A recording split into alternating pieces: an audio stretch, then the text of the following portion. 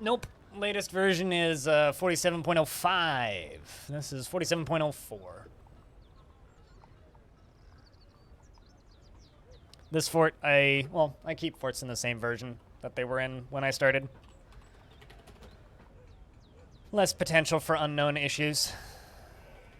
All right, year 272, meaning the fortress is 167 years old. 167 years. Also, I don't think Stoney's here. Oh, that's not good. All right, Longdeath. So the thingy that I'm working on is this. This is a tube that's goes all the way down to here right now. And I need to get down to, well, first off, I need to go around this. But all the way down to here, basically. Because that, right there, is what we're connecting to, what we're going to feed off of. So I need to make a lava reservoir somewhere beneath that. These are just viewing spots where I poked around to take a look. We need a lava reservoir probably around here.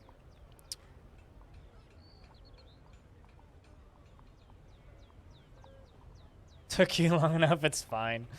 Well, I mean, it was quite the transaction. So, the current dwarves that are alive and named are Pilot, Simplex, the Squid, Belug, Jacknerick, Max, Vimamel, LaFonda, Goffer, Clay, Whitcode, Massive, Patchwork, Corvius Suede, Defcom Trees, Tiny Goliath, Ghost, Knowles, Kade, Blue Water, Peter, Ire Stupid, Voidlock, Nosferatu, Huzzah, Animal, Prismatic Flux, Murphist, Haxwrench, Caveman Crafting, Side Scoop, Abe Zendi, Stone, Aquafunkalistic Booty Whap, Spitalier, Taurus, Seeker, Cyrolac, Evil Trick, Free, Alien Slayer, Guavinair, and Bastet. He's socializing.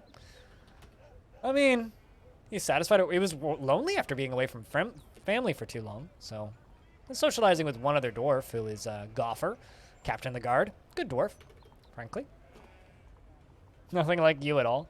Well, I mean, maybe it's like your alternate reality you. Like, it's not you, it's you from another dimension and species, even. How is Aquafunkalistic Booty Whap doing? Well, you're a Spearmaster.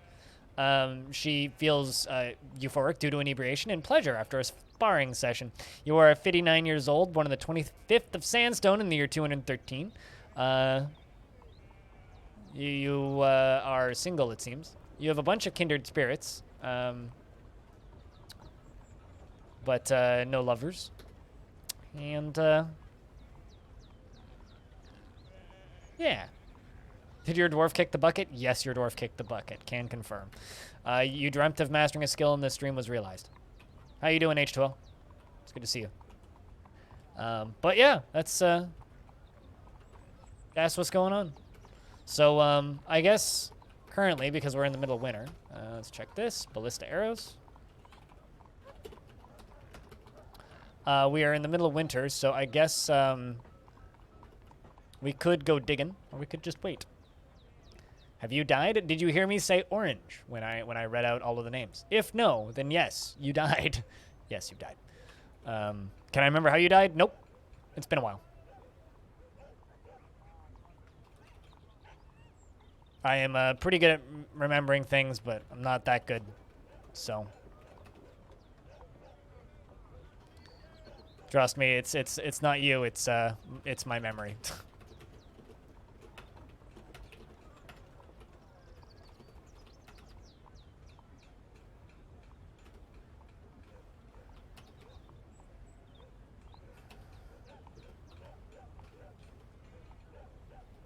Probably cleaned the wrong bar table. Probably not. I mean,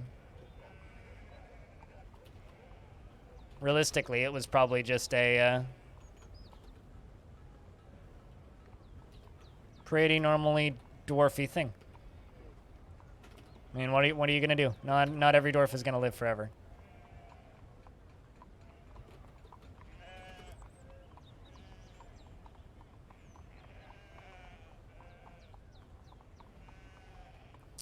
before you saved. They were in a tree and someone put the ladder away. Did you feel the lag? Because the game should lag quite a bit when you have dwarves stuck in a tree. I know that they made it slightly better, but you'll still lose a handful of frames. It's pretty easy to tell when there's dwarves stuck in a tree somewhere because frame rate will immediately go donk. But it's not even just like someone took the ladder away. That could happen if like a bird steals the ladder, or like it could get toppled by a wild animal. Like a wolverine could run through and topple it, and then your dwarves are just stuck.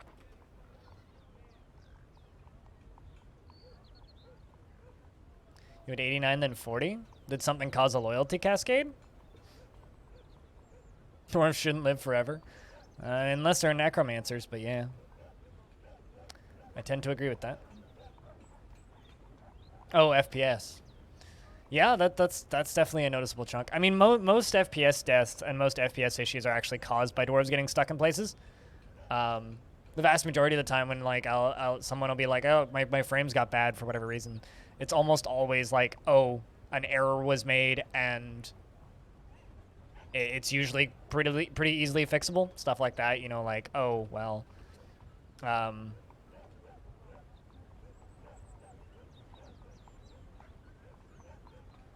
stuff like the frame rate got bad because a dwarf got stuck somewhere, they got left in a tree, or they got stuck behind a door. So many things can cause frame rate to fall over, and it's almost always just like player error. Almost always, like not every time, obviously, but it sucks though.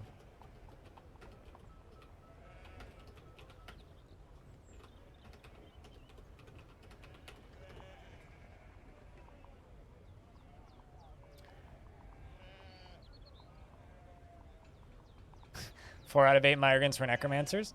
They're kind of an epidemic, aren't they? Like, necromancers are a necromancy is a very common pastime for dwarves these days. I don't actually have much against necromancers. They're just normal ass dwarves with weird hobbies usually, but I do hope that because like that's not the game working as intended. They're supposed to be like spooky big bads that hide off in their towers far away and not like show up and hang out in your tavern. Same with like the weird undead people that like to show up and just hang out and chill. Like, that's not an intended effect, which sucks. But there also like ain't too much we can do about it right now because that's just the way the current version of the game is.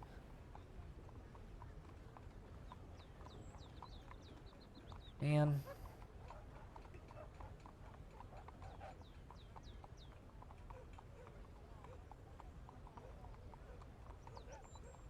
You can now rescue them. I wonder why the game would crash. Does your game crash often?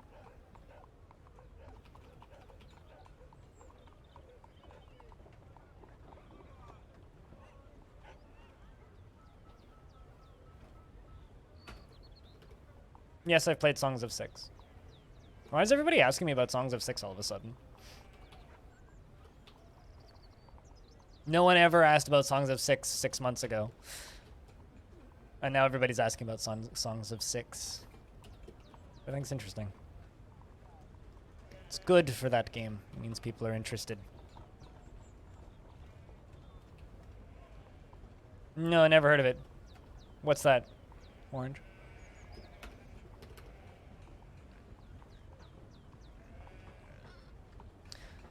Some kind of rotten zombie thing show up. He was a human diplomat, left behind wherever he went and didn't hurt anybody. Seemed like a nice guy. Probably did, yeah. A pretty big update recently. There was a pretty big update 3 months ago, 6 months ago, 8 months ago. They do pretty big updates every other month. And 6 months ago, I was asking people if they'd heard about the game. I don't know. It's fine. It doesn't fill the same niche as Dwarf Fortress for me.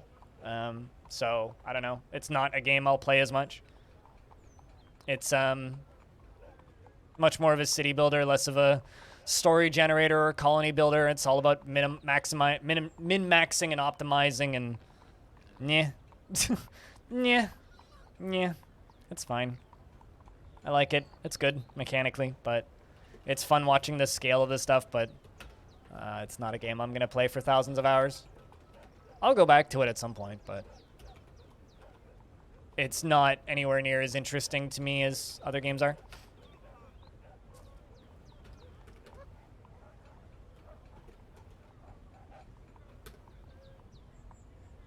I also had a lot of technical difficulties streaming it, which to my knowledge have not been fixed yet.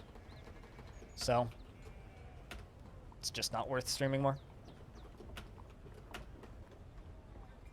I mean, this is one of the reasons why I don't really like taking game requests from people, is because I always just disappoint people and I'm just like, you know.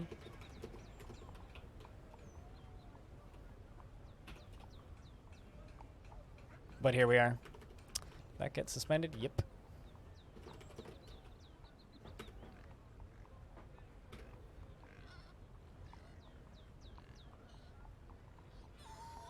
And am I supposed to care, Lucario?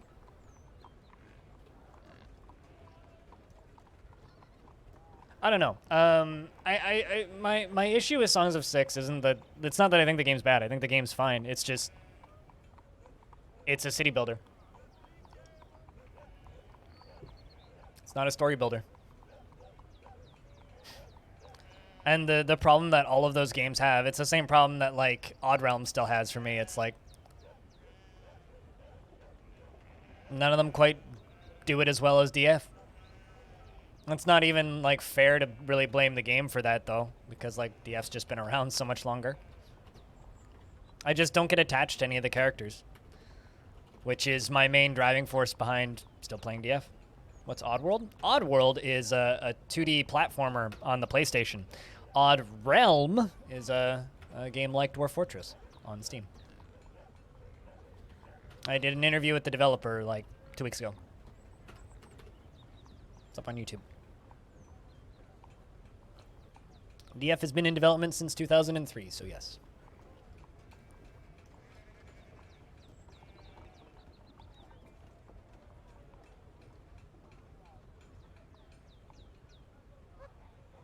To be clear, I don't dislike anything about Songs of Six. I just don't want to play Songs of Six as much as I want to play DF. Like, literally, like... And that's the part of the reason why I'm curious as to why everybody's been asking me if I played it, right? It's like, well, I played it probably before you did. The first time I played Songs of Six, it was a demo on itch.io, like, 2 years ago. And the game hasn't gotten much more compelling since then. Even with the combat back in, it's... still doesn't really hold a candle to what DF can do. Okay, I did fuck this up. That's what I thought.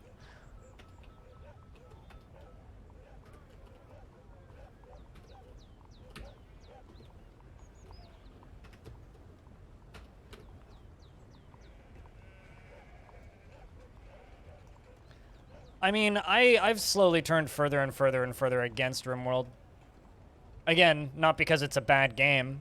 It's just because it does everything that DF does worse. It's like, well, if I wanted DF with that theme, I would play DF with Long Night. I really, really enjoyed RimWorld when it had more mechanics in it that just made it things bullshit. Like, a lot of people forget, but they used to have a whole...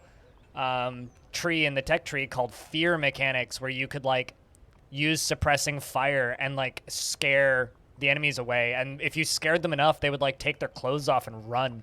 It was like a super cool mechanic that was completely busted and would make you lose for what felt like no reason, so it got removed. But I don't know, it was things like that that I really liked about RimWorld, and over time it's just become a min-max tower defense game and not a story builder anymore. And now they're just charging for pretty expensive DLCs that are not adding mechanics that I want in that game. So...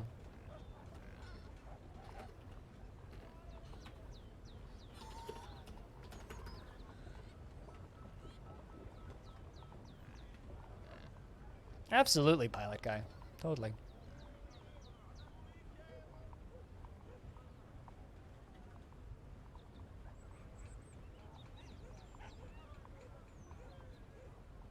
We're losing us all, and it is awesome.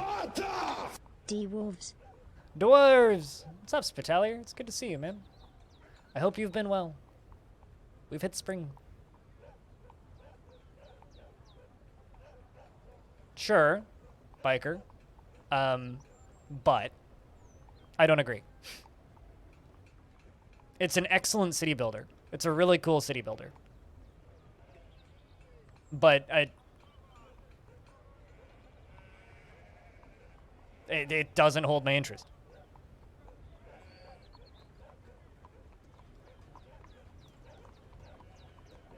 You say could have. Doesn't, is how I read that. Could have does not equal currently does. I will keep an eye on its updates, and I will play it again when it interests me. Till then, I will play what I want to play. The annual tribute from Busty Just Mock has arrived. I don't have a stone around to write it all down for me, so...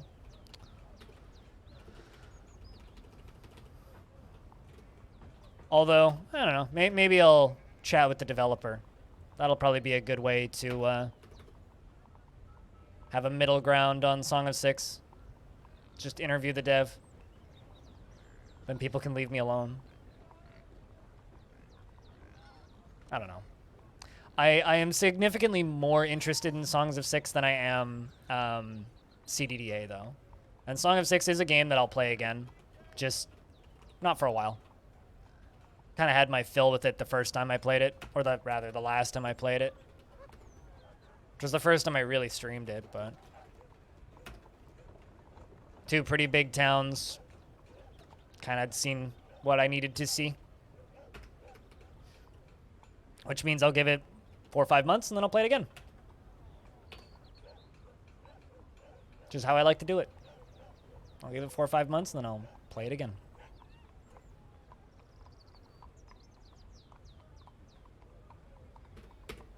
Just needs more time. Only tired all the time? Yeah. Dude, I woke up with a sore as hell shoulder this morning. I don't know what the fuck I did, but when I was sleeping, I just slept on it at a bad angle, and now I just have all of this awful tension in my shoulder, and it hurts like a bitch. It is the worst.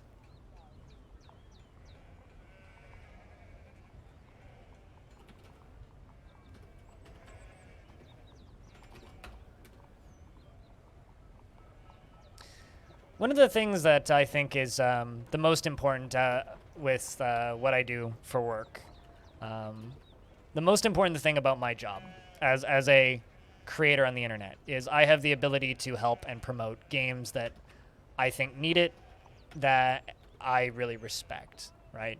So if I'm interested in a game, the main reason I'm going to play it is because I think that game deserves more eyeballs on it, right? Something like Songs of Six right now is getting plenty of eyeballs, so that game doesn't really need me. There's other games that need that traffic and numbers from me more than Song of Six currently does. Song of Six is doing really well, and it deserves that. It's part of the reason why I'm not super interested in doing stuff with CDDA. It's like, well, that game doesn't need my help. Will it? Maybe. In the future. Does it right now? Not really.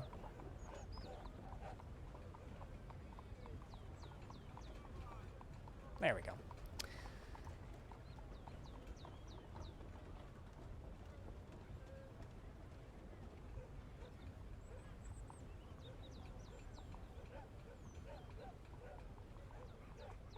Yeah, I mean, if people pile on top of a game, my work is kind of done.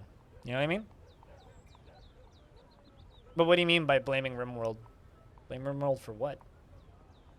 I mean, RimWorld is just going to take a lot of traffic away from my stream over the next little bit because everybody's going to be playing the DLC.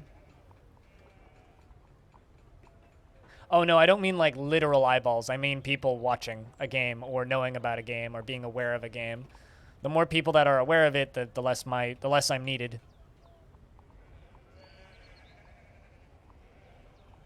Yeah, I mean, sometimes you just gotta pop out your extra eye and leave it on the plate.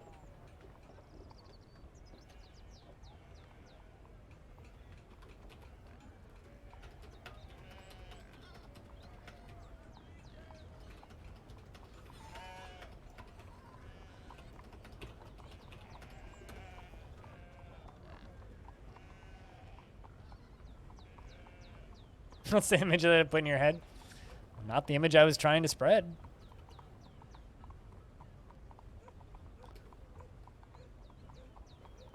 Certainly not the image I was trying to spread.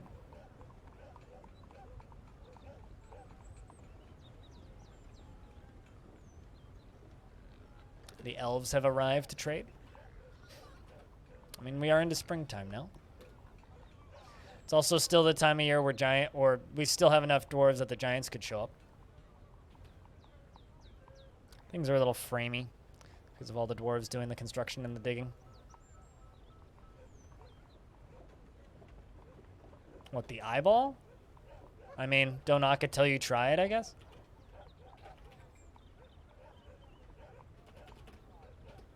That's how I'd read that, anyway. You pulled a muscle last night carrying around an 80-pound cat sandbags up 3 flights of stairs. That would do it.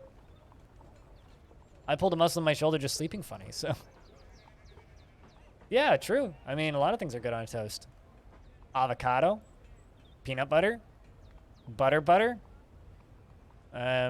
salsa, cheese, Parmesan. I guess that's just a different kind of cheese. Sausage. Sounds like you're in a better place now, then.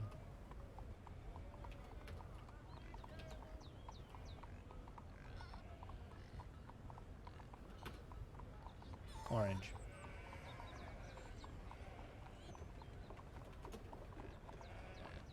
If you're pulling muscles holding your relationship together, it's probably time to let it go.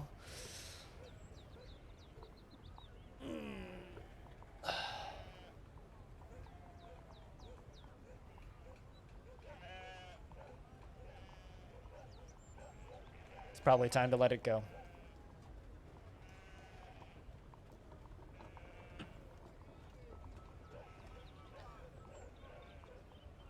Nothing is worse than sleeping funny and injuring yourself. You pull a leg muscle all the time while sleeping because you wrap your blanket around your leg and sleep on it. Yeah, I'm not sure. Like, I sleep on my shoulder pretty frequently. Like, I usually sleep on my back, but I'd say maybe about 30% of the time I'll sleep on one of my sides. And I don't know what I did, but it's just like my shoulder just hurts. It is unpleasant. It is very unpleasant. All right, Peter, where are you at? Need you to go trade. There you go. We're also going to have a lot of clothing that we need to deal with.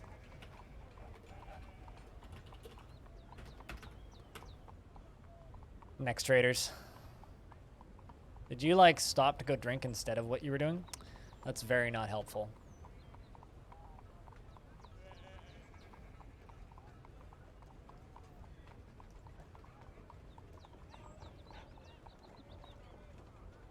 Actually, I would say that the one thing that's worse than sleeping funny and injuring yourself is falling downstairs and injuring yourself. Because you say nothing is worse than that? Well, I can think of a few things. You know? Also, Nosferatu, you joke about that, but growing up... yeah, I know what you mean. Figure of speech. Mm-hmm. Imagine if speech could create a figure. Anyway, I used to know a guy growing up through a stamp collecting club that my parents put me and my sisters in, and this one guy who was there who wasn't actually part of the club. He was just a kid's older brother. His name was Malcolm. He had a glass eye. If you had an open cup of water, he would literally just like walk over to you and smack the side of his head and knock his eye out of his head into your cup of water.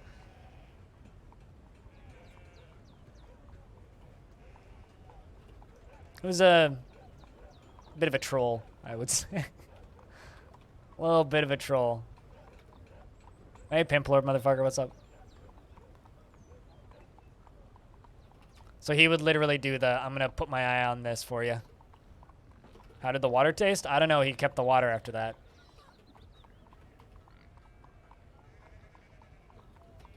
It was very much one of those, well... I mean, if you insist, I guess you can just have this now. This belongs to you. I don't want it anymore.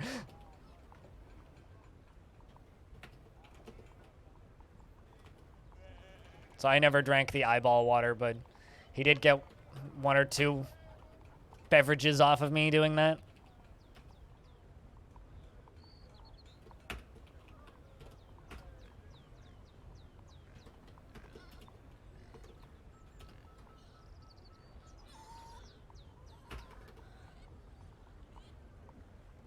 If you're missing a limb, you kind of have to be a troll. How many videos on the internet of people with missing arms and hands just trolling people with them falling off in weird areas? Yeah.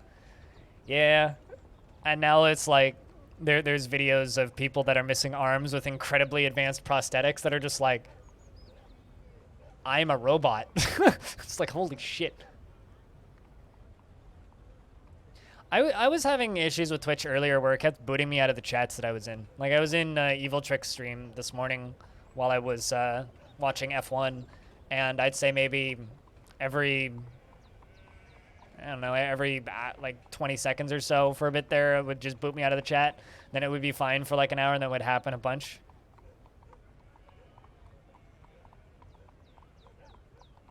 Super good for prosthetics. See, I have no desire to fully modify myself with non-human appendages. That being said, for anybody who's disabled and missing a limb, it makes me really happy to see them happy and able to use hands and such. So it makes me happy, not because I want cybernetics or anything. I like my humanity the way it is. I'd like it to stay the way it is. Which is ironic, because I'll probably be a cyborg before most people. Even though I have absolutely no desire for it.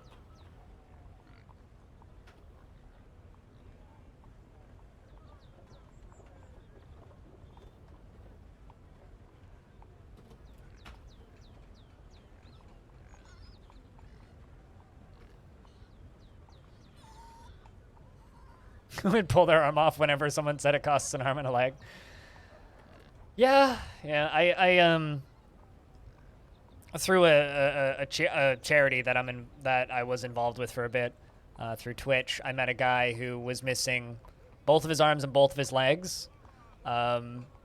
He was part of a artillery unit in the U.S. Army, and his unit got a direct hit from a drone strike, and it completely blew off both of his arms and legs. He was a bit of a troll too. He would just be like sitting in a chair, and then he'd just like get up on his arms and walk away without his legs and shit. It was very amusing. He just liked making people laugh. He also had he was missing an eye as well. He had a glass eye, and he would like roll it backwards in his head. Stuff like that. Interesting fellow.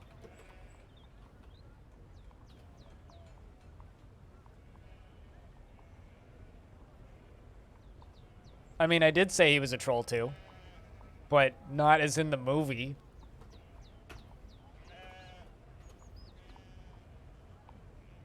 I would like to point out the captions are on point. I know that you mean like the movie, but that's not what I said.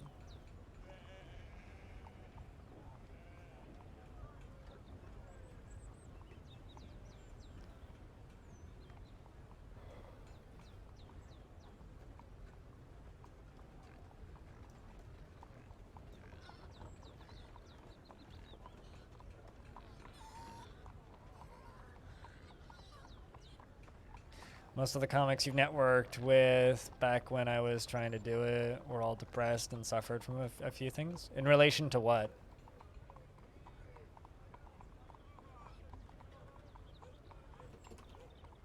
I feel like I missed a line of text there with the comics thing. Oh, wanting to make people laugh? Any kind of position of fame is exceptionally lonely.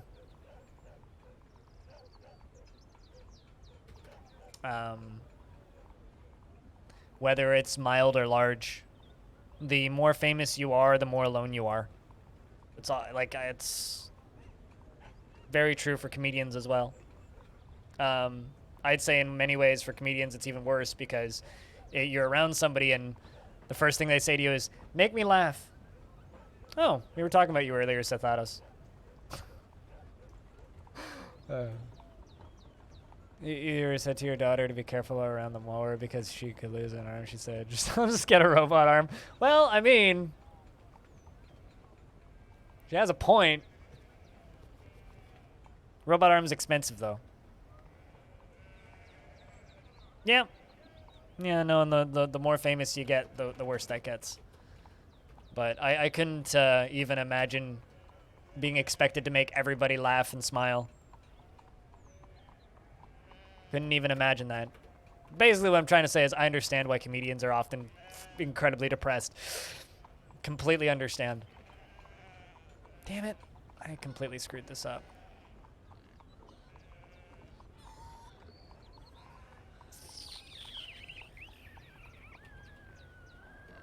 All right, well.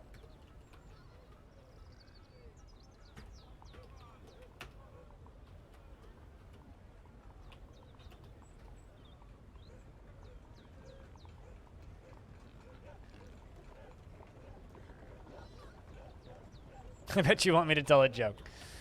Make me laugh, funny man. Make me laugh.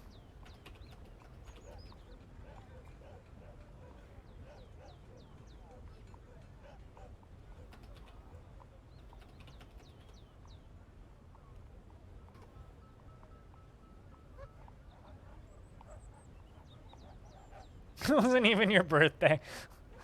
Well, he did the thing.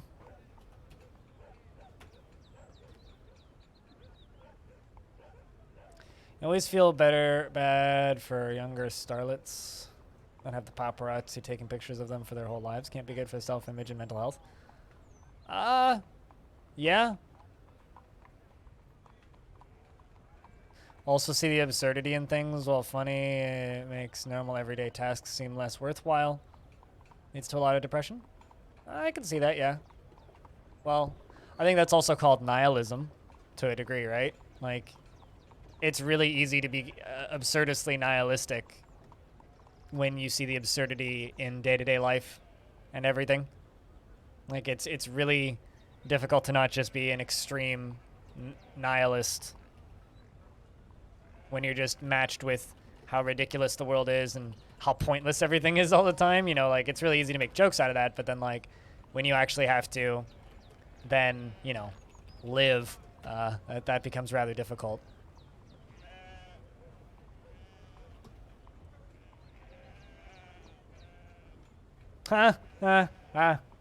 Zane. I don't even want to read that one out loud. Boo, indeed, yeah.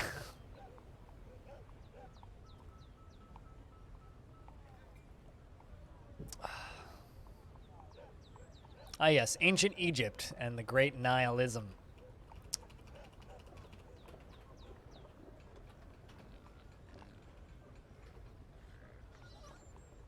That's a good dad joke. I wouldn't say it's a good dad joke. That's encouraging him. It's a dad joke. Saying it's good is maybe a stretch.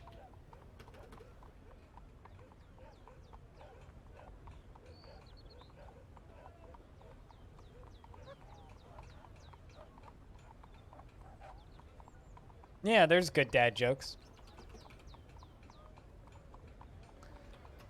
The best kind of dad joke is a joke that is told and a person looks at the person who told the joke with a completely bewildered, confused face, and then 5 seconds later they groan. That's a good dad joke.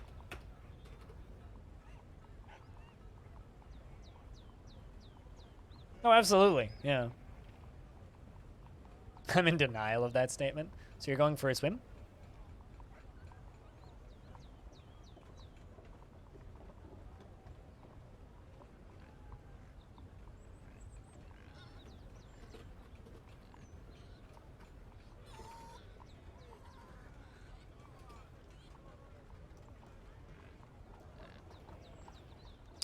Man, I'm trying to figure out how I screwed this up so much. I see what I did. I also see how to fix it.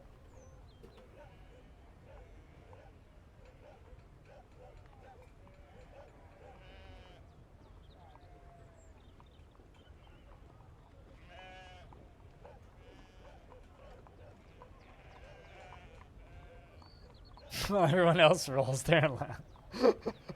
I mean, yeah. I mean, I kind of have that sense of humor. I'm just not a dad. That's the thing, right? It's like, I definitely have like that kind of dry, just kind of horseshit sense of humor. You know what I mean? The thing is, I'm not a dad.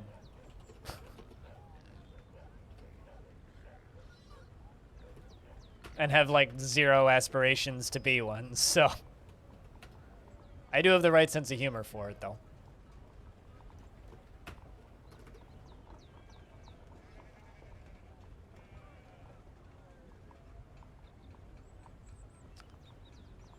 I only know it's I don't know the why. I don't know why. That's like same level as like why are the numbers afraid of 7? It's because 7, 8, 9. It's like on par with that, or like why can't you hear a pterodactyl urinate? It's because the P is silent.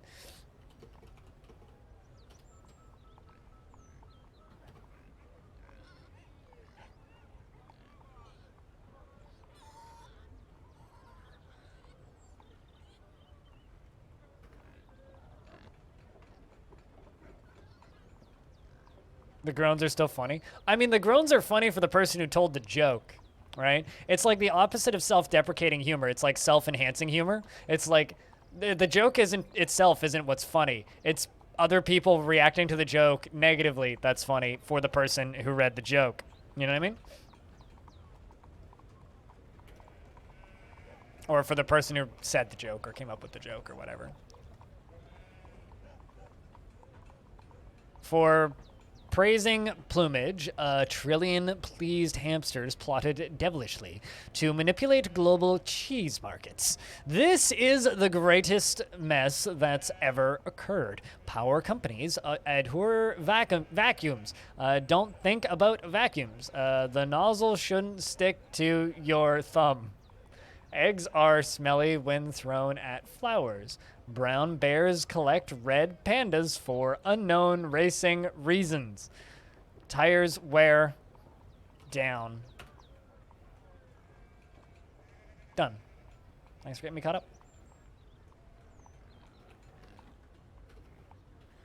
Pade requires 3 more arrows.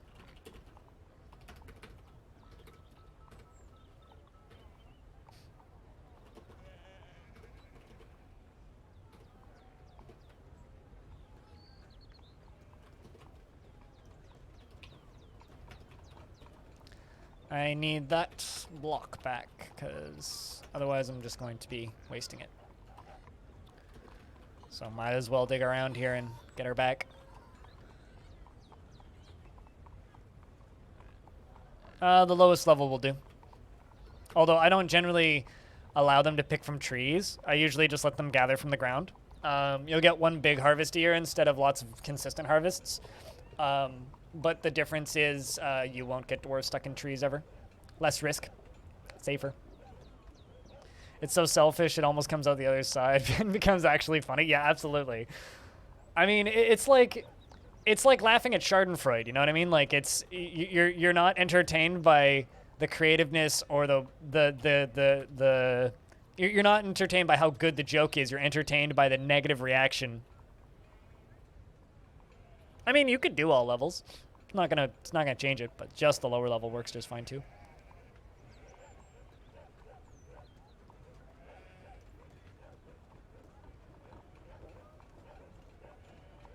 It's one of those like, you can just kind of do both.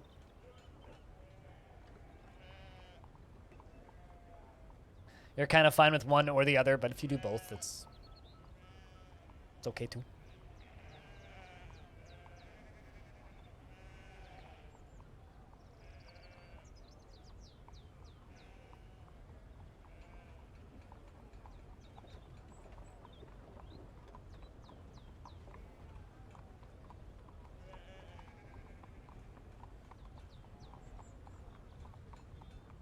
So a therapist gamble on a fort and lose. You got all the joy out of Schadenfreude. That Schaden? Wow. Okay. I can't even read that just looking at it.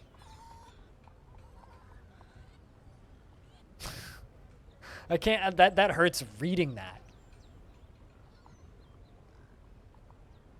Although one of my favorite, like, I don't know if I'd even call this a dad joke, but just bad jokes is when I walk into my bathroom and take my clothes off, my shower gets turned on. That's how you know that I'm attractive.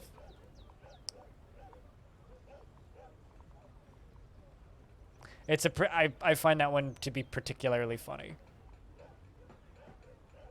Why would it be a bad idea to make floors out of sterling silver? Blue Water! The militia commander has given birth to a brand new baby boy. I think it's, you know, it's been a while. I think it's time for Sethatos II. The last one was a legendary gem cutter. I think we should do that again. For those of you who don't know, Sethatos made Arch Crystal, one of the oldest known forts in Dwarf Fortress. And he is the son of Blue Water and Tiny Goliath.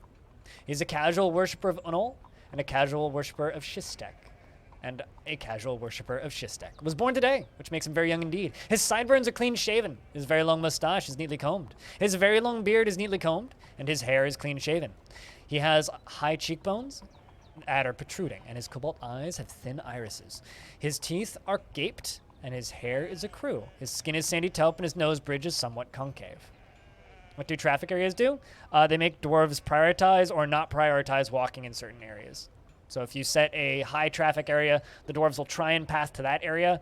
If they are not in a high traffic area, the dwarves will avoid that area.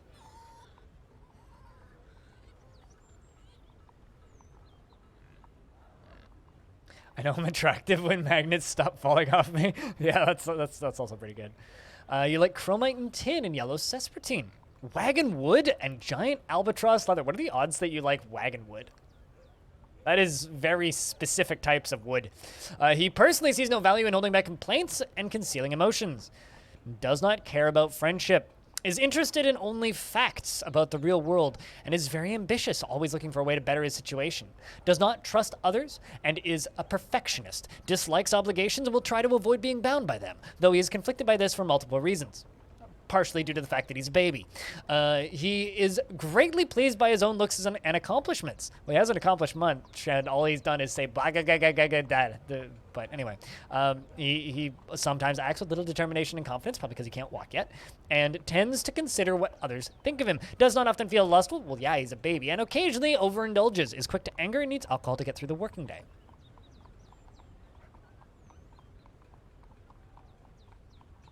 No, it isn't actually restricting. They will just, it's like last resort. Like that's the last route they'll use if they need it. I don't really use them. The only time I'll really use zone restrictions is if I have a bridge and a river that freezes. So I'll set the bridge as the optimal zone and all of the river that freezes as restricted, so that rather than standing on the ice during the winter when it could possibly thaw at any point in the spring and immediately drown them, I set it to, you know, not do that so they don't, you know, drown without notice, which is, you know, optimal, but they don't suddenly drown without notice.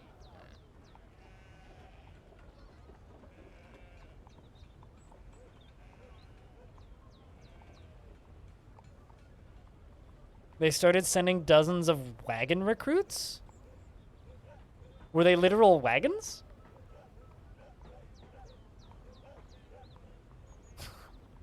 I feel like I missed this bit. I've definitely, in very wartime heavy forts, I never fought against wagon recruits, but I did have them send like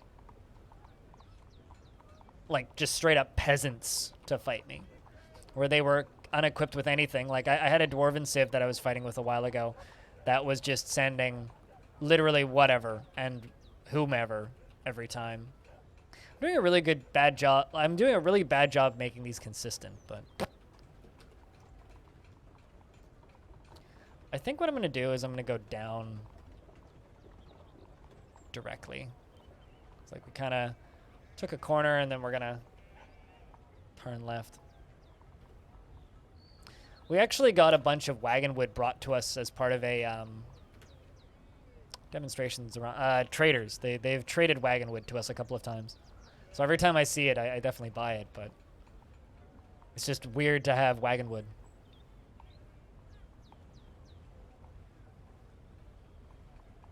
Huh. I mean, if it works, right? If it works, do it. Why not? I feel like wagon recruits would not be very, very strong. I wonder if that still happens.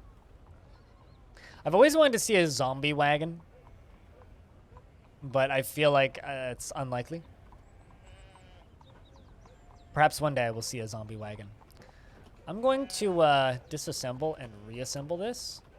I rebuild the trade depot every so often because stuff kind of gets stuck in it after a while.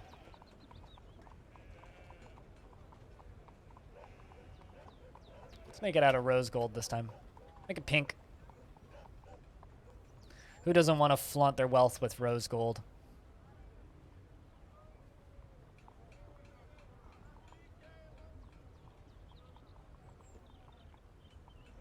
There's just so much random crap in there. But stuff's gonna get picked up, it looks like.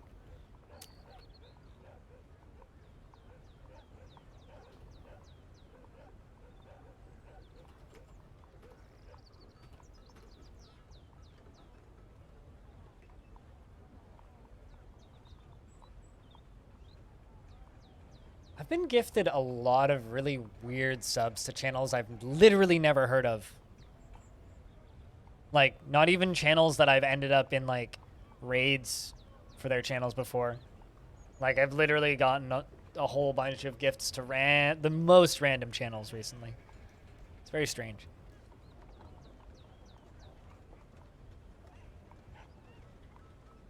It's very, very, very strange.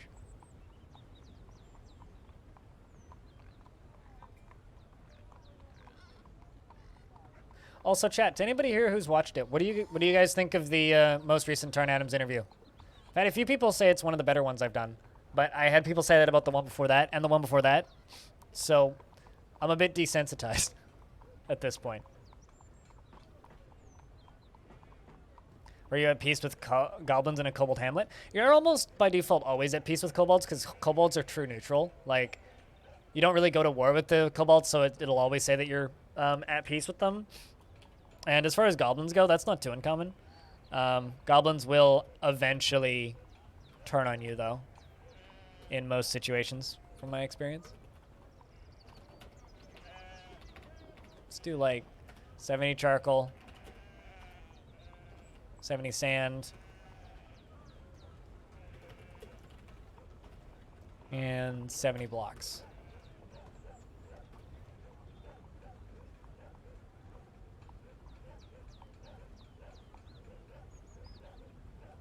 But yeah, no, that doesn't exactly surprise me too much, Lucario. Just because, like I said, kobolds are true neutral, and a lot of other creatures don't care so much. A lot of the actual, like, guaranteed conflicts come from the player, not so much from the background simulation. Goblins will, if they have a demon in charge, will eventually attack you once you hit the minimum population, which is 80. Unprovoked, they'll just attack you.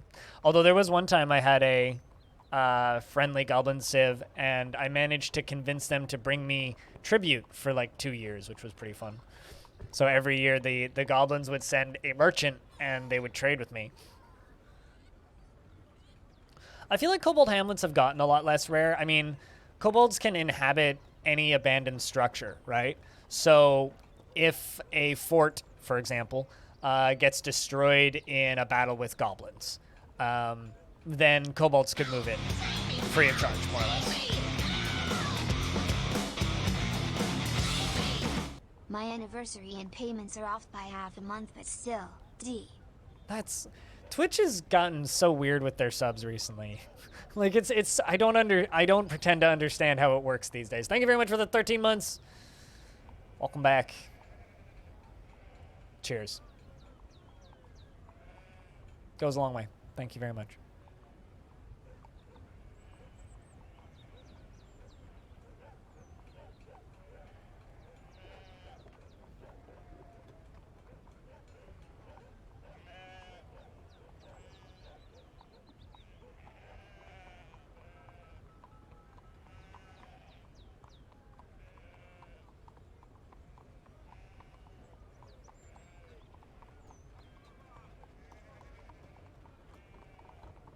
Also, chat, can I get a big round of beers for Tygo?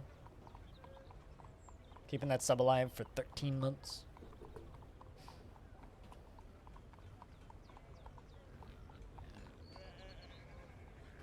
Those jobs been queued up yet? Yeah, they have. Okay, so okay, there we go. Now it's getting done. People are collecting sand. People are doing what they gotta do. Also, hey, Jack Narc, what's up? What are we lulling about? What's so funny, Freskins? What's so funny?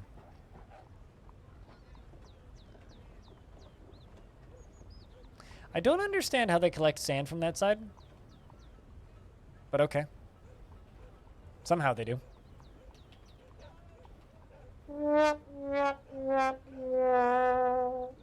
It's less about the alcohol and more about cheers, you know what I mean?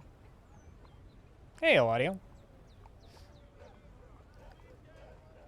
How is things? Yeah. Sorry for the yawn. How is things? I hope you're well.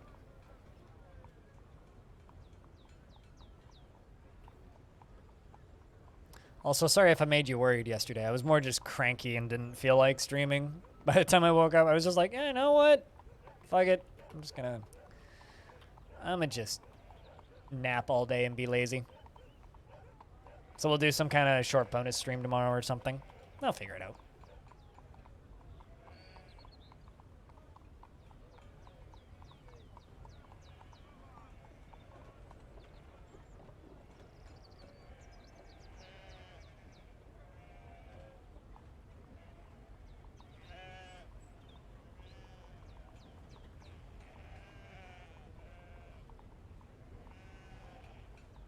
That's fine. Yeah, well. Gotta do what you gotta do, right?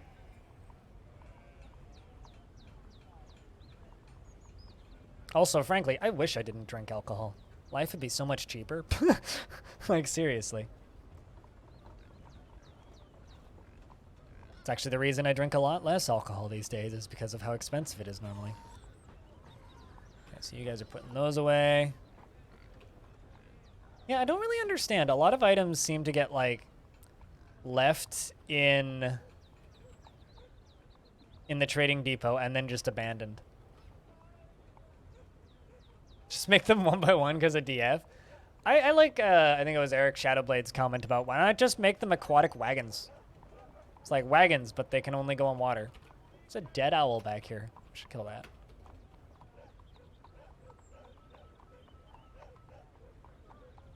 What would happen if you open the gates to hell and destroy all? I mean, we would all die? What do you think would happen?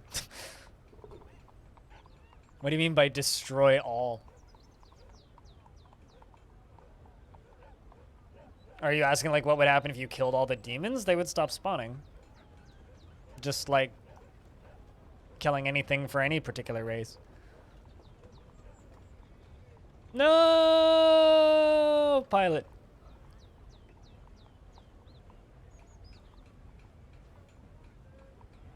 Although after the race this morning, I would be compelled to do the same. I mean, how about I don't, Extreme Lucario? Please don't make requests or demands for what I should do in my fort. You can. I won't. Not the point of this fort. Multi-tiled Mega Beasts for years? We're never going to get multi-tiled Mega Beasts, but the Steam version will give us, like, sprites that are bigger than the tile that they occupy, so that'll be kind of cool.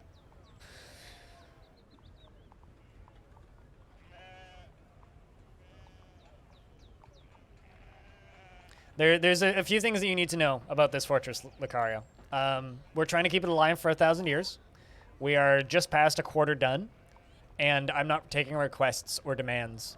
So the fastest way to annoy me and make me ignore what you're saying is by saying, hey, this thing, do it. Make this happen. Do this thing. No. I will do what I want to do when I want to do it as it entertains me. The whole point of this fortress is to just kind of stress test the game and see if we can make it last this long, right? So maybe in another fort. But just being like, hey, do this thing, you're literally the answer is always going to be no. Unless it's something that I'm already doing. And no, I am not opening the gates to hell.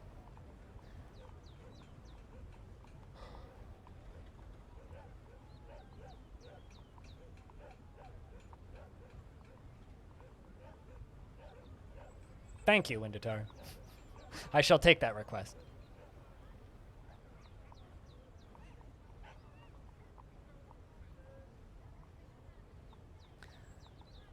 I don't know. I'm not the person to ask, Tygo. Interesting thought, though. How's Vim colony management treating you? You mean like Vim hotkeys? Vim doesn't, like, Dwarf Fortress doesn't really have, I mean, they're similar, but DF's good.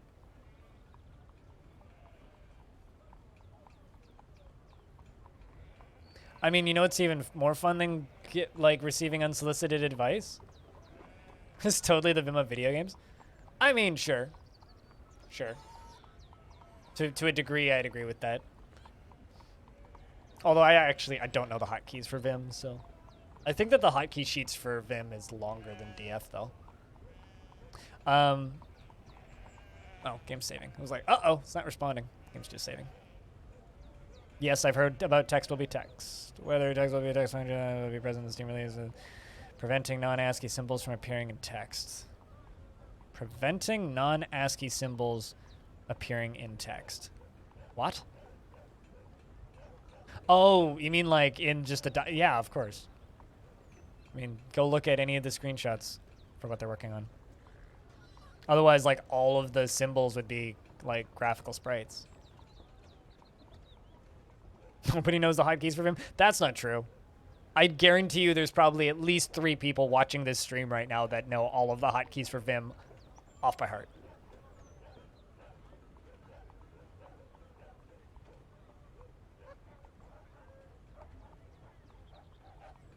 And I have an answer for that. Hold down the power button on the PC, restart computer. That's how you quit Vim.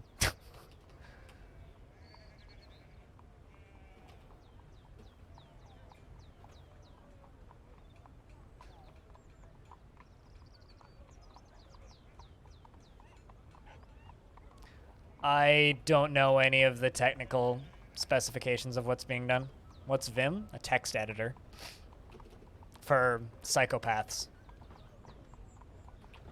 Just like Dwarf Fortress is a world simulator for psychopaths.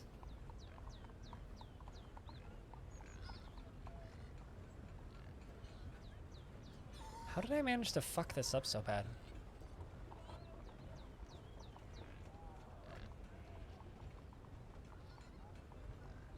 Eh.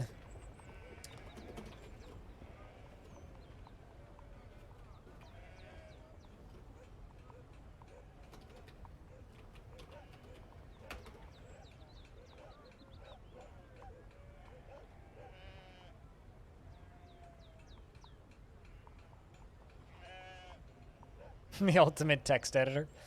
Uh-huh. I prefer Notepad++ myself.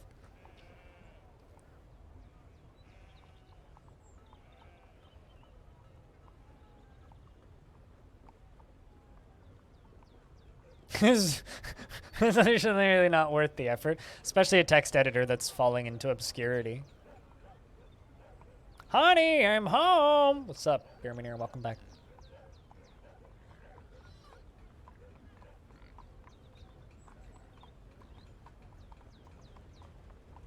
You'll never be able to get those 2 years back, though. I mean, people have hobbies. Everybody needs a hobby. Do the thing that you enjoy doing.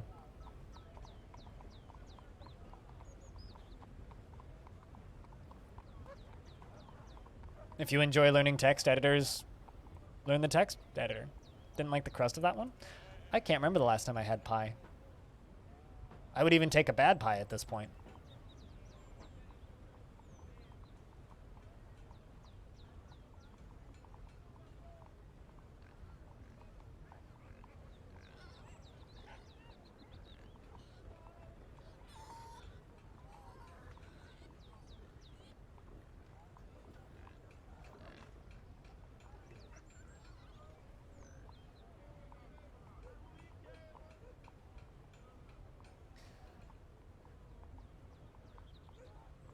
The thing about Vim is how someone could make it...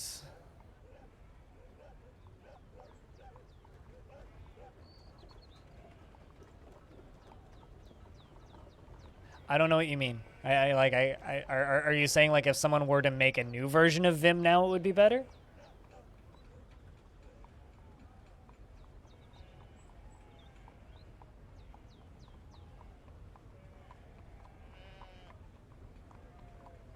You know, it's really funny that so many people make fun of the Dwarf Fortress UI when Dwarf Fortress doesn't actually have a UI.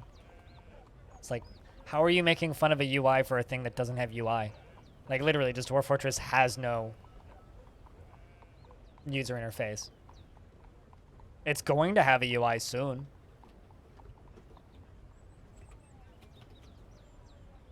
But it currently doesn't.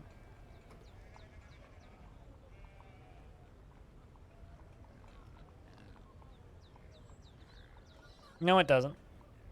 It has a list of hotkeys that is minimizable. That's not a UI.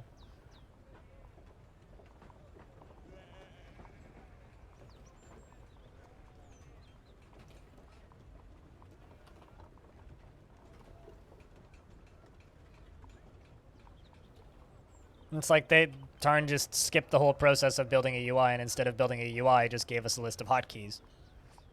That's not really a user interface. It's a list of hotkeys. No, I'm interacting with my keyboard. I don't actually look at any of the user interface. Yeah, you're also a gatekeeping elitist. Friskins?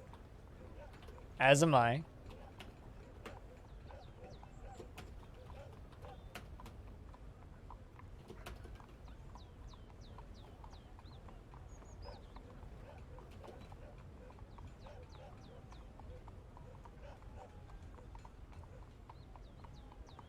I mean, it certainly doesn't have a GUI,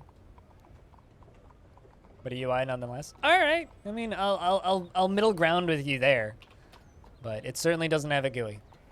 There is no GUI user interface.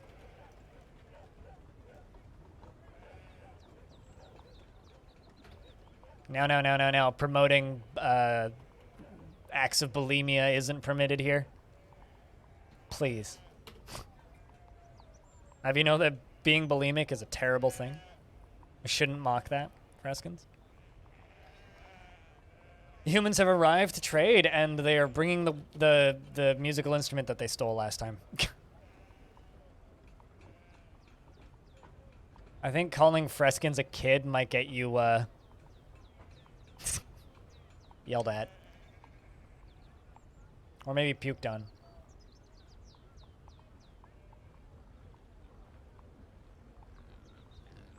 He was simply hurling himself off a building. I mean, hurl is another term for puking. Oh, is it a reference to Tropic Thunder? I've literally never seen that movie, so. I'm sure that movie is fine, but I've never seen it.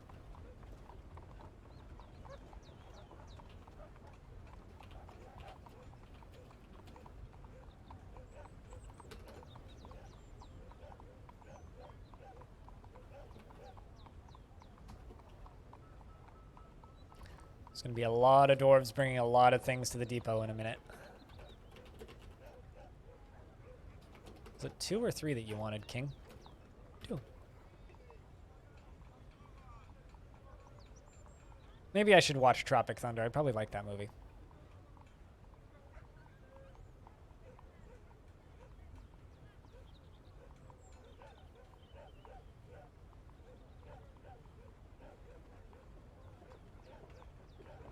Did the traders actually show up, or was it literally... Okay, yeah, they did. Or was it literally just the diplomat?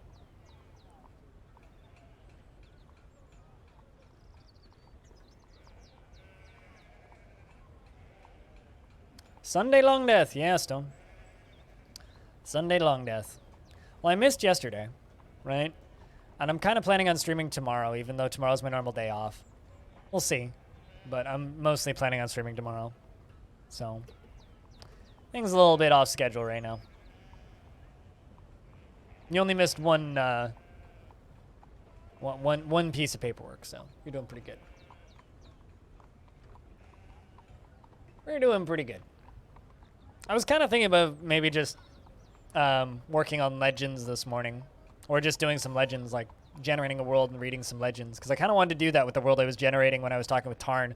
But then the generation crashed, which makes me very sad. So I unfortunately lost that world. Which means the problematic points no longer exist now. Which is a mountain range covered in goblins.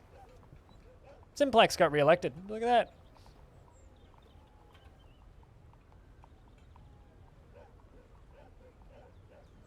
Wait, what did that say? Oh, positional notation.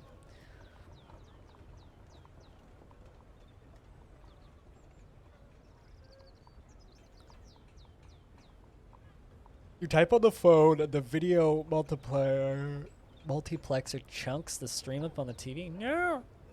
That sucks. It was a good one. I'm glad you liked it. It's really hard for me to tell how good they are, Bearmanier, because everybody always says that the most recent one is the best one. And I'm always like, but like some pretty good things happened in the last one, or this one got more views in the first 2 days. It's like, it's always weird for me to like figure out how well they were. So I kind of need to like ask people for the next couple of days. It's like, well, how did you like that one? Did it come out well? Was it enjoyable?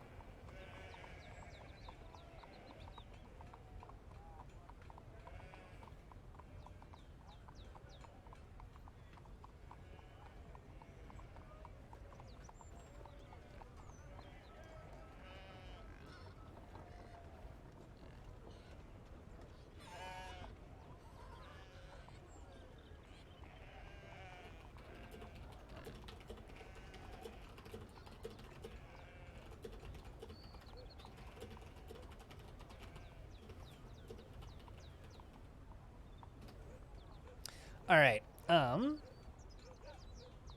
On behalf of the Merchants Guild, let me extend my greetings to your people. There is much to discuss. It's very kind of them to bring back the bagpipes that, well, he walked off with.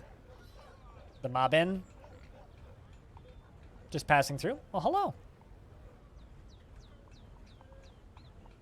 I mean, this game is free. So, why would anybody expect anything? Just go play games that don't cost money. But thanks for the follow, I guess.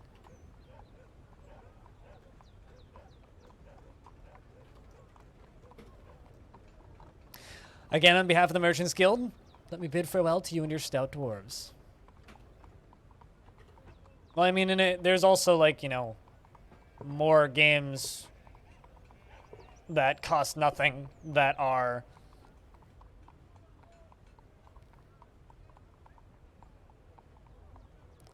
How do I put it?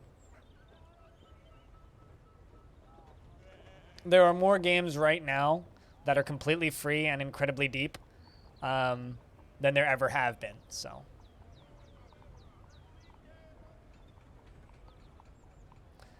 You do find with Tarn interviews that you've heard a lot of what he has to say already, but the latest one had some good tidbits in it. Yeah, I think that too, considering people have like constructed a full roadmap of what is left to do based off of that interview.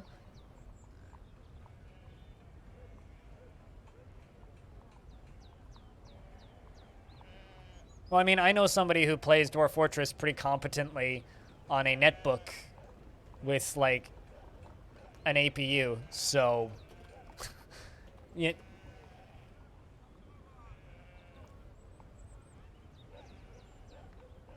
I get oddly amused by people arguing about whether or not Vim is good. I genuinely find it oddly amusing.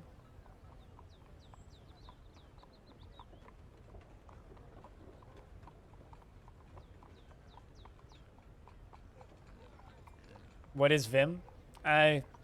Don't worry about it. It's a text editor. It's a text editor that has more obnoxious hotkeys than Dwarf Fortress.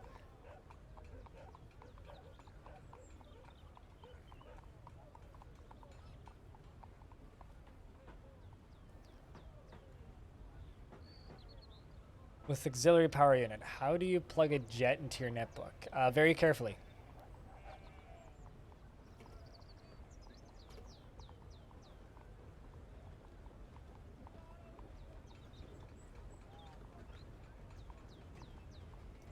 I don't even know what Emacs is, so I guess now I'm learning things that other people hate.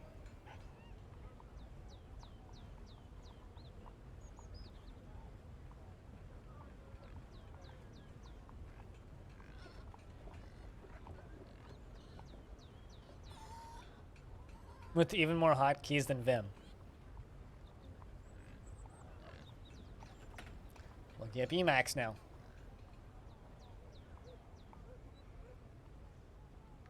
This definitely looks like a text editor.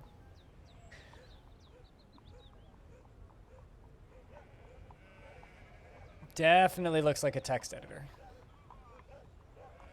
It's got pretty backgrounds though.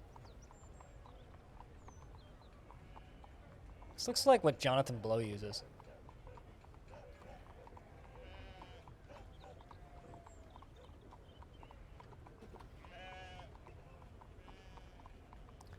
Alright, so my trader's requested a depot and he's too busy meditating on wealth.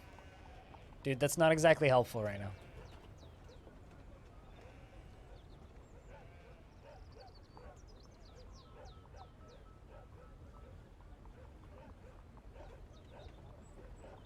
Ironic indeed, yeah. It's kind of what I was thinking. It is kind of ironic that he's supposed to be trading, but instead he's just at home meditating on wealth.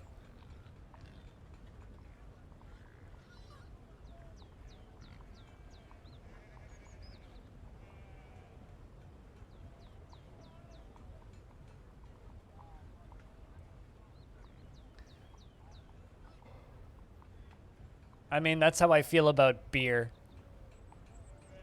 Now you're going back to meditating on wealth. All right, you're about to lose your job.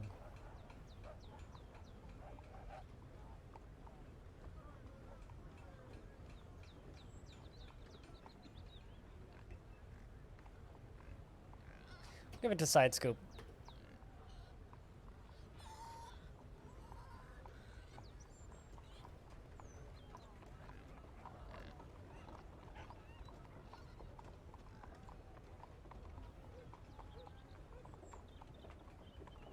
Question is, where is side scoop? Oh, there you are. Currently constructing green glass blocks. Now you're gonna go trade. Excellent. Literally got fired. That feeling when you're just like sleeping and dreaming about piles of money. Or money-filled tits, one of the two, Canadian alligator, and I'm not totally sure which. I'm assuming you're dreaming of piles of money. You know, if you think about wealth hard enough, eventually you'll just be wealthy, right? That's how that works, correct?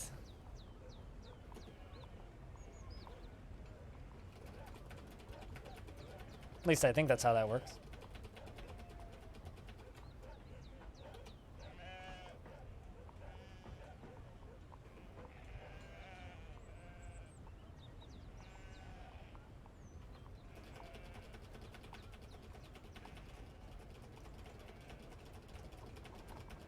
I mean, if you're very good at thinking about money and convincing other people to think about money and then convincing other people to part with their money so that you can help them think about money, then you'll have a lot of money. It's my get-rich-quick scheme, is just think really hard about money and then convince other people to pay you to think really hard about money. It's called manifesting. I mean, I can manifest...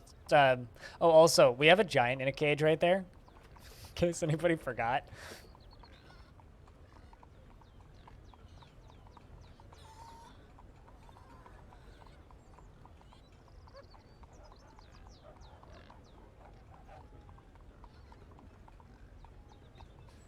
It is extremely easy to find something better than Vim.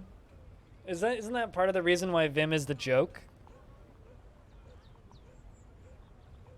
That's always the gist that I got, is that people just made fun of Vim because it's easy.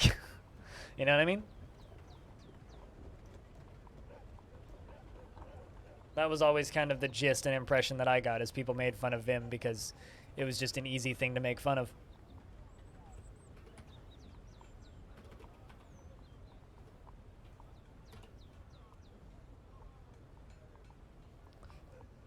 I mean, maybe I'm wrong, but that's the way it seems. Yeah. God, I'm tired.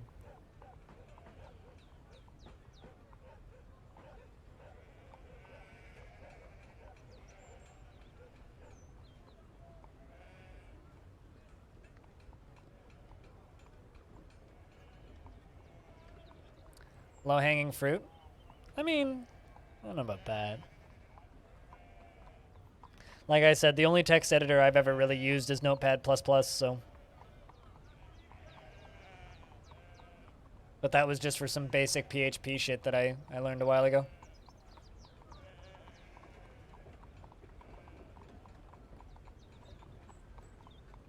Canada versus USA. Enjoy the ball foot.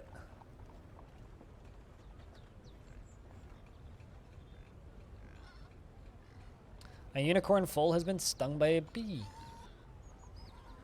Poor unicorn foal. One could say that unicorn is full of shit. That is a dwarf emote. And I'll see.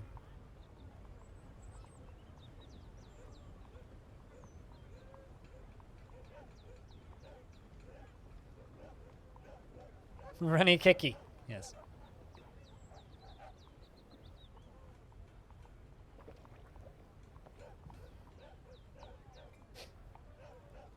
I mean, I watched the car go fast this morning.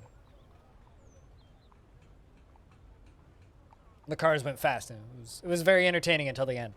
And then it was soul-crushing and disappointing. Because the wrong car went across the finish line first.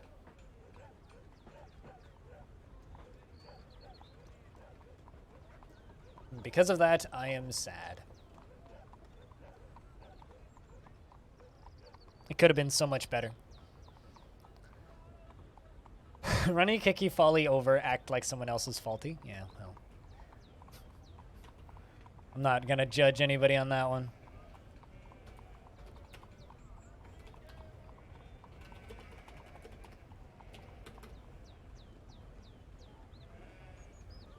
I don't believe I've ever actually watched a full game of football or soccer.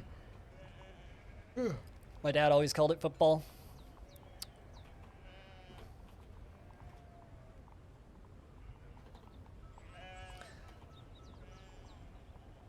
Exclamation point, Longdeath.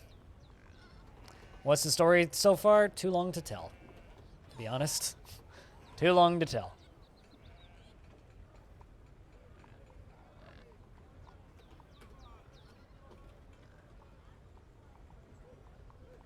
There's many stories in Longdeath. Many, many, many stories. Thanks, Tygo.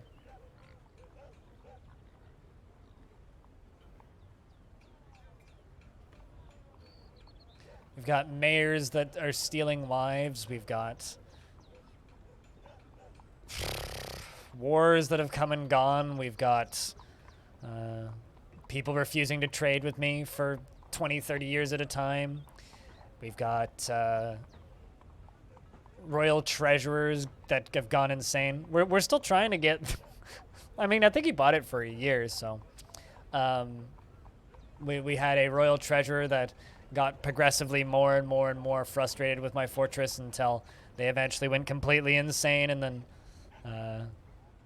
murdered some dwarves. We have a baroness who died because her leg got ripped off by a feisty child. You know, we got all kinds of stories. All kinds of stories. And there will be more. Fort's got a lot of time left. And a new pet named Zuko, yeah. Literally everything changed when the Fire Nation attacked.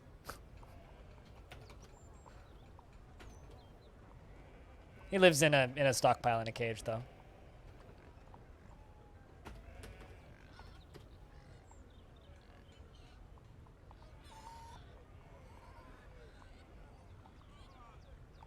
And as somebody who doesn't know a word of code,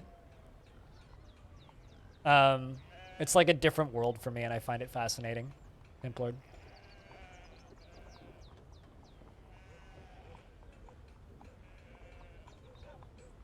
Any attempt at mining clown ore? Okay, so first things first. It's not clown ore, okay? It's adamantine. They're not clown, they're demons, all right? We don't worry about spoilers here. But no reason to. We're not at war with anybody. I mean, there's a spire, like, right here. Also, why attempt? Just mine it. It's like all you need to know is how to mine it. But there's a spire right there. Just haven't bothered. Right there. It's probably not the clown spire, though, because there's probably 2, maybe 3 because of the map size. So it's either that one or one over to the right. Once a giant, it'll be fine. Oh, yeah, it'll be fine. I'm sure he's quite comfortable in that cage.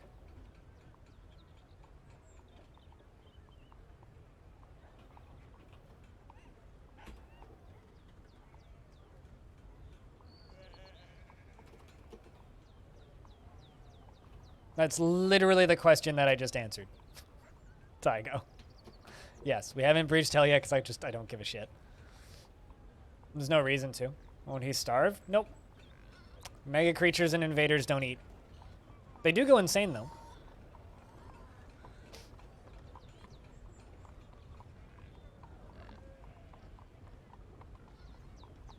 Besides, there's multiple ways of perfectly safely breaching hell.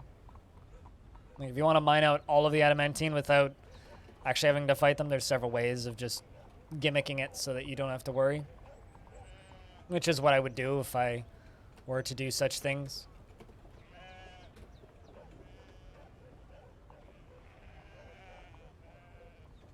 But yeah, Woodstone said we have over 700 years to go, so I'm not in a rush.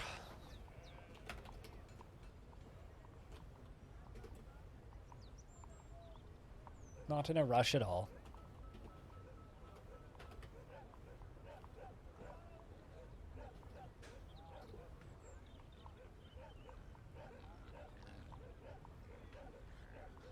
I have no interest in building a goblin computer. That's one of those things where I look at that and I go, huh, that's interesting. No interest in actually doing it. Like, it's just like with Minecraft, I don't give a shit about redstone at all. Like, no interest in doing any of that. It's just not what I find interesting about this type of game. Just because it's possible doesn't mean it's something that I have any desire to do. And I have absolutely no desire to make a dwarven computer, or a goblin computer, or a vampire computer, or whatever. It's interesting that you can do it. It's cool that it's possible. I have zero interest in actually doing it. Just looks like a lot of work.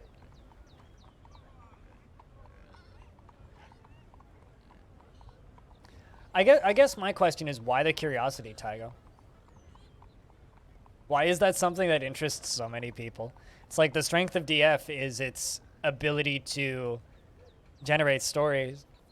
It's like if you just build a computer, it's like I had somebody the other day who called me basically in ruder words than this, but basically called me fake for not having done that.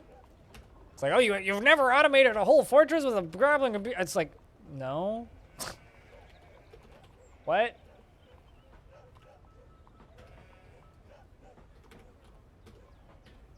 It's like I don't care.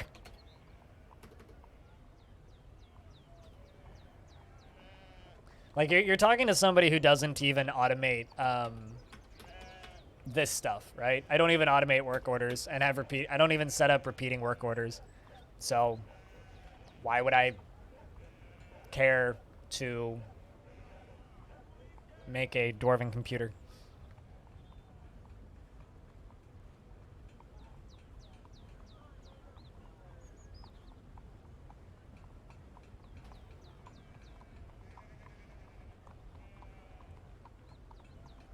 I don't know. I can't be the only person who feels that way, but...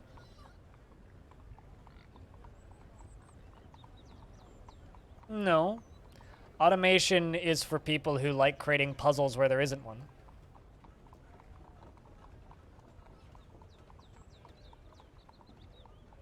Considering all my time in DF, hell knows what I've done already. I guess, but like... I don't know. I'll say this. You've watched my stream for over a year, right? You've probably learned a little bit about the way I like to play games. And would probably know that I have absolutely no interest in that.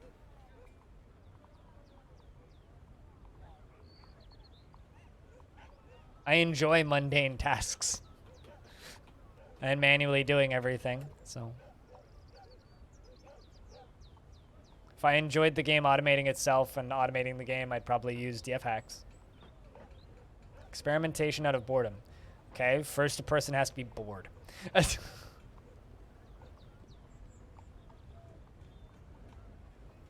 In order to want to experiment out of boredom.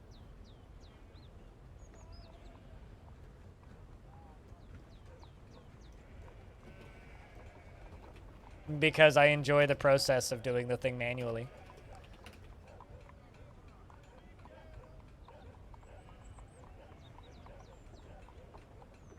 I hate automation in factory games. Can't fucking stand them. So. Some people find that stuff satisfying. I find that stuff frustrating and aggravating. Very frustrating and very aggravating.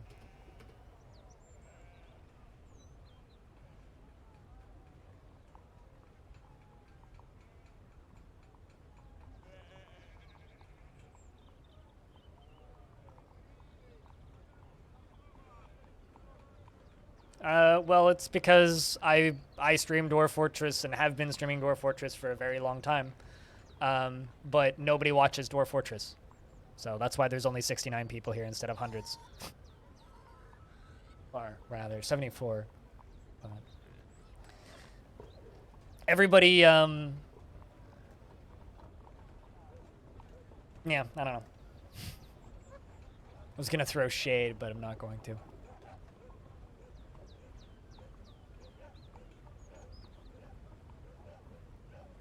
No, I mean, I had Tarn Adams on my stream yesterday. Or not yesterday, last time I streamed, 2 days ago.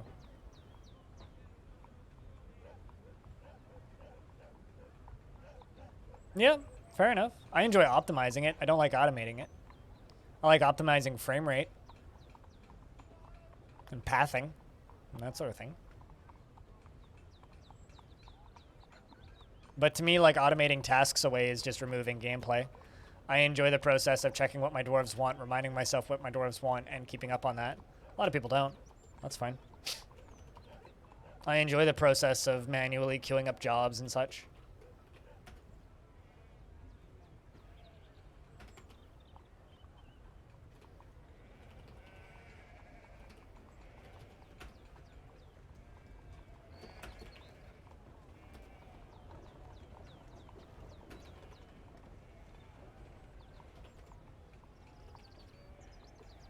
Well, I mean, Joel doesn't stream Dwarf Fortress. He'll occasionally pop in when a new update comes out, but streaming a game would require you to, you know, actually play it more than once a year. So, Joel is a, well, chat, do I throw shade? Should I throw shade? Tell me if I should throw shade. Because I'll throw shade. If you guys want me to throw shade. I have lived in the shadow of Joel for my entire career and have a laughably small amount of respect for him these days. Because every single game I've ever streamed, I've played very dedicatedly, and I've always had people pop in and say, "Oh my god, why is there X number of people watching this game? Joel hasn't streamed in ages!" As if he has that much fucking power over any of the games he fucking plays. Oh, Christ. Like, I played modded Roller Coaster Tycoon on this stream for years. Dude fucking streams it once, and then for the next year and a bit, I have random people popping into my channel going, "Man, Joel streamed this game and now there's people watching it." It's like, no, you fucking morons. I've been here for a year and a half already. Fucker was late. You just didn't know the directory existed before then.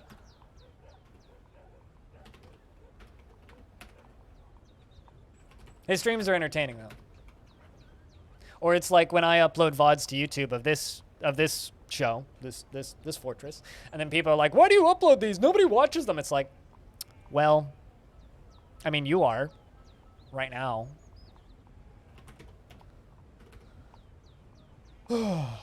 Anyway.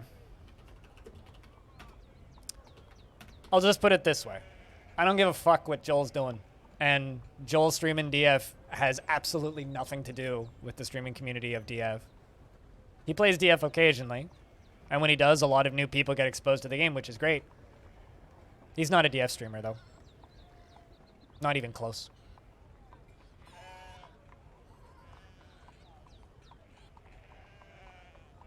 Or just, as the player, choose not to automate them. That's what I do.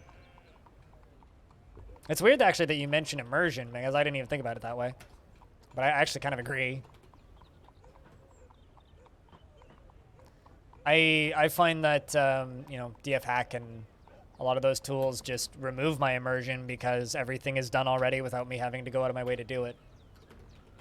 I really like the process of having to go through and manually automate stuff myself.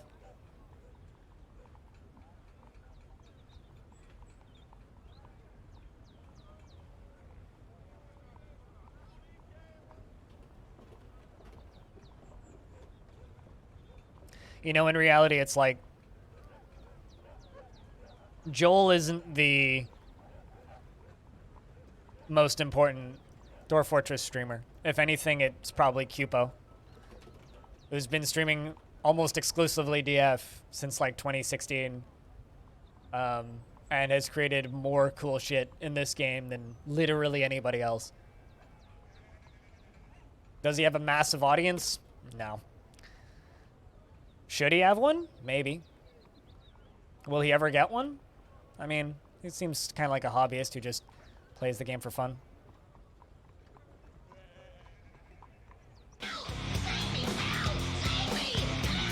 Nice. 2 years. Fuck yeah. Nice. New badge. Welcome back, Patchwork. Cheers, man. Speaking of you, Patchwork, where's your dwarf at? There's your dwarf at. You're 89 years old. You were blissful after sleeping in a bedroom like a personal palace and felt satisfied at work. Didn't feel anything after being unable to pray to English the embraced roses for too long. You were the son of Cadenza and Suck Smell the First. Still alive. Still going. Hope you've been well, Patchwork. But yeah, apologies for the shade. It's just, it is very frustrating when people are just like, why is there people watching this stream? Because Joel hasn't streamed this game in ages. It's like, well, fucking who gives a shit if Joel streamed DF? If you want to watch DF, go watch DF. There's lots of people who stream DF.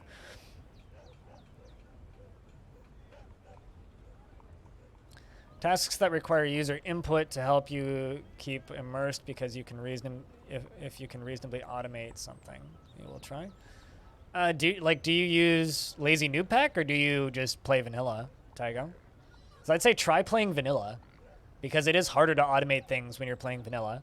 The game automates less for you when you're playing vanilla. Oh, even in vanilla? Jeez.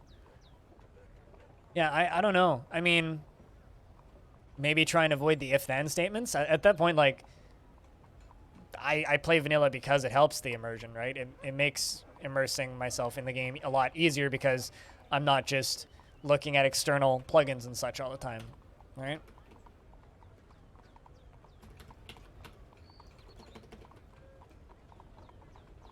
Okay.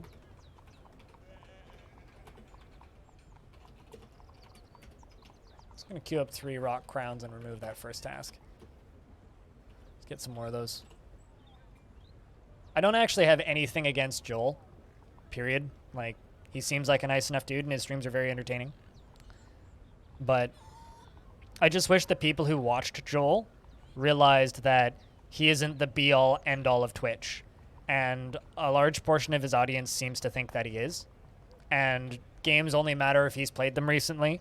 And the communities surround those games only matter if he's played them recently. And as somebody who's existed in external communities that Joel tends to grace us with his presence in from time to time, it's a bit demeaning knowing that the game directories that I play in frequently only matter to a portion of the Twitch community if a specific large streamer has decided to play it that week. Just the default starting size, 4x4. Small map. Or the world size is small.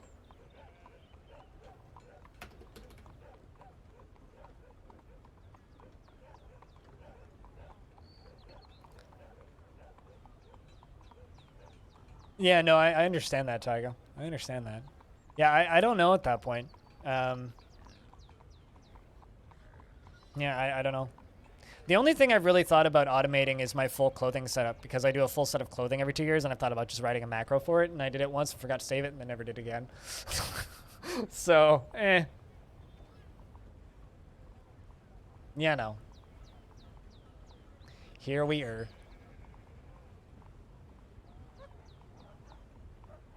But I'll show you something that does matter for the DF community.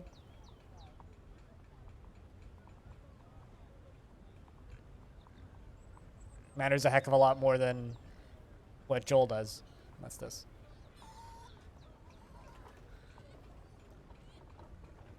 Yeah, because I know what I'm doing.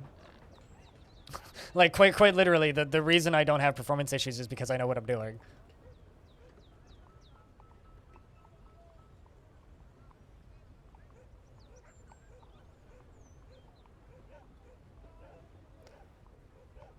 So pretty much all they keep you immersed. I understand that. Define hardcore. I don't think he needs to in this instance.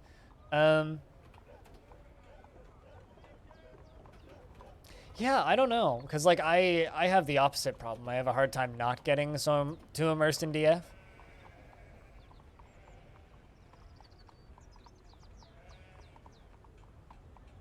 Quadrant pedals is hardcore. Yep, that's pretty hardcore. Can confirm. Actually, no, that's just expensive core. Because those controller setups are pricey.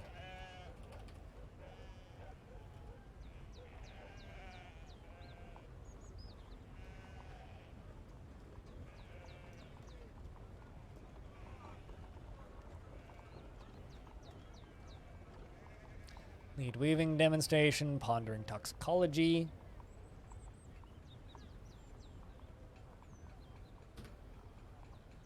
I wonder if I'll get books on poisons soon. Because they've been pondering toxicology for quite some time. It's like, I've written a book. It's called Rat Poison. Rats and how to kill them. A book about toxicology.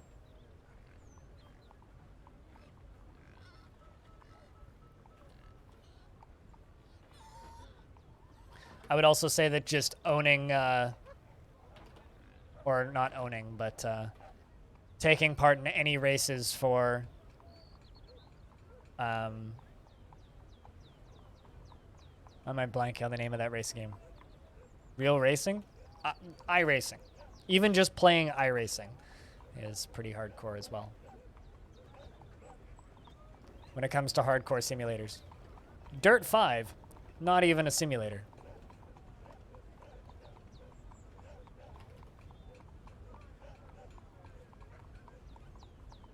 I also get weirdly amused by reading reviews for iRacing. There's a lot of like really funny like, this game feels really good, but you have to pay for everything and pay for everything and pay for everything and everything. I have to pay for everything. I have to pay for everything.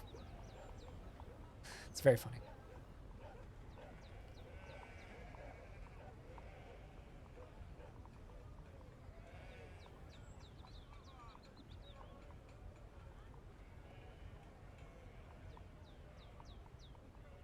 Yeah, well, Dirt and the numbered Dirt games, or Dirt Rally versus the numbered Dirt games are totally different, though. That's why. Like, they're practically not the same franchise. Dude, I would give my left nut for some rain outside right about now. I would love some rain. Some rain would be wonderful.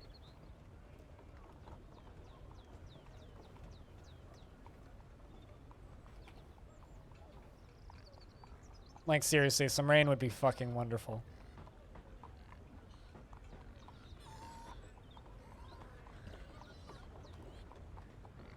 That's kind of nuts, Pilot.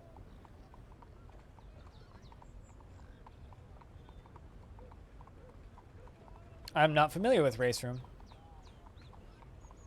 I've heard good things about R Factor, though.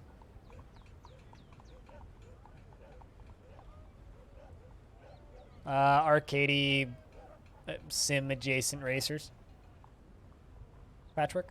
Although, like, my favorite racing game is Trackmania, so you know, I don't really have much of a I don't really have much cred to talk about simulation racing. That's the racing game I enjoy.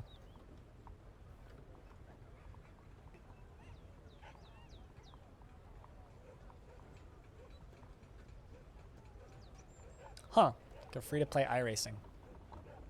Interesting.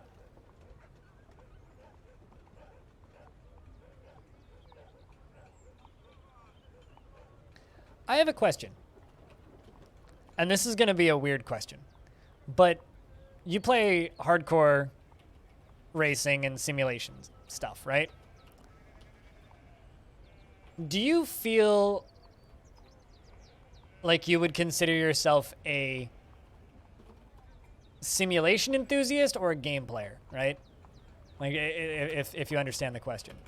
Because it's something that I've asked a few people who play hardcore Sims, and none of them consider themselves a gamer or somebody who even enjoys video games. They consider themselves a simulation enthusiast as something different. Arcade races are fun. Trackmania is dope. Trackmania is like the best of the best when it comes to arcade racing. It's so fucking good.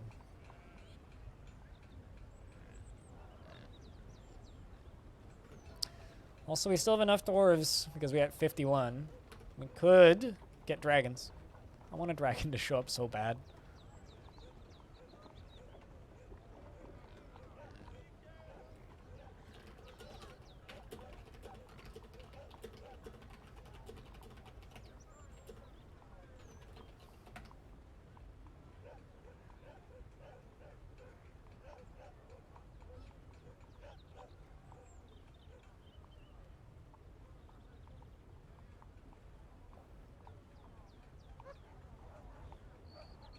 And here comes the last block.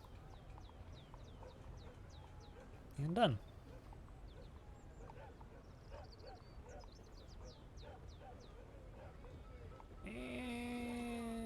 Okay.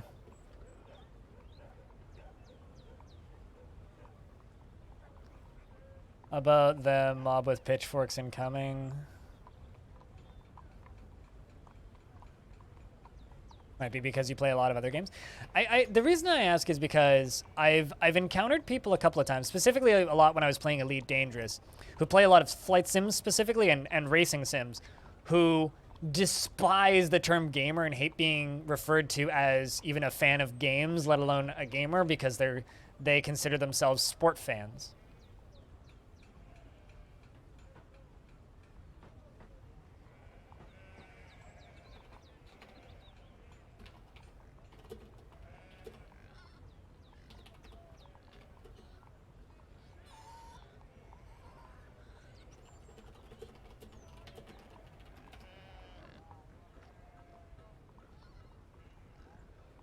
It's just like, you know, people who buy FIFA or Madden every year and just play that game and play it a lot, but refuse to be associated with people who play games. It's like, I am a fan of video games and I really like the video games industry. I don't consider myself a gamer just because of the negative connotations. But it still's like, to a sim in a game? That's the question, right? Because like I've seen Dwarf Fortress referred to as a simulation. Also, Stony, if you're hanging out, we got humans with stuff for us, and they didn't bring snails this year. They're actually moving quickly.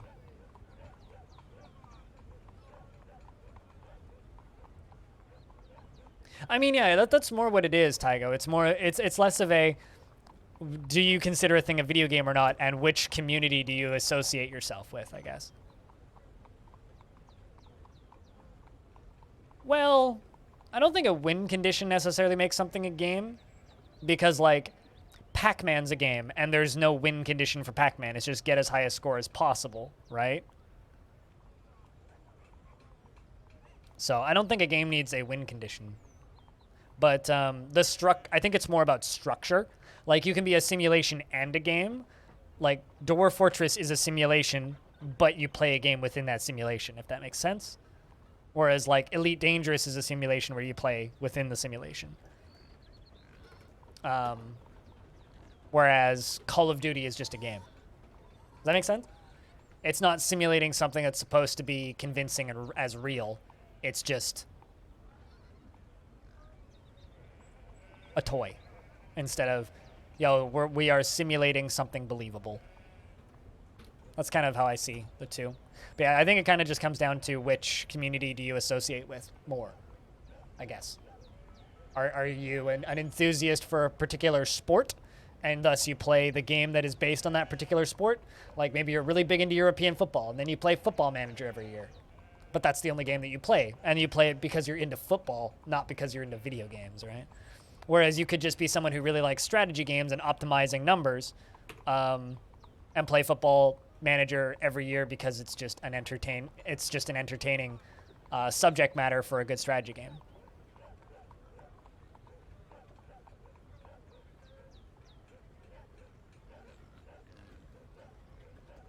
Is paintball a game or a simulation? Are we talking like a paintball first-person shooter game that you'd buy on Steam? Or are we talking about playing actual paintball? Because, please, it's LARPing. Just military pew-pew LARPing. Totally different.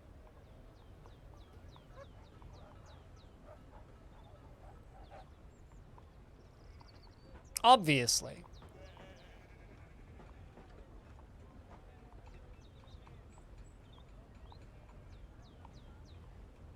And if simulation theory is proven, then obviously it's a simulation, because we're all in a simulation. So thus, right now I'm playing Twitch Chat Simulator, by that logic.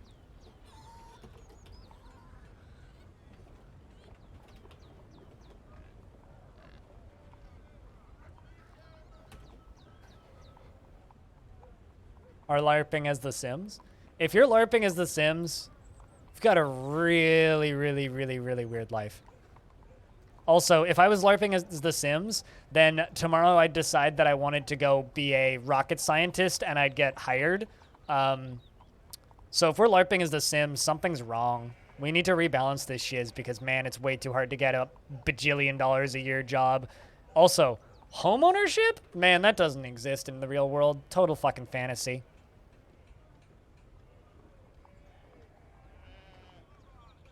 Depends on how sweaty you are when you play airsoft. Oh boy.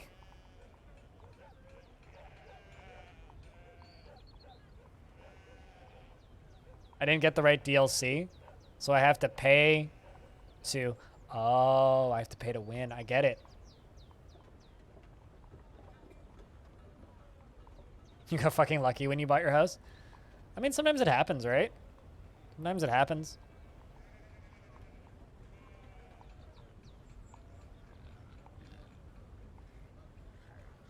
Just take the ladder out of the pool.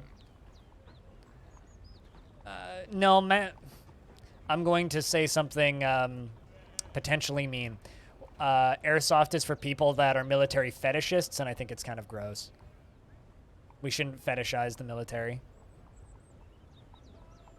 We should respect the military. Don't fetishize it. Airsoft is fetishizing the military, and I think it's kind of gross.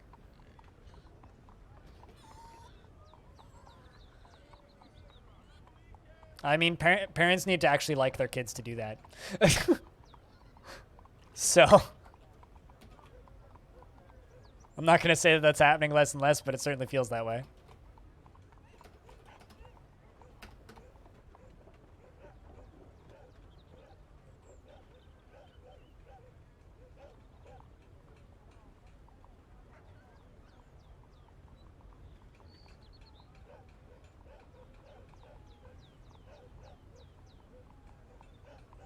About a guy in a bunny suit owning them? Fair enough. Every single person who I've ever met who plays a lot of airsoft is a little creepy.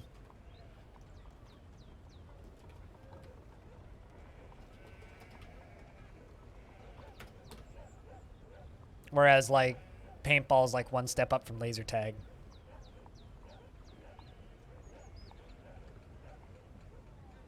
And earn homes only work if there's only one kid. You make a valid point, actually. I didn't think about that. I mean, here, currently, from what I've seen, is when a parent passes away, they don't leave the house to the kid, they sell the house and leave the kid the money from the house that was sold, more so than like leaving the money to the kid.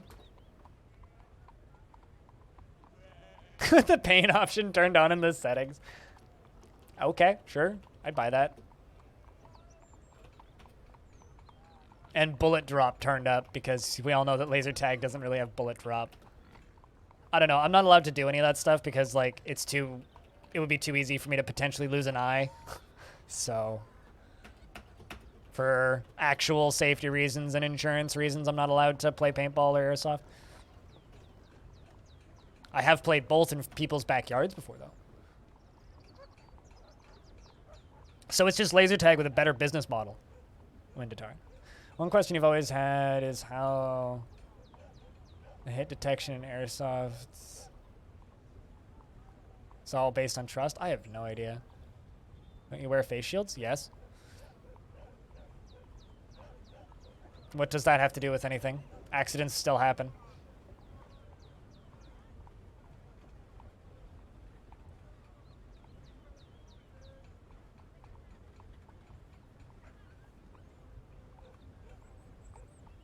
That's like saying with one working eye, you can still drive, just make sure you use the steering wheel. It's like, well, I mean, I guess, but that's not quite how simple it is.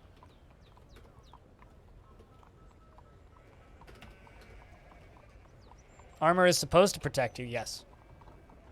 That is the point of armor. It is supposed to protect you.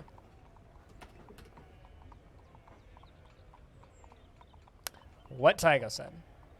Just like not playing paintball is better than playing paintball with a mask.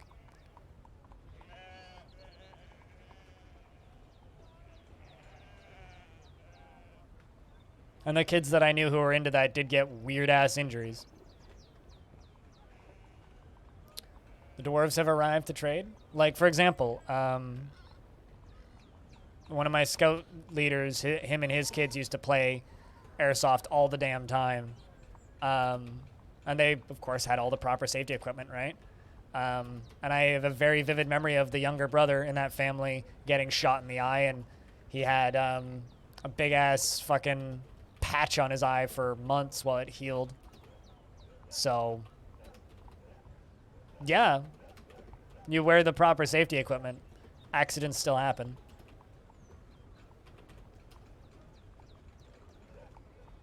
Also, I'm prone to retinal detachments, which just means if I get hit in the head hard, that's enough for me to lose my vision. It doesn't matter if I'm wearing a helmet or not, which is part of the reason I don't own a bicycle. Because all I need to be is in one bike crash and I probably lose my eyes.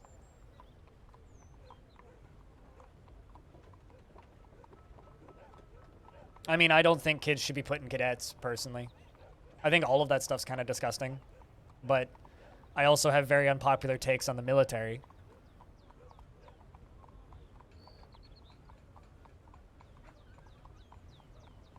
So,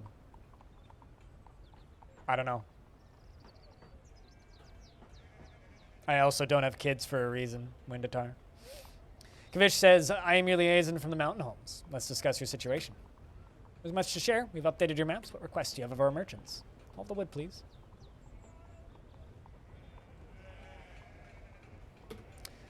The benefit, though, of being in cadets, outside of just playing with fake, real-looking guns, is at the very least you actually learn some skills and some basic discipline and stuff like that from cadets. Like, I was in medic cadets for years, but that was more like learning to be an ambulance attendant than actually being in cadets.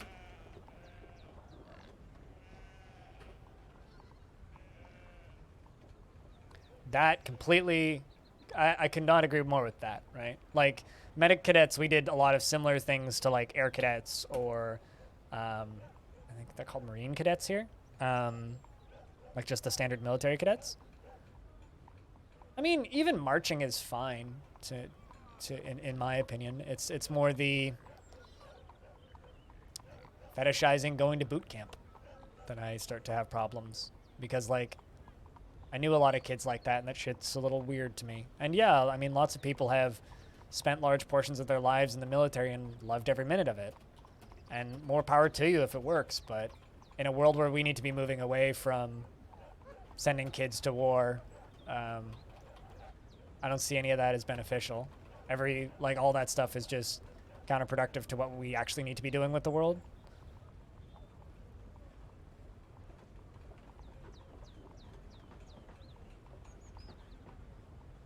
Like, we need to be taking care of each other and making the world a safer, better, more peaceful place, not dreaming about shooting the bad guys, you know?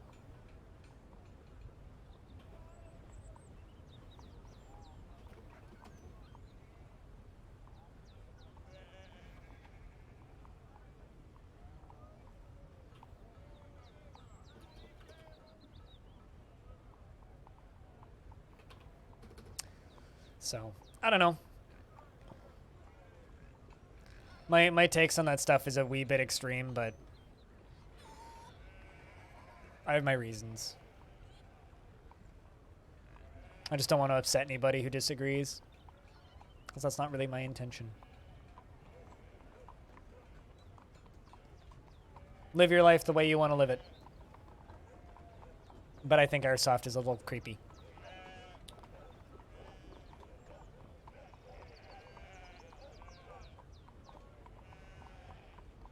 I thought the child soldier thing was against international law.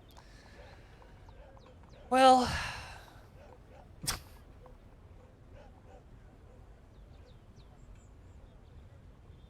do what you will, but harm none. Some things people will. Is dreaming about harming people harming people? I guess is the question. Is imagining and thinking about harming people harming people? Because to me, that's only one step removed.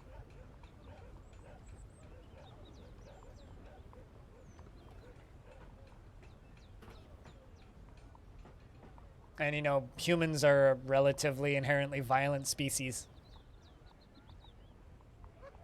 It's something we need to get past. Oh, definitely. Definitely. Could not agree more, Windatar. Doesn't make it right, productive, or good for your health. Right?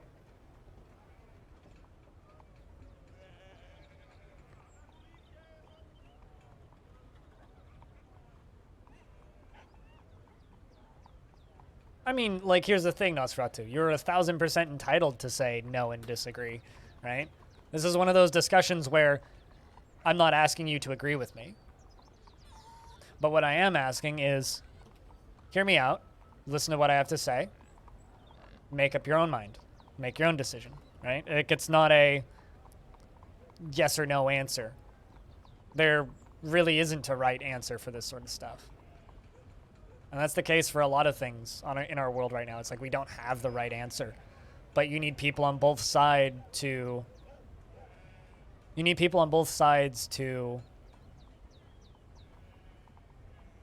make points so that you can find something in the middle and come to a common agreement on. You know, it's sort of like every country needs a Green Party, not because they'd be even remotely productive if they got elected, but they need to be there to remind people that, hey, we need to be worrying about keeping the planet green, right? Even though they're probably not the people to actually have in power, because if they were in power, everything else would collapse around them. And they probably wouldn't get anything done in the long run. But it's important to have a few of them around, you know? Had a lengthy discussion with yourself if your willingness to play violent games is bad. Then you read about Einstein being a pacifist one day and felt guilty for wanting to play XCOM. Nah. Well, here's the thing with video games, right? Would your willingness to play Arma on a realistic roleplay server be a little bit weird? Maybe. Is playing XCOM bad? No. Is playing Doom bad? No, because they're like comic book, comedy, horror, silliness, right? We're supposed to enjoy that, right? Because it's designed to be over the top and silly and borderline not believable, right? Whereas something like the violence in Skyrim, for example, like, no one's going to take that seriously. But it depends on the context of the violence. If your favorite game of all time is Manhunt by Rockstar, I'd be a little worried. The Minotaur, Akor Kaizatig, has come. A giant humanoid monster with the head of a bull. It's our second Minotaur. It's naked. It's not carrying anything.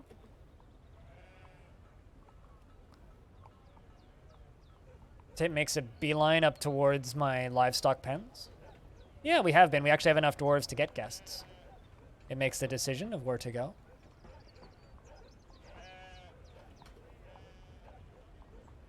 Breeding pair of minotaurs? I mean, it depends on if we catch it or not. Just making sure there's no dwarves coming up.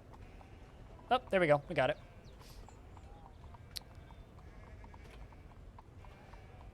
I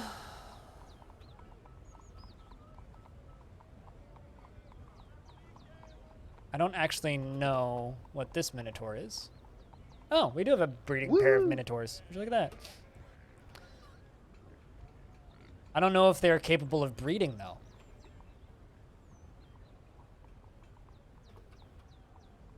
I don't know if they're capable of breeding. Ah, jeez. Okay.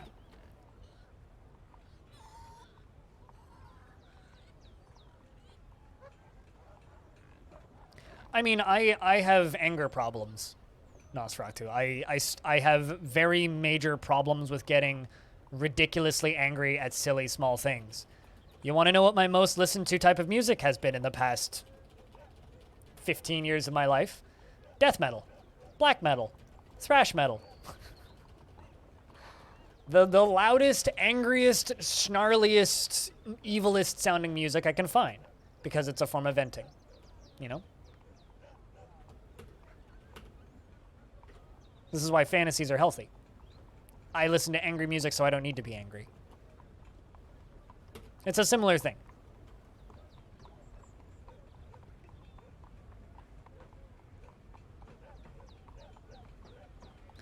I mean, okay, so the thing is, for me personally, there's a massive difference, Tygo, between playing a violent video game and holding a realistic-looking weapon, wearing realistic-looking military gear, and going out into the forest and shooting other people holding other realistic-looking weapons and wearing realistic-looking gear.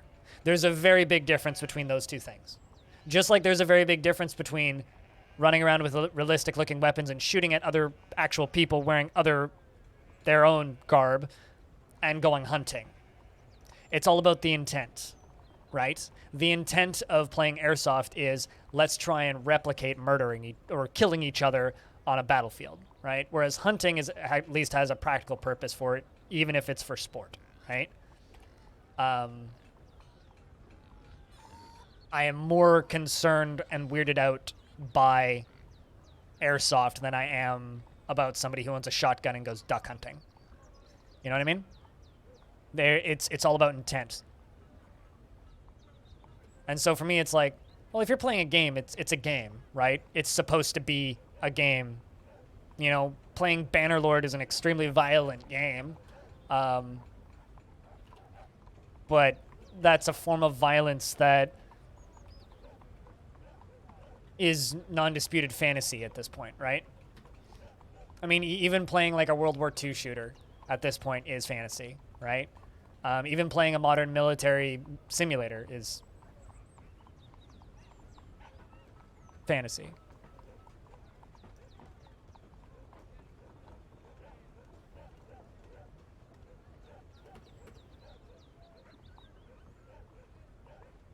Because it looks real, though.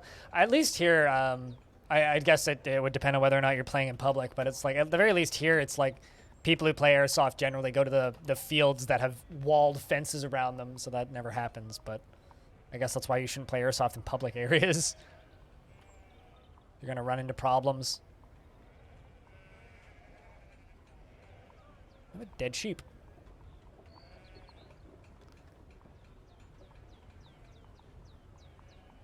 Oh, you should. That's the other thing, right? Like, as somebody who gets mad, you shouldn't bottle up tendencies. This is why therapy exists, right? Is if you have a tendency, or if you have a bad habit, or if you have an addiction, or if you have any of that stuff, the best thing you can do is talk about it. Either in a public space, like the way I talk about my problems on my stream, or in private with a therapist or with someone you trust, right? Like that's, you shouldn't bottle things up, because bottling things up is a net negative for your future health, right?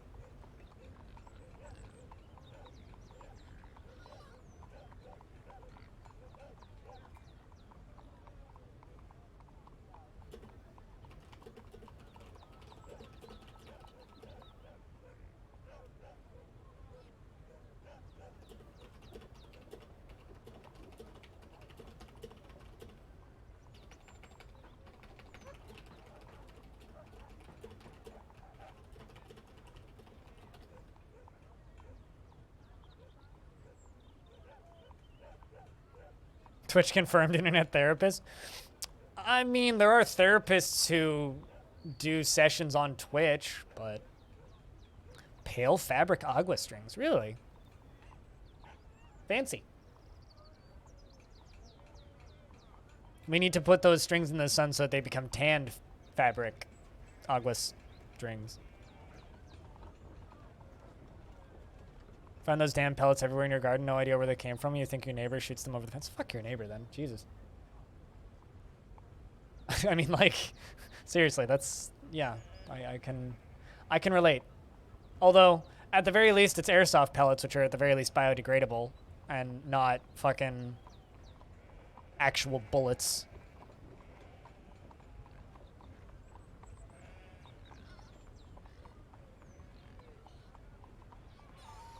So,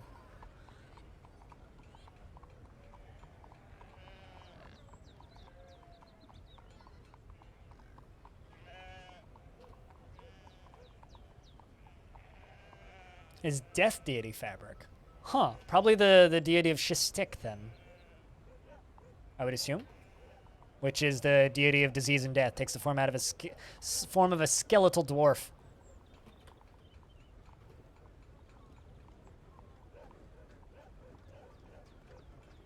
They barely degrade. Oh, that sucks even more. Yeah, no, the current gen BBs, as far as I'm aware, are biodegradable, but that sucks. Or a human death god? True. True, true, true. I wonder where they got them, though. I always wonder that. I know it's just, like, randomly generated, right? But, like, still wonder. Where did they get them? Did the elves culture have a death god? Takes the form of a male dwarf and is wielding an axe. Let's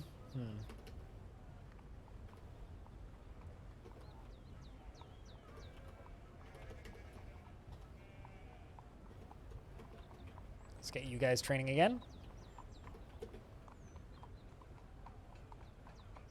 Apart from elves. Well, elves don't have gods. They have forces, right?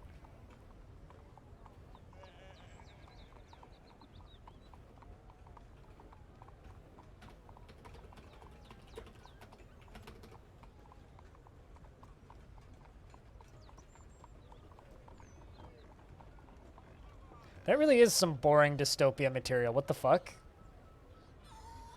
With flower seed in them. I mean, here's an idea. How about we stop manufacturing bullets? I don't know. That's actually kind of disgusting to me, Tygo. You know, one of my favorite quotes, and apologies to gun collectors out there. I found this amusing. Canada pretty recently made it illegal to hold a bunch of popular semi-automatic and fully automatic firearms for hunting. And after that happened, a friend of mine who owns a lot of firearms got very upset and was very upset because he wanted to buy some of them.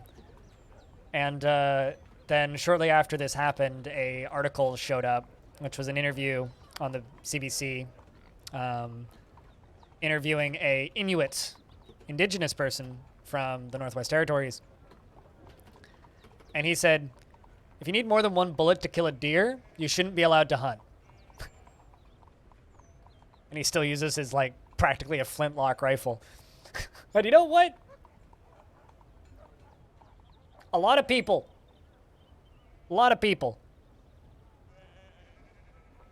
Full auto or semi-auto. Tygo. A lot of people.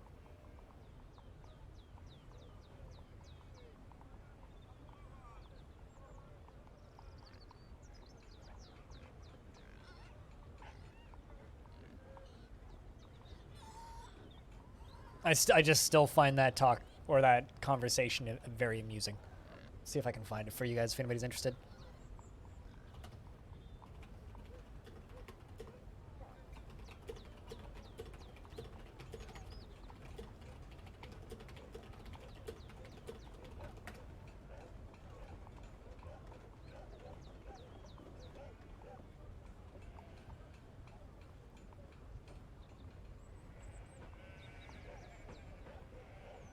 Not finding it immediately. I have to dig for it. I'll do that later.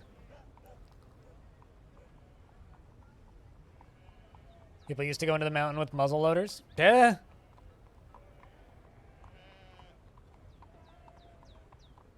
You must prove you are worthy of your trophy. I mean, you could say that about, like, you can only use compound bows.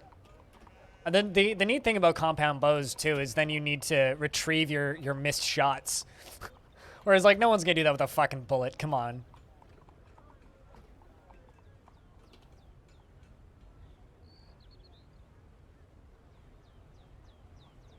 Bringing full autos to McDonald's. I mean, I just look up videos of Americans in helicopters gunning down wild boar. Just look that up. You'll believe it. If you don't believe it now, you'll believe it when you see it.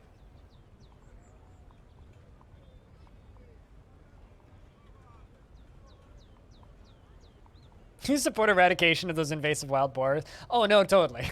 Like, I'm not saying they're not an invasive species, and I'm also not saying they shouldn't hunt them, but, like, in a helicopter? The minigun? Is this fucking Far Cry?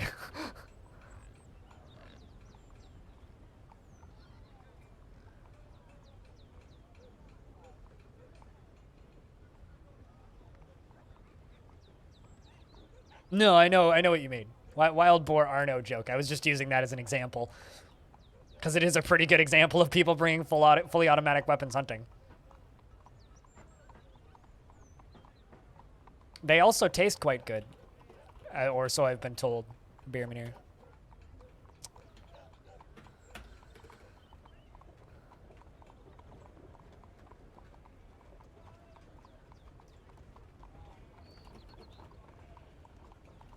We were just thinking about encountering a wild boar on rough terrain. I have a solution to that. Don't go outside. Barring hunting with a bazooka? I mean, Canadians start avalanches with artillery.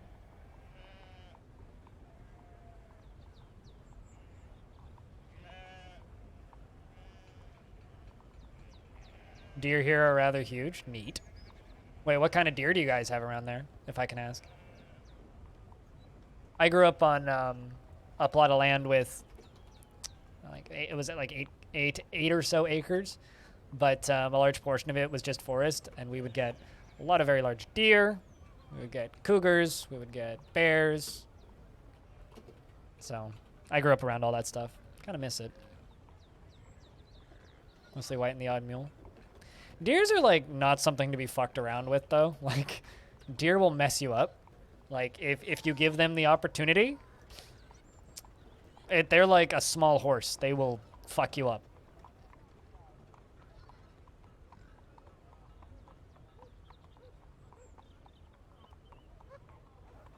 That's war. Tell that to Australia, yeah? Nosferatu?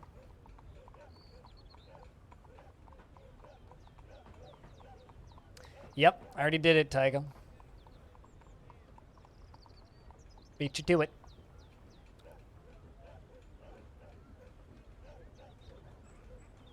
I mean, most people are thinking of the Emu War when they make that reference, though.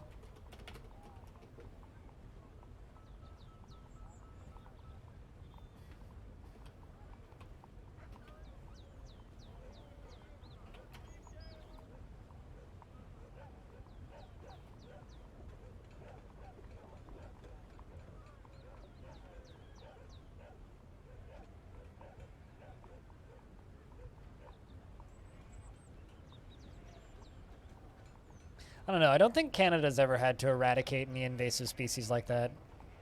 Although my favorite invasive species problem was African giant snails invading Florida. I do genuinely think that one is really funny. Because it's like, they're just these snails that are like this big. And they just like annihilate all of the local wildlife. Or all of the local like flora and fauna. When giant snails like get out of the pet store, it's a problem. They just demolish everything. And like, how do you fight them? You kind of don't. You just have to like run outside and pick them up. It's like, oh god, there's a giant snail there. And they're not slow either. They're actually pretty speedy, all things considered.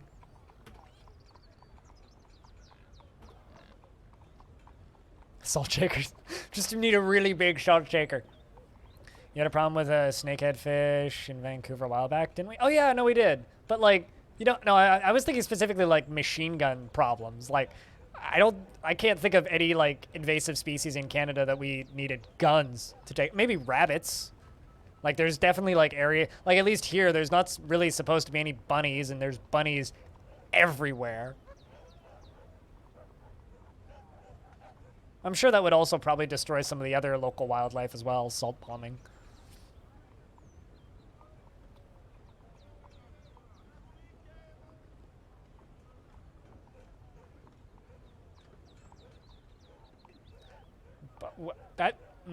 That's distressing.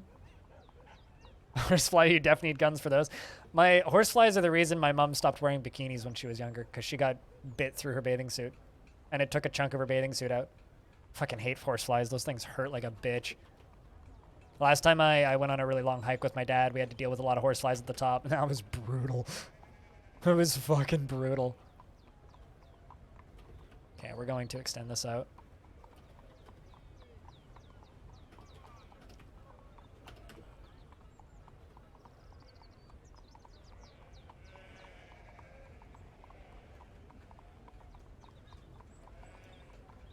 Yep, seems about right. It was a horse bird. Although, here's the thing. You know what's scarier than a horsefly? A moose fly. You know what's bigger than a horsefly? A moose fly. You think horseflies are scary, you should look into moose flies. They're like horseflies, but they're the size of your fucking thumb. They're literally just a slightly larger variation of a horsefly. Bolt flies? Now that's something I haven't heard of. Is that like a moose fly?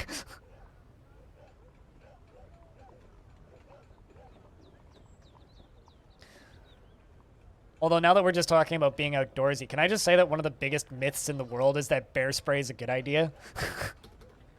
Don't ever spray bear spray at a bear unless you want to fucking die.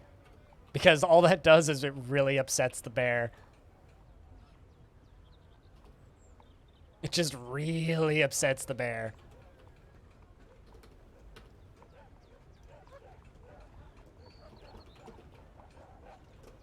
Moose flies are western. You're not gonna get moose flies out east. High elevation on the west coast. Specifically the northwest coast. Like, where I'm at in Vancouver is like the furthest south you'll see them.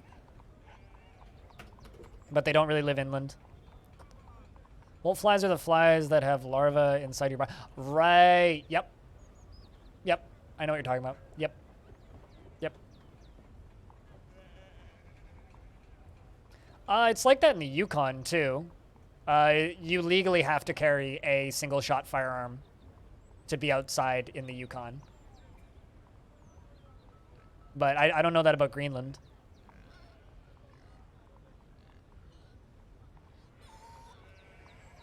There's a lot of things you shouldn't Google. but I'll add that to the list. Thanks for the PSA.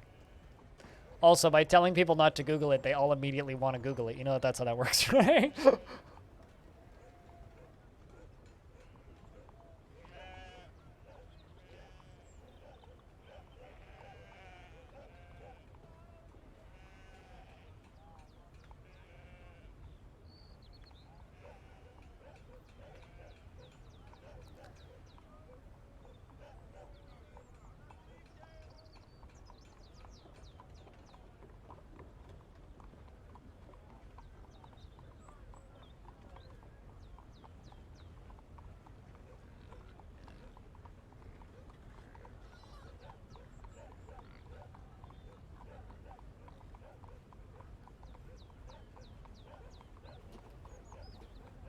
Bolt flies live way south. Yeah, no, I've heard about those. I just didn't know that they were called bolt flies.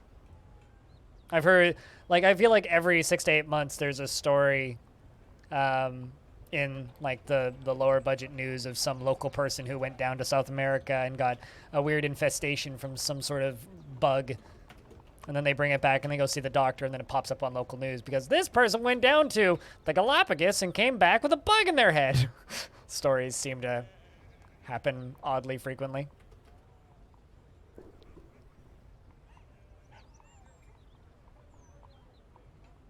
Oh, really? Hmm. Well, remind me never to go to Virginia. Because that sounds awful.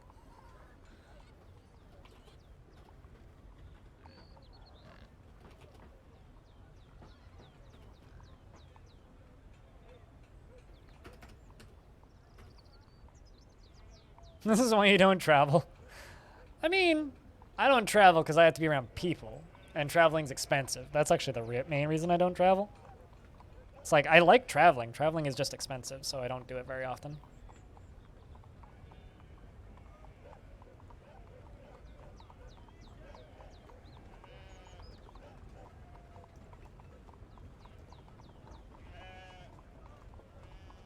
God, I wish my shoulder would just stop hurting. I slept on my shoulder funny last night. Now it's just in pain. It's brutal.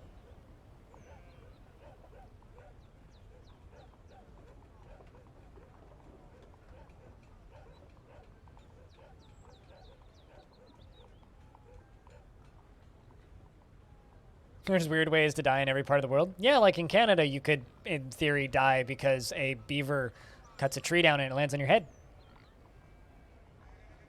I'm sure someone's died because of a beaver cut a tree down and it crushed them, right? That has to have happened.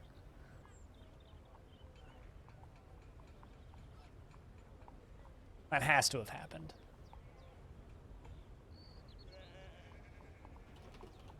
You wish your arms would stop hurting? Yeah, but your arms are probably hurting because you were being a badass in blacksmithing. Me over here, my arms are hurting because I slept funny. Like...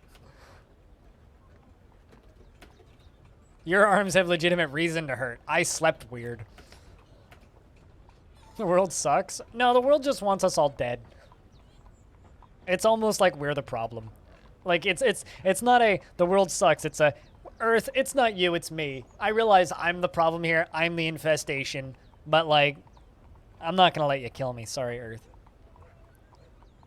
The planet is doing its damnedest to eradicate all humans from the horror.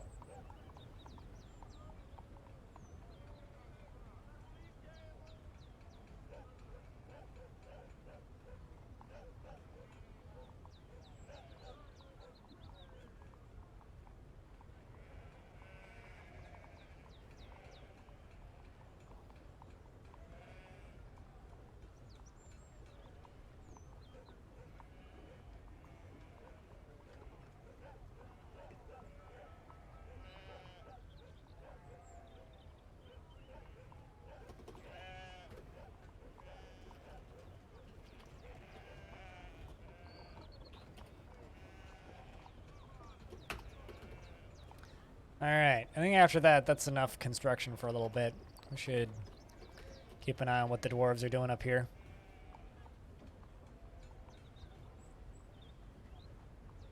You kind of hammered wrong because you were in a constrained space. Oh, so you like threw something out because you were hammering at the wrong angle? You hammered wrong. That is not something you expect someone to say. I hammered wrong.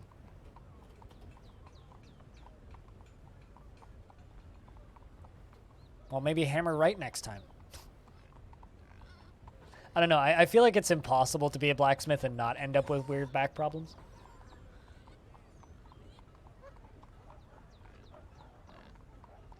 Aren't we more of a disaster? Humans are quite literally changing environments and weather systems. Man, what movie was it where they said humans aren't a species, humans are the disease? What movie was that? I know that a movie says that. That's a line in a movie. I can't remember what movie it is. Is it The Matrix? Pretty, yeah, that sounds right. Actually. Yeah, right. Agent Smith says that. Yeah, you're right. And I'm on record saying I really like those movies too. How did I not know that?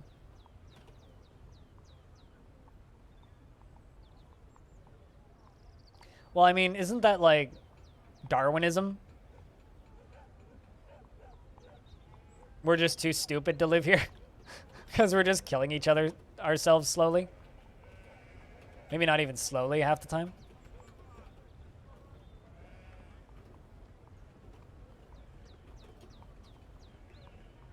Man, imagine this is your first time seeing my stream and this is the conversation you get today. I don't know if I should be sorry or not.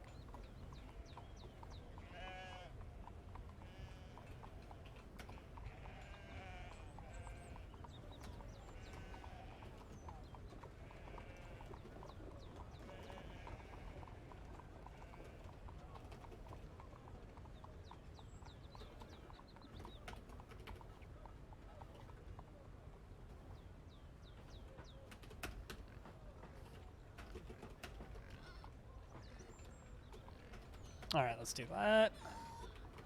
There we go.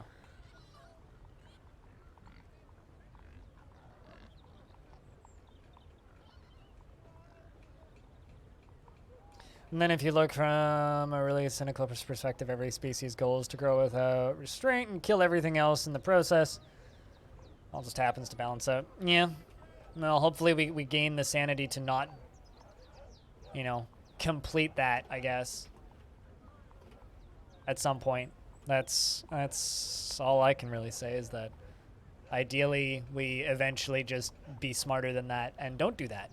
But yet here we are doing that slowly.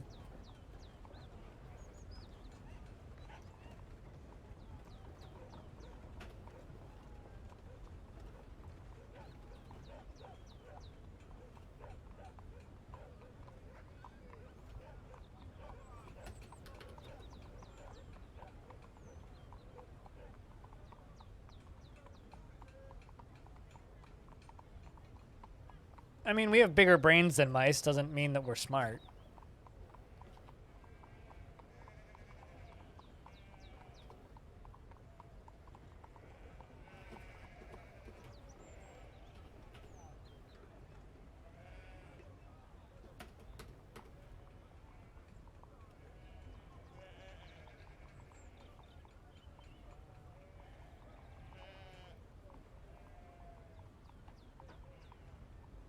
We need to spread for to other worlds for the sake of survival. But at the same time, we also need to, you know, not take what we have here for granted, and we still need to protect what we have here. The problem that I have with a lot of space stuff is I'm very worried that we're not going to consider the Earth as precious once we don't need it anymore, theoretically. So, I don't know. I think we need a bit of both.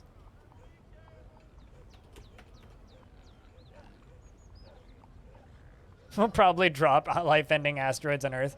I also have seen The Expanse. It's a good show. But yeah, no, I mean, you're not wrong. We probably will.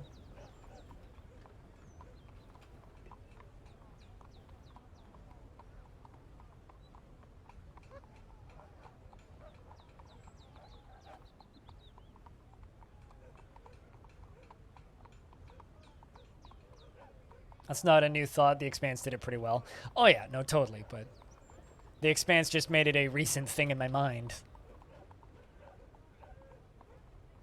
Snow Crash, but Snow Crash is nowhere near as good as The Expanse.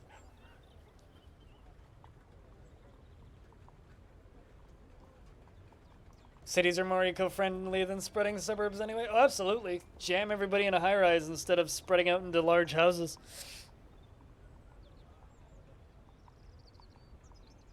You know, at the rate that this conversation's going, how long until I get called a radical extremist again, Chad?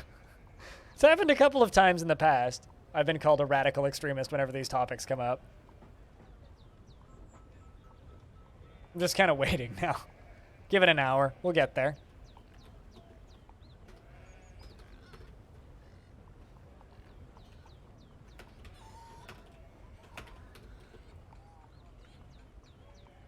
In our own way?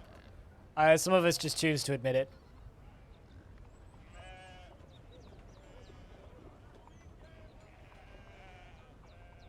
This is a sane discussion. This is true. This is a very educated and, like, smart, sane discussion. And we are very lucky that we're able to have these interesting, sane discussions without screaming at each other, you know? There's many channels that this would devolve into name-calling in seconds.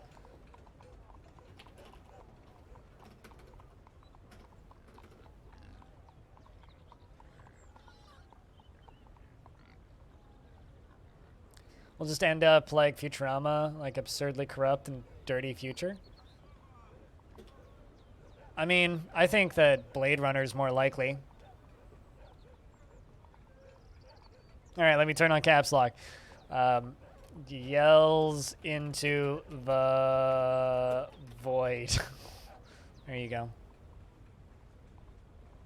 I yelled first so that you don't have to.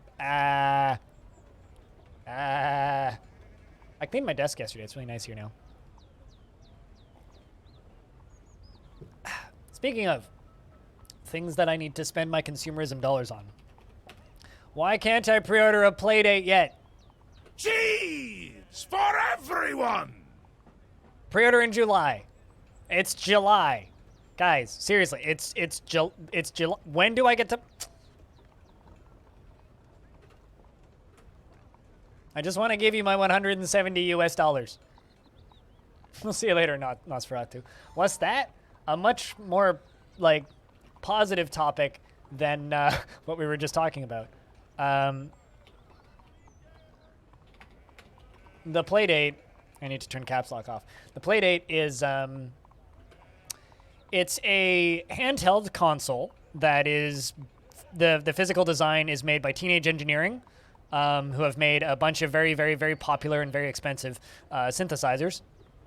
And the company that's put this whole thing together is called Panic. They are a funding group and video game publisher. They published Firewatch and a bunch of other things. You can find it just by going to play.date, but here's a link if you want it. What it is a very simple, and as you can see, very small handheld console with a crank, which is also a mechanic. But what they've done is they've gone out and they've paid a whole bunch of small independent developers that you've probably heard of before. So people like Bennett Foddy, Zach Gage, and this one was made by the guy who made Akita Takahashi, who made why am I blanking on the name of it? Roll the World Up. Katamari Damacy, and a bunch of other developers that you'll probably know if you look up their names, and smaller indie studios, as well as people who worked on people who worked on Nuclear Throne. Those guys both are making their own games, and that sort of stuff. So they paid a whole bunch of tiny indie developers to make very small games for this system. You can also make your own games. Their game editor runs in a web browser, and you can just make your own games and share your own games as well. But as part of buying the console, you get the first season of games, which are made by celebrity game developers. And after that, the seasons are going to cost X amount of dollars. I don't think they've announced how much they're going to cost. But the first season comes with 26 games, and you get one game, or you get 2 games a week. for the whole season. It's like 26 plus 2 or something that aren't announced yet. And they unlock once a week. So that thing looks amazing to me for a bunch of different reasons. It looks amazing because it's a bunch of little games that I can play in short periods of time when I'm not streaming. It has features to just make your own games, so hopefully a community will grow of people just making games for this thing. And also, because they unlock to a week, you get to share with anybody else who bought them the process of playing those games.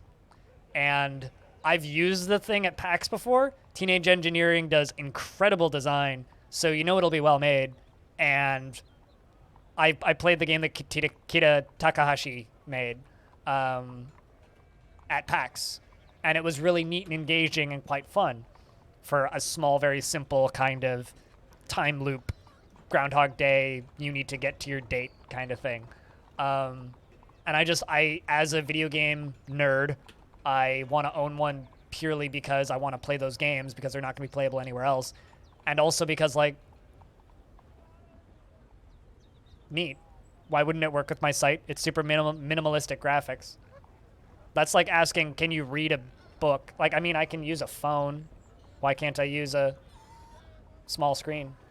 That's not how my site works, sir. Spatial awareness in 3D environments is difficult. Small flat screen, no problem. Oh, all of their stuff is as much an art piece as it is a functional portable synthesizers. Yeah, no, games like stuff like that is way easier for me to use than playing Breath of the Wild, for example. Not that I would probably have much problem playing Breath of the Wild, but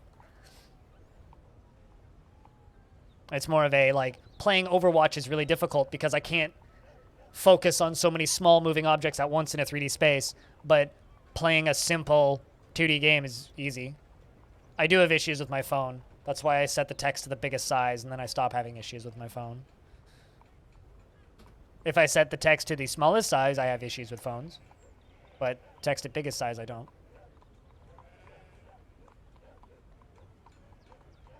But no, that I won't have any problems with that system. That system's not an issue. Like, you need to realize that my visual issues are mostly spatial awareness in 3D environments in video games, right? So it's like, things like Doom are getting more and more difficult, right? Because it's all about, like, being aware of multiple high-speed small objects in a 3D space. Whereas something like Super Meat Boy will always be easy for me to see, I just don't enjoy it. Because when I'm focusing on one object, it's just like I have a hard time playing anything with bullet hell because I have to focus on a lot of different small moving objects at once while also probably shooting things. Can't do that, but I could play a game like Jupiter Hell, no problem. You know what I mean? You know nothing? Then don't make assumptions. Ask questions. If you know nothing, ask questions and learn more.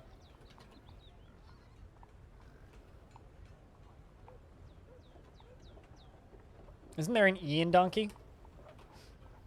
You fucking donkey! There you go. Mm-hmm. You did ask questions, which is the right thing to do. I'm all out of ideas. I need to try getting myself a sandwich because my tummy is grumbling. My tummy is grumbling.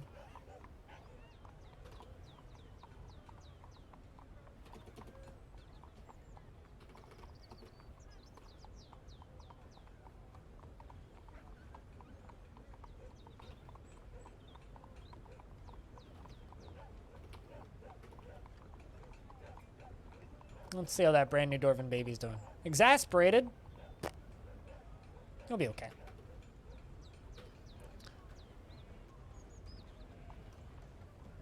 What time of year is it? Early winter? Alright, I think I'm going to let these dwarves just be dwarves for a little bit. We're going to follow Seeker around. I'm going to go get me my sandwich because it's 1:30 and I'm getting hungry. So I'm going to go get my sandwich. I will be back in a couple of minutes after I've eaten my sandwich. If you're just hanging out, just want to say a real quick thank you for hanging out and watching the streams. If you haven't, check out the YouTube channel, because there's more DF there than you could ever reasonably watch in a lifetime. And I'm going to go get my sandwich now. If you're lurking, could I get a round of beers? And also, If you happen to have sound commands, now's a good time to use them. Maybe make some people consider that sale that the bot just put in chat. Back in a couple. See how he bites off the shell to get at the nut?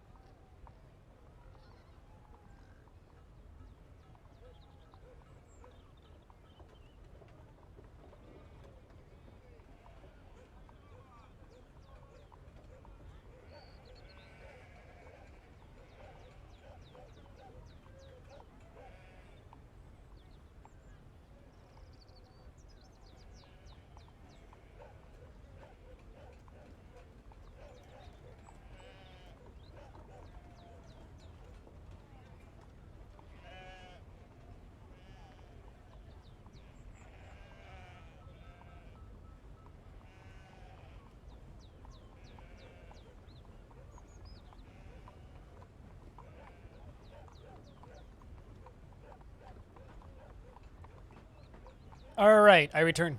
I made it back. Back in one piece. Don't think anything weird happened.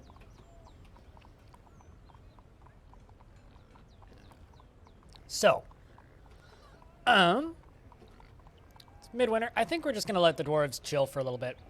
Gonna let them just kind of get stuff put away because I've been keeping them real busy, and I do actually want to get some stuff put away eventually. So, I'll just suspend these jobs, let them work through the last of the fabric, and just let them just chill for a bit. It's good to be back. Tis good to be back.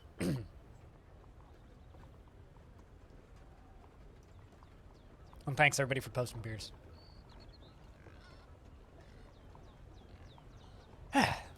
Yeah, no, I don't know if you guys like looking at stats, but check this out. This is my YouTube right now. This is not, it's not normally this high.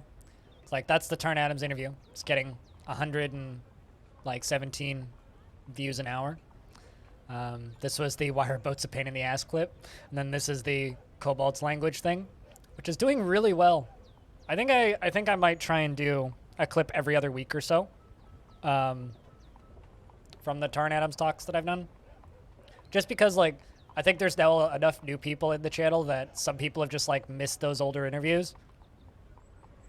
And I don't think people don't seem to mind me uploading those, so. What's up, Cooler? How is things?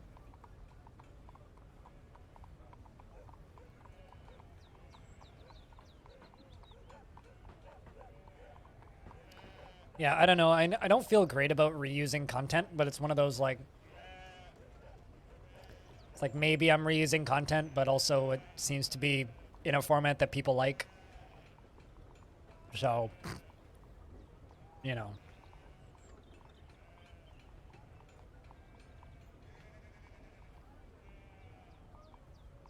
Yeah, they seem to be. Especially if they're, like, way after the fact, you know? Like, that Cobalt clip is from the very first conversation I ever had with him on stream. It was, like, over a year ago now. People like Kobolds. You know? Kobolds are popular enough that they have their own tabletop rule systems. Kobolds are great.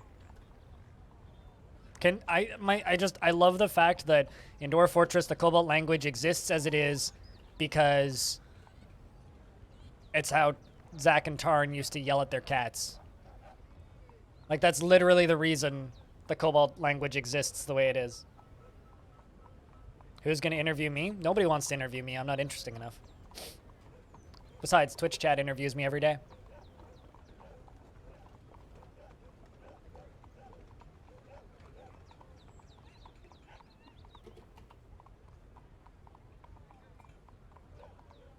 I mean, come on, I've made my YouTube career out of interviewing other people who have more fame than I do.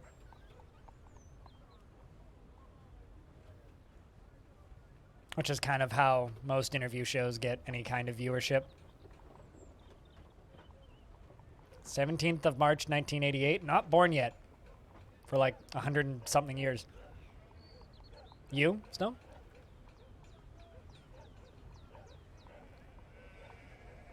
Where were you?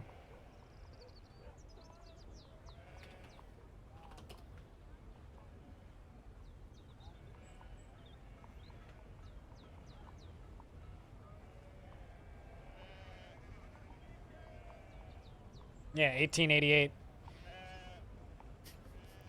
I think everybody here was not born yet.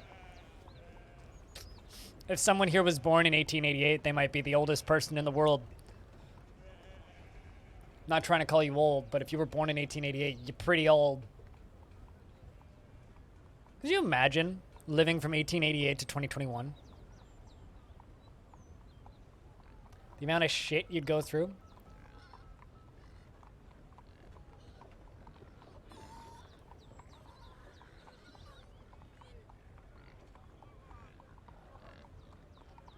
You know where a few of your ancestors were at that time. I don't know if I could figure it out. If I made some calls, I could maybe figure it out.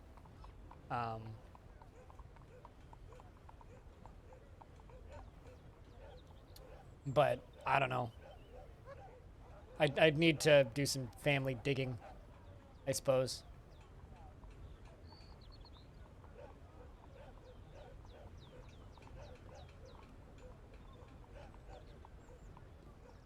You were in the workshop doing some forgings. So what you're saying is you stepped into a weird portal, and now you were here, and you don't know how you got here.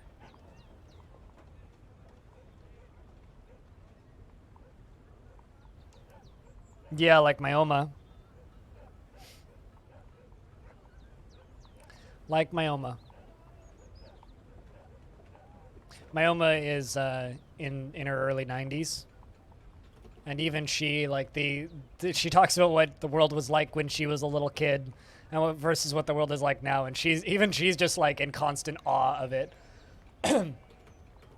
She's like, you know, one day we were just, like, wandering around in the forests in Germany just foraging for food. And now it's, like, suddenly there's cars and then we're going to space. And then...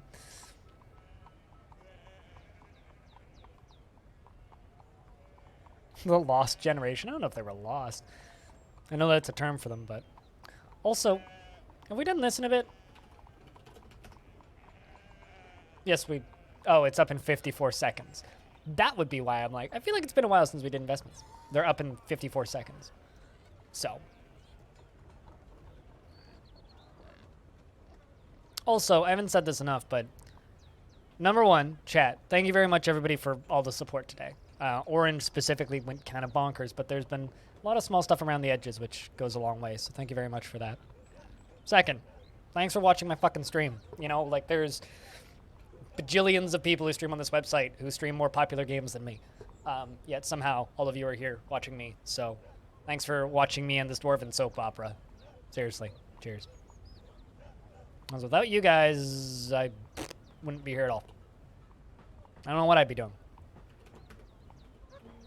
Probably something completely different.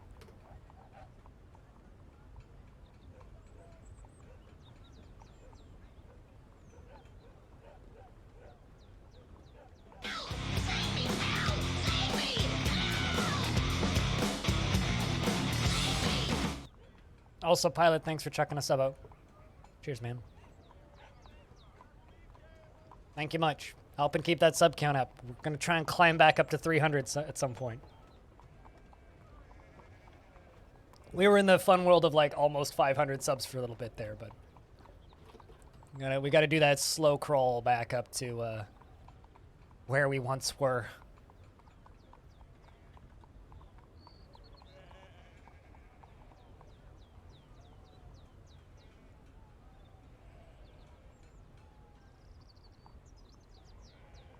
Back to where we once were. Ooh. That's scary. The Forgotten Beast. Emiri, Lathrothi, Bulufio, Efathmia. Fifma has come. An enormous one-eyed louse. It has large mandibles and a bloated body. Its indigo exoskeleton is waxy. Beware its webs. Spooky. I don't see it. Where is it? Probably over in the right somewhere. I'm missing. Oh, I see.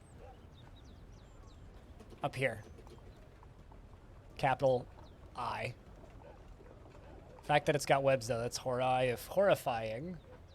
Horrifying? Horrifying. That's the word I'm going to use. It's an elfy name. Elfy names are always long. I think it's also trapped in this region. Mostly certain it's trapped back. No, it's not. It can get out.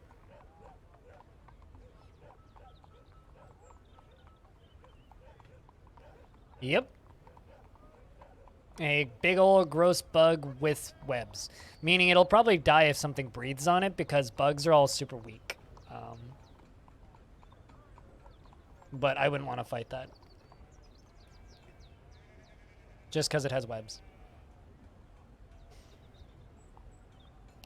I just realized that, oh, I haven't seen Osman in a while. This guy. Still here, though. Just quietly evaporating a whole pool.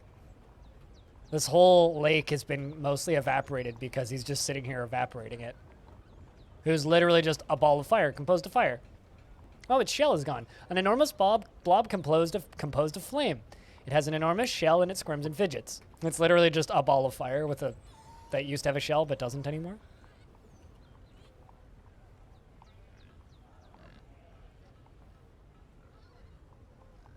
So the question is, are you going to go fight with our fireball?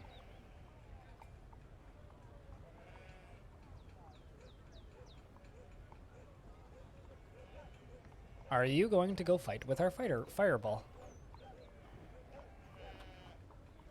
Alright, well, fireball is all the way over here. So, Brander buddy, by the way, hello. Are you going to go fight with our fireball? It's in the center of the screen right now. Ash might itch belch raunch. Ash might itch the belch of raunch. I mean, it is a giant lice bug. So you'll definitely itch, and it's probably belching, and it's very raunchy. So this name checks out. Logical naming. IMO. The NASCAR race stopped for rain, and then Bubba Wallace and a couple other drivers are throwing footballs at the stands. Sandwich! This checks out. I already ate the sandwich. What are you talking about? It was delicious.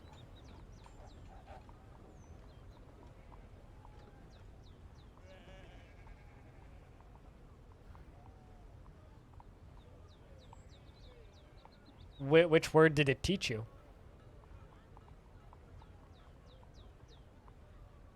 I just want to see this webbed bug fight with the ball of fire that's in the far end of the map.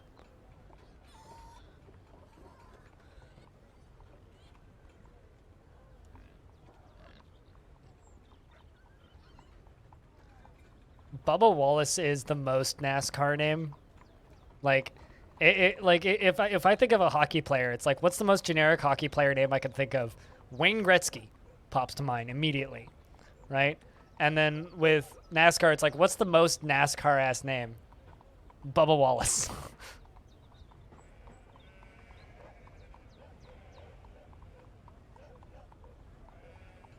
Yeah, which is why it's so good. I mean, it's sort of like Shoeless Joe Jackson, or I'm trying to think of other good names from sports history.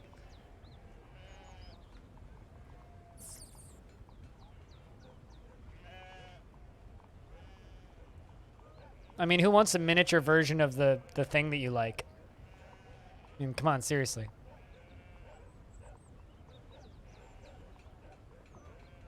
Why take Junior when you can just take full size? Charge! Can it not get to him? This bug has a really bad sense of direction.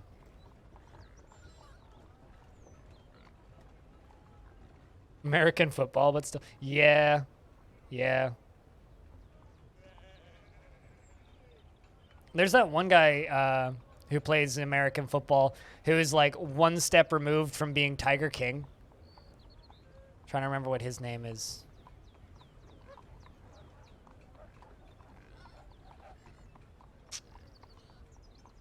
God, now I'm blanking on it.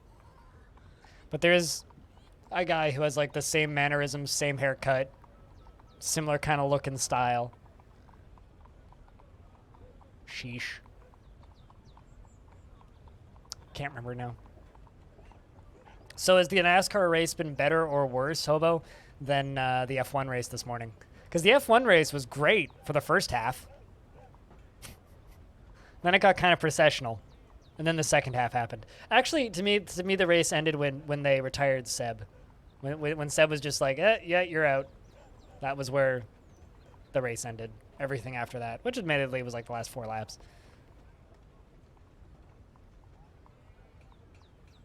Also, could you imagine your parents naming you Manly?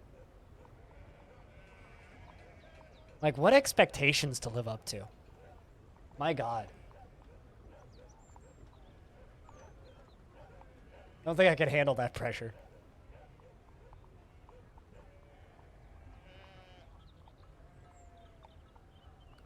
With lug nuts at a pit stop? I don't think I know what a lug nut is in this context. The first lap was awesome. No, it wasn't. Because Max crashed. That was a terrific accident, dude.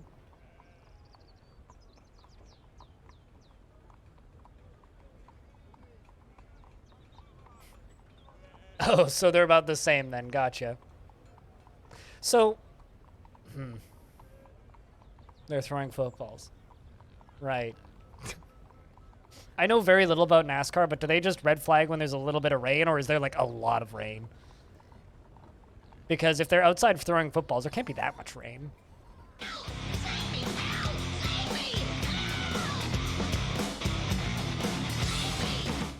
Anasi, thank you very much for that Prime sub. Enjoy the dwarfs and the beers and shit. You also got an animated debug creature, which is a deeper cut for DF than most people think.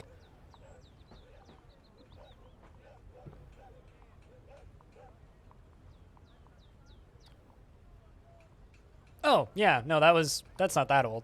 That was like last year, wasn't it? That Valtry's wheel didn't get put all the way on and they had to retire the car? I mean, it's not free. Someone already paid for it. But thanks to the Amazon bucks. Seriously, though, why aren't these two fighting? There's another... Because this fucking ball of... sparks just lives here now, I guess. Yeah, the trees must be so thick that he just can't get across. It must be completely blocked up. I don't think... Actually, I think it is. I think this way through is completely blocked, so you'd have to, like, go around. So is this one. Like, these caverns are so old, like, it's impossible to walk from one end of them to the other. Because they're so heavily blocked up.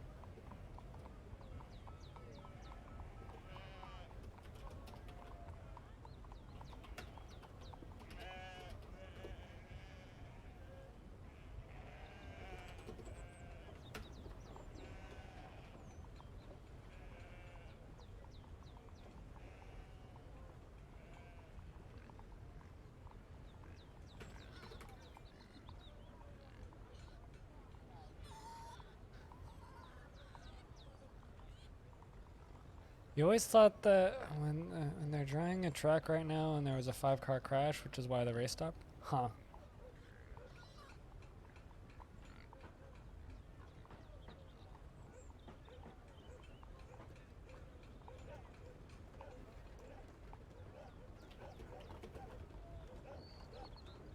Manly as a surname is certainly interesting, since it's mostly from places called Manly. Yeah, sure, but, like, it's like having badass as your surname, you know? It's like, that's a lot of pressure, you know? I know that it's like, just bogus, right? Doesn't actually matter, but I don't know. I still feel like that's kind of a lot of pressure.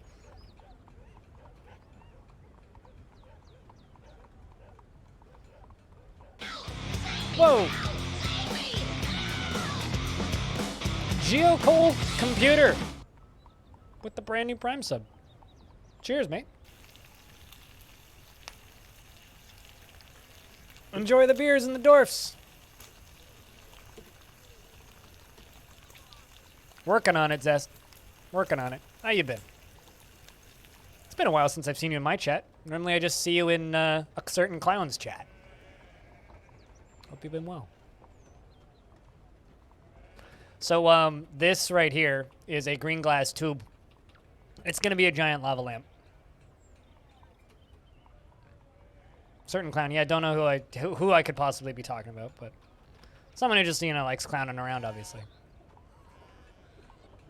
What are we gacking for? Tiger mosquito in the house. Kill it! But yeah, no, so the tube starts up here and goes all the way down. And we're going to fill it up with lava.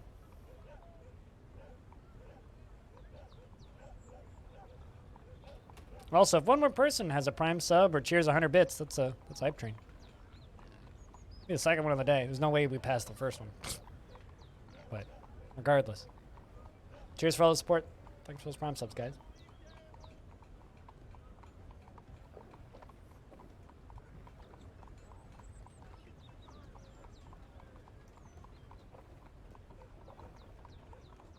Cheers, Frog.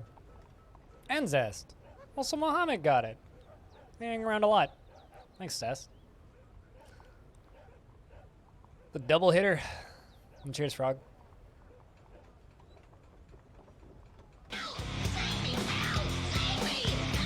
Thanks, Darren, with the $1. Keeping the channel funded, 100 bits at a time.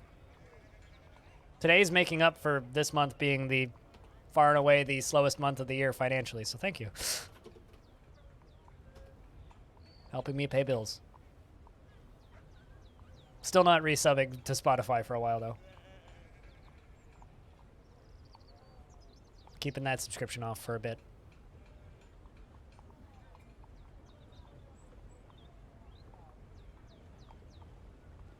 And cheers, Anonymous.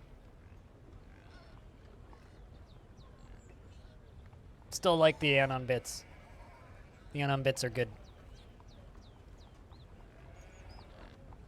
All right. Time of year are we in? Late winter? See how much wood we got lying around. Quite a bit. All right, let's do another 100 charcoal, 100 sand, and green glass block.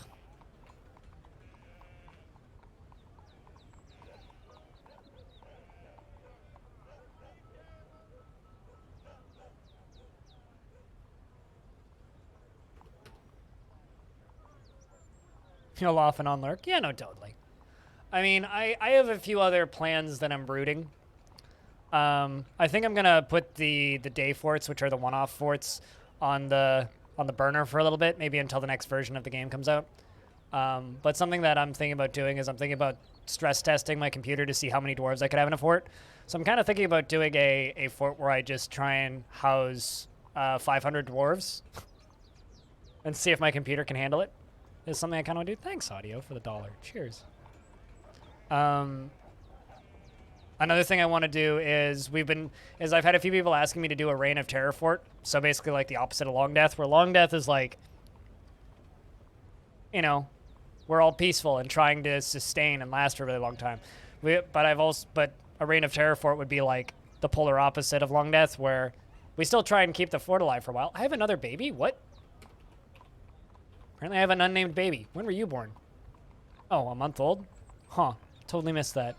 Anyway, I got a baby if anybody wants to name it. But where we just do all of the evil stuff. Quest ended to go a month ago? Ah, I gotcha. I kind of expect most people to skip through. Like I said, they're an archive. They're not really intended for people to watch. If they do, that's awesome. But does anybody want the baby? Any takers? If not, I think I should just give it to Orange, but I don't think Orange is still here. Because Orange did kind of break the leaderboard earlier. The highest single core clock speed you can get is the best. Whatever that is. I name children after users from chat. But Beermanir, you had a dwarf recently? Did you not still have a dwarf? Or did your dwarf die? Yeah, you were one of the recent deaths, right?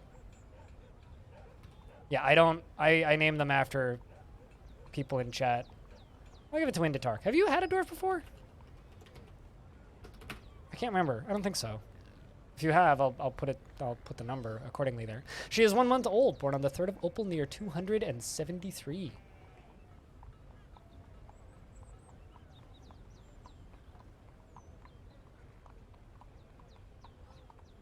I have an i7 770K, which seems to be kind of miraculously amazing at running this thing.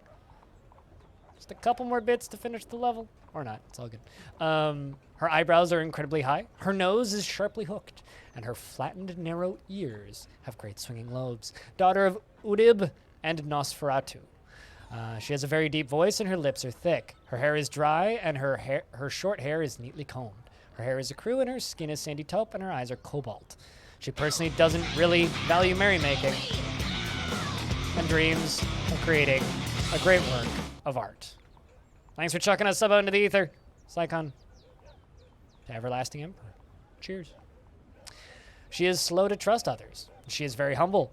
She has a tendency to consider ideas and abstractions over practical applications. She generally acts with a narrow focus on the current activity and does not easily hate or develop negative feelings. She often feels envious of others, and she is often nervous. She isn't particularly curious about the world and holds her breath when she's nervous. She drums her fingers when she's thinking, and she needs alcohol to get through the working day. Welcome to the Fort, Windatar.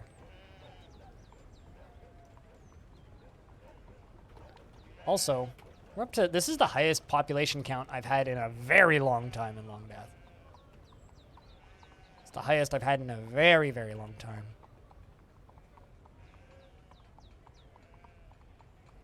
Like a very long time.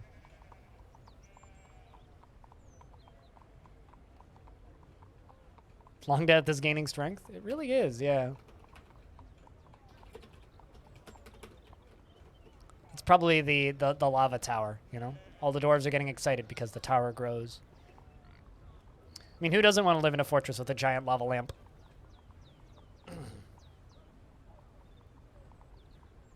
Because the Mudstone era dwarves, every single one of the dwarves in the Mudstone era dwarf was a legendary wrestler in strength, practically. Every single one of them. Oh, they actually fought. Big spooky bug and ball of fire are fighting. I get the feeling. Oh, they're still fighting. They're shooting flames back and forth at each other. So we've got our bug and our ball of fire. Shoots out ball of fire. Smoke. Wonder if he's burning the webs. Ooh.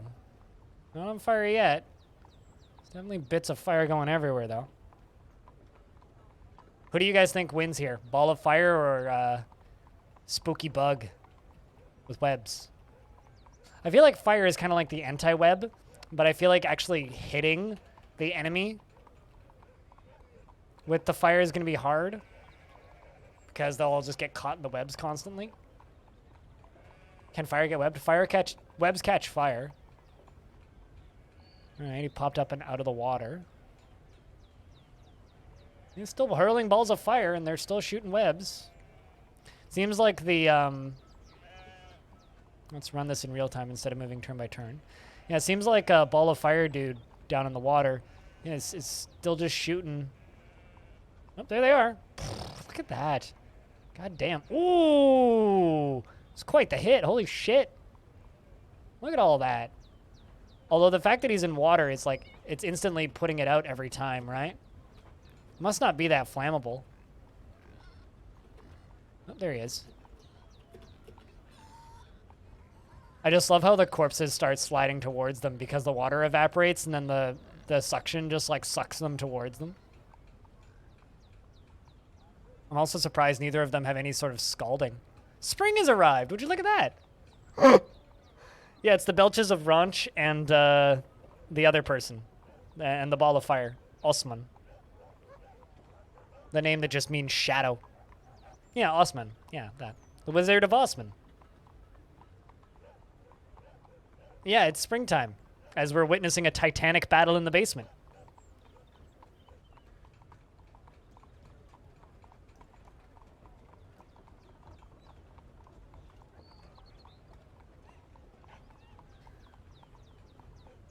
Springtime in the basement? I mean, naturally. Time moves around the same speed in the basement as it does upstairs, so.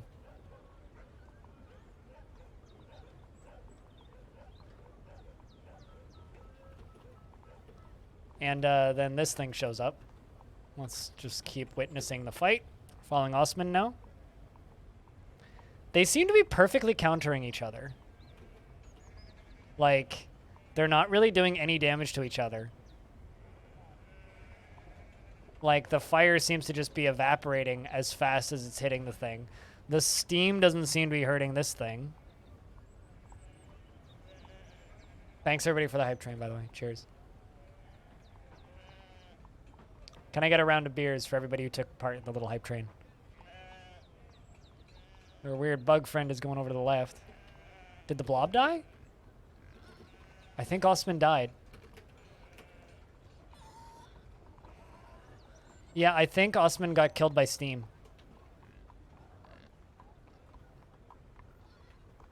Oh, nope. Never mind. Still there.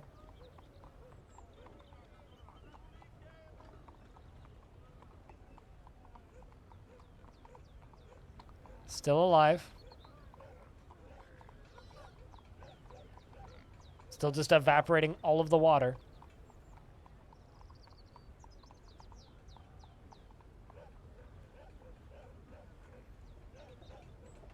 It's a lot of water. A lot of corpses are also getting destroyed by this thing. Yeah, literally, it's like an underwater vacuum cleaner.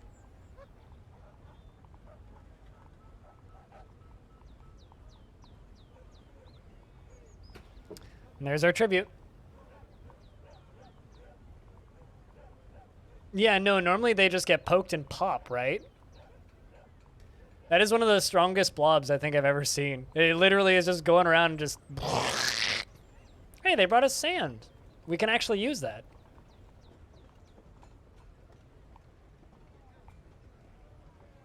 Bunch of rope reed stuff, too. We must have just had a rope reed harvest. But yeah, no, I guess Blob kind will be proud of Osman. Osman will go down in legends as one of the most legendary of blobs. Although in my experience, the blobs that die the fastest are the ones that are made of steam, water, or snow. You just kind of poke them and they just pop.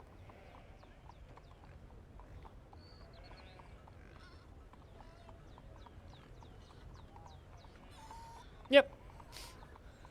I'm assuming you got it.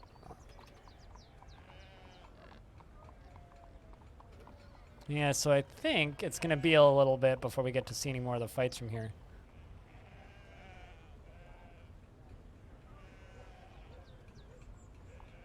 Oh, here comes Osman.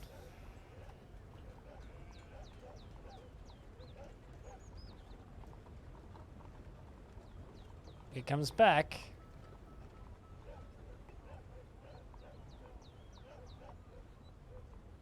I mean, I wonder if part of the reason he's lasted so long is because he's in the water.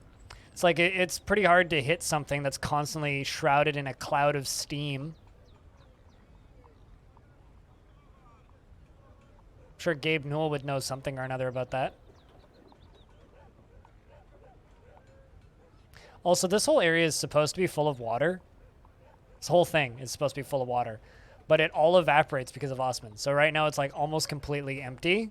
Even though it's supposed to be full. Like, this has normally just, like, been underwater. Like, this whole thing is supposed to just be a pool.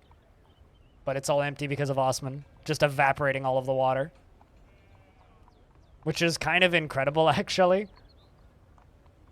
Also, like, I've had so many people tell me that, like, oh, physics, water physics will hurt your frame rate. It's like, yeah, look at this. This isn't hurting my frame rate. I don't know what you're talking about.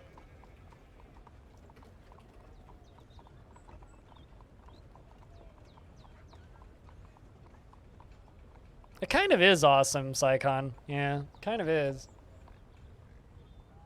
Like, this whole area is supposed to just be completely flooded, but it's not because there's a blob of fire that hangs out down here. Oh, Osman's back on screen.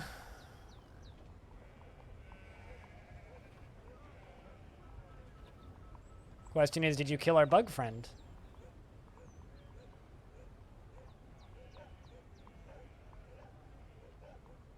Just setting everything on fire again.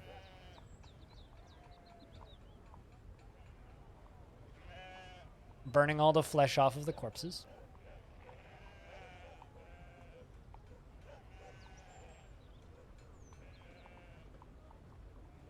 Are you going back down to your puddle home?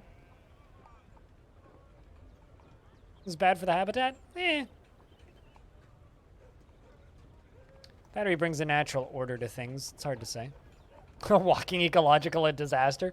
This forgotten beast single-handedly will cause global warming. Also, probably would make a pretty good power reactor. Yeah, looks like our other forgotten beast just fucked off.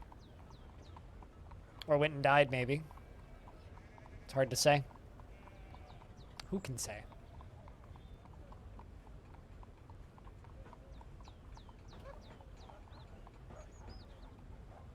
Also, for those of you who don't know, over in my Discord, a bunch of people have started working on a legacy fort, and I made them this room, which is Legacy Stories, where I think, if I understand what they're doing correctly, they're going to use that room as a way of archiving all of the stories that happen in the Legacy Fort. I'm very much looking forward to reading those at the starts of streams as they pop up. And the elves have arrived to trade.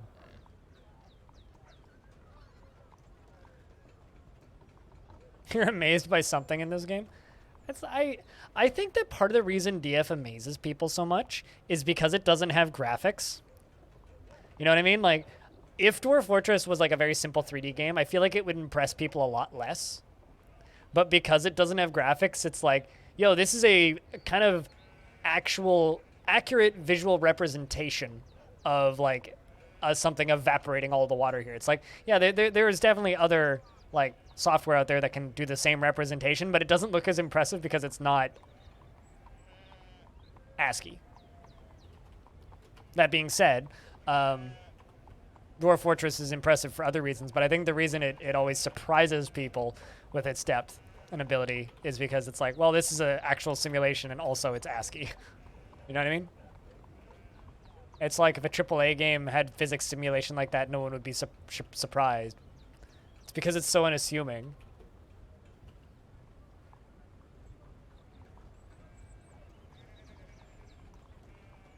Absolutely. Yeah, Psychon. Absolutely. You can never tell where your frame rate issues are coming from. You shut off the water and open all doors and shorten the paths. What? Okay, hold on a second. What version of the game are you playing?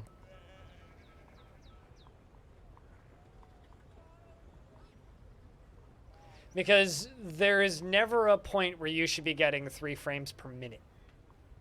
Something is stuck somewhere. Something is mass canceling its job. Something is broken. That should not happen. Unless you have a fort that's like 700 years old in like a version from 2012, that shouldn't happen. Right? Like all of that stuff is gone. Are you playing the most recent version of, or like a recent version of DF? Or are you playing something that's really old? Because like I was talking with someone who was running into all sorts of frame rate issues, and I asked them what version of the game they were playing. They were playing some pre-fucking packaged version of Dwarf Fortress from like almost a decade ago that a friend of theirs gave them that had been heavily modded, and they were playing such an old, dated version of the game. It's like, you can't tell in some forts? Okay. Look at this screen. Check every dwarf that says no job. If you think that you have a dwarf that's stuck somewhere, check the ones that say no job, right? You played over the last 2 years on and off? All right. If you think that you have someone who's stuck, check that screen and find everybody who has... and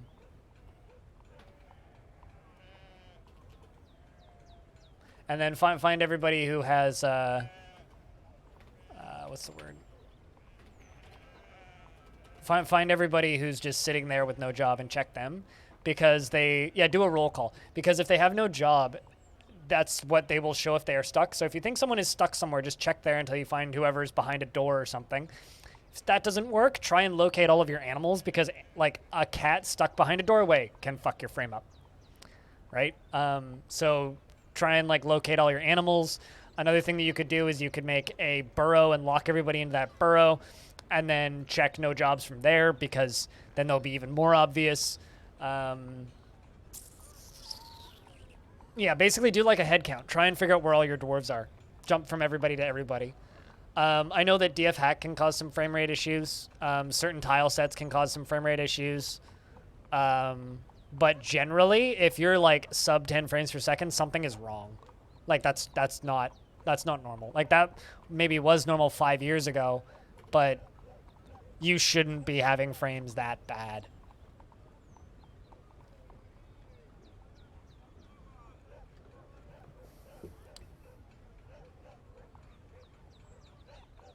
But like, I can't just tell you what you need to fix from the description of your frames just always magically disappear. It's like, I don't know. I mean, if you suspect things are stuck, that's probably what's wrong. They're probably stuck.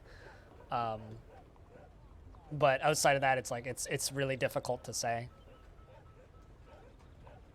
Yeah, that's the kind of frame rate that you only find in major cities in adventure mode. It's 3 frames per minute. Yeah.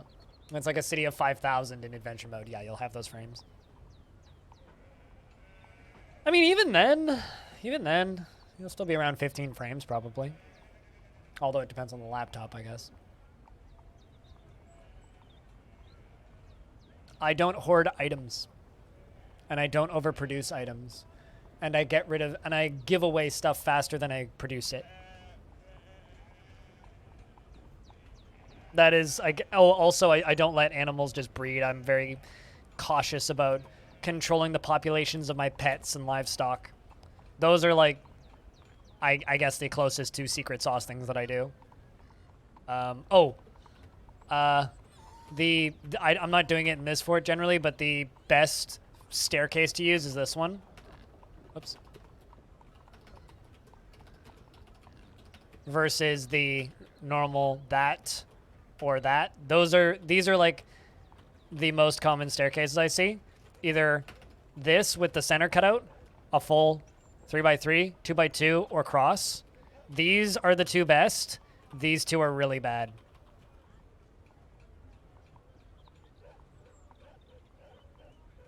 Oh, really? The max size map on a laptop goes down to about 1 FPS? But at least then you know what the problem is, right?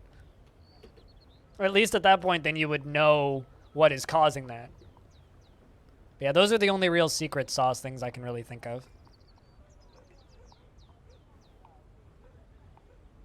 But I don't know if I'd necessarily consider those secrets. Those are just... I don't know. It's mostly just like a familiarity with the mechanics and being able to diagnose problems, right? It's like if the game slows down, figuring out what caused it is the secret sauce. Not so much this is the one trick that you need to know to never lose frames in Dwarf Fortress ever again. Gamers hate him. There's nothing like that. It's just a knowledge of the game.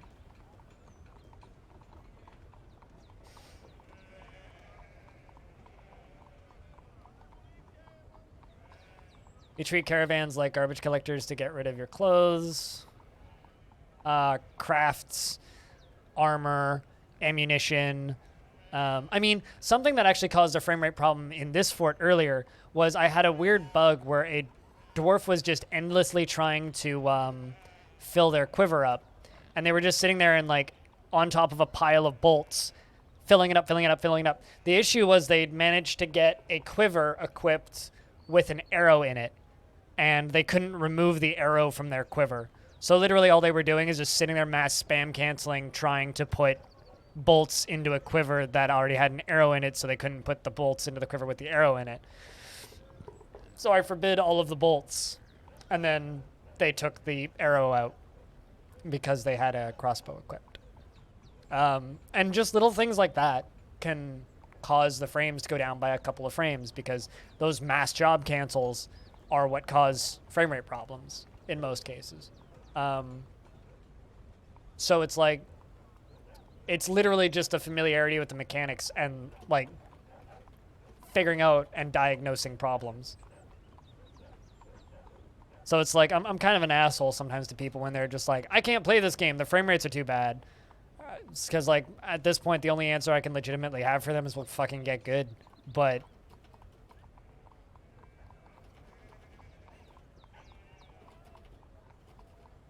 like that's to a point, to a degree, like my only actual response. But at the same time, it's like, I mean, it doesn't need to be that way, right? It's like you two can have good frame rates, but the first thing that you need to do is like try to have good frame rates, right? A lot of people don't. They'll just say, oh, I don't get good frame rates. Because like, to elaborate a little bit more about what I'm saying, I had a person in my chat a little while ago ask me how they could improve their frame rates and why Dwarf Fort, or actually no, they didn't ask me how they could improve their frame rates. What they said was, when's Tar and Adam's going to fix the crappy frame rates in this game? Or I think they said Toady. When's Toady going to fix the shitty frame rates in Dwarf Fortress? And I basically said, well, they're, oh shit! Oh, never mind. That's just its web burning. I thought that was the actual beast itself burning.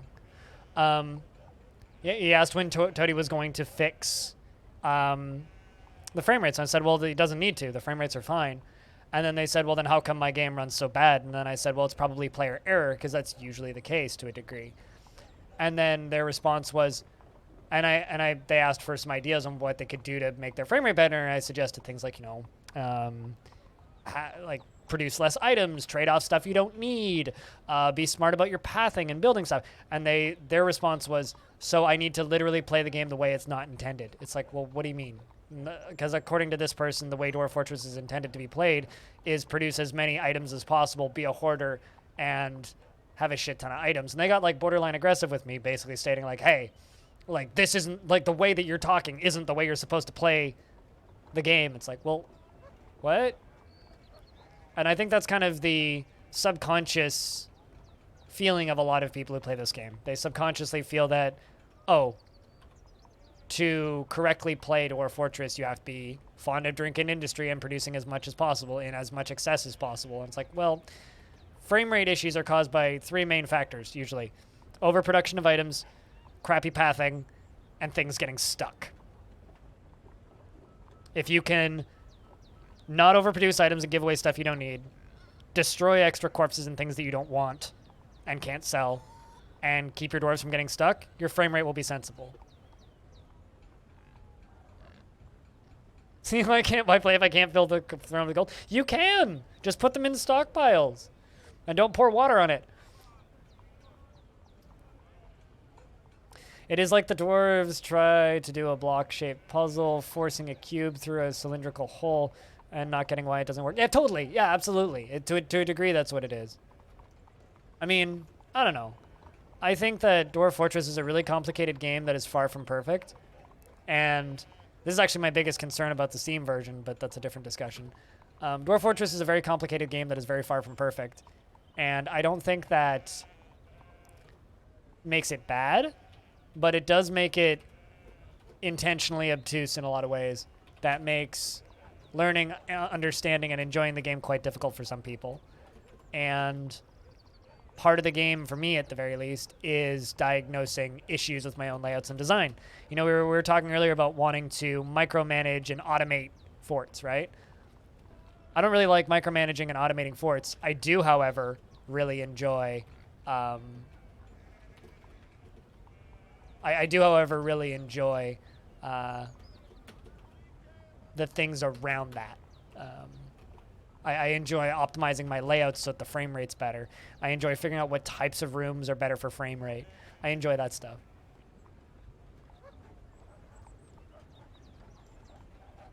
No, they'd need to rewrite it from the ground up.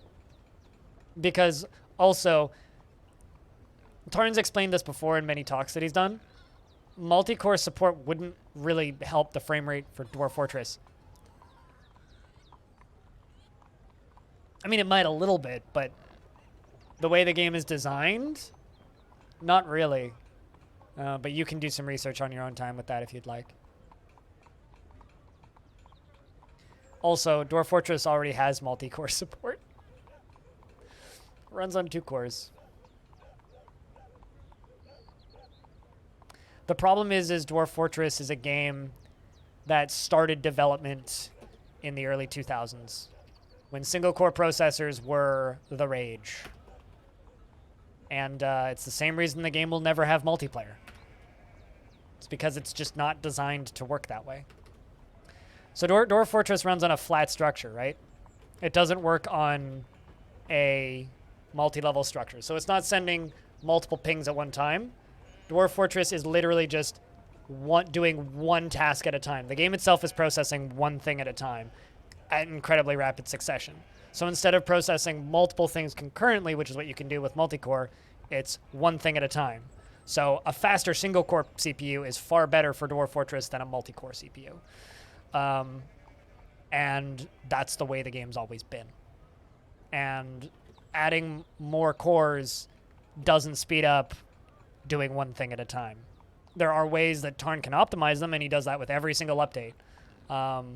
I think it was the last time I spoke with him. I actually straight up asked him about frame rate, and basically what he said was every single update he gives the game, he adds some performance fixes and some optimizations.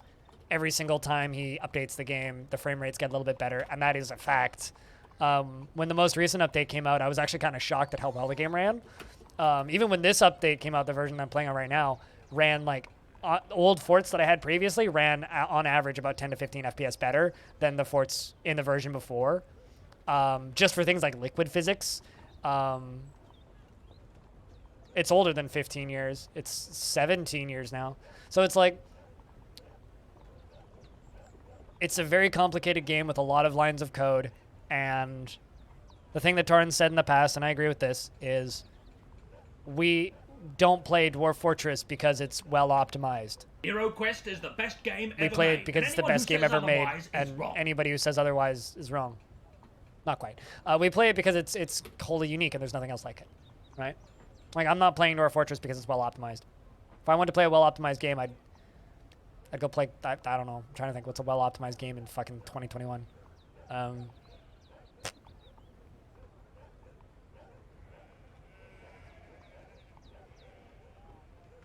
Sure, I'd play Factorio. Yeah, that's a well-optimized game. I don't know why I'm just blanking on well-optimized games. But, like, Factorio is a completely different type of game. None of those items have any physics. None of those items are doing things that would cause your frame rate to drop, right? It's a very different style of game.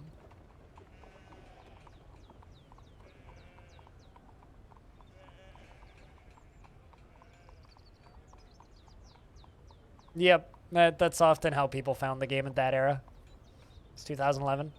I found it in 09 because a friend of mine told me about it.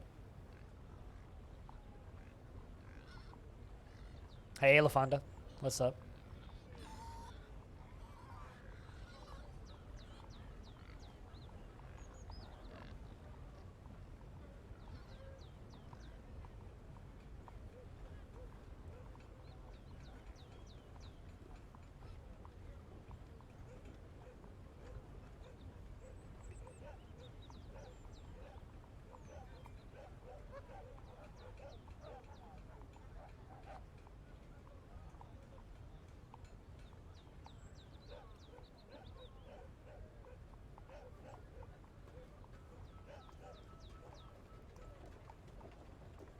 I mean, everything about 4chan went out of fashion, so I don't know about that. What am I building? Same thing I've been building for the past few weeks. Still working on the lava tube. We're getting pretty close, though. I mean, the actual lava flow is down here. So we're pretty close. Wheeze is getting theirs. I think this is probably the layer I'm going to do the actual reservoir on. Oh, really? You missed all of this? Damn. Well, we are, you'll see it in the middle. There it is. So it starts up at the top and goes all the way down, down, down, down, down, down, down to there. And we just need to go, you know, down to here. A little further. Little further. Down to here. So we're going to go down to here, and then I'm going to pump lava all the way up, and we're going to have pump it into the tube all the way down. Although what I might do, actually, is I might keep going with the lava tube around here and actually go further down and just let it flow into the bottom bit, but we'll see what we actually do. For the first time? That's pretty deep.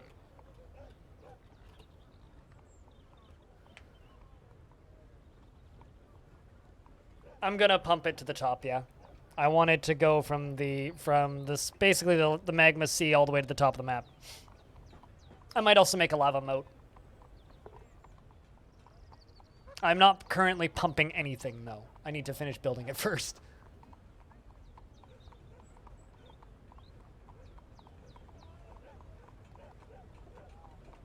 So currently not pumping anything.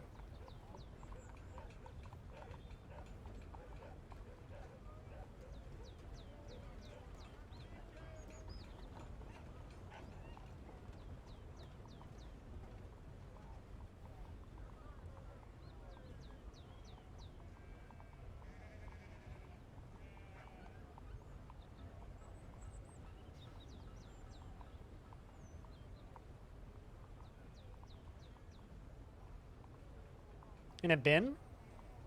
You send out to trade. I mean, you just go into the trading screen like any other item and search for coins. So when you trade them just like any other item. So when you're trading with somebody, on the trade screen in your items, just look for coins and then sell them coins.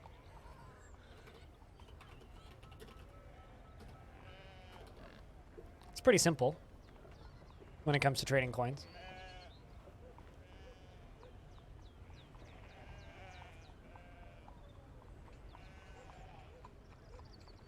No, I'm blind. You're an Aussie.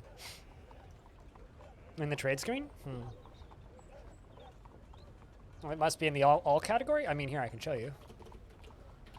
Oh, I can't bring items there because they're leaving, God damn it. But if you literally just hit S on the trade screen and type in coin, you'll find them. Because you can search by hitting S. So hit S and then type in coin, and you'll find them all. Although, coins are kind of a shitty trading material because they're not that valuable. Something like menacing spikes or spiky balls, far better for trading. Satharos has grown to become a dwarven child.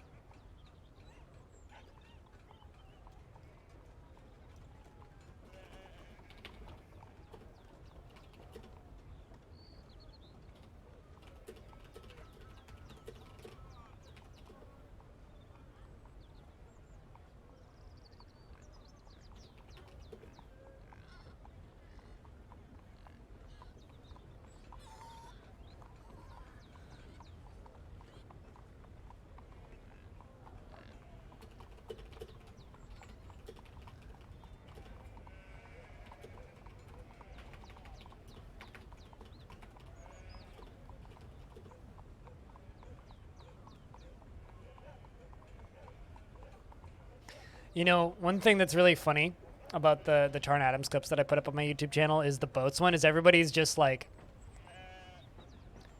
actually, this is how boats be really easy. How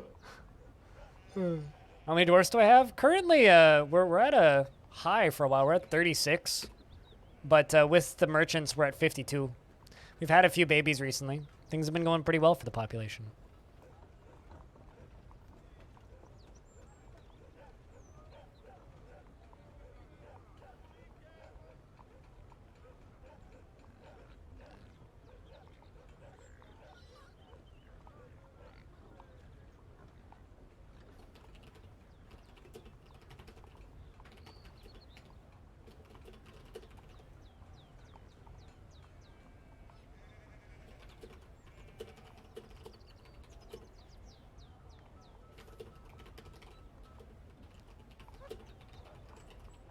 Hey, Navy Vet, what's up? Hope your stream went well the other day.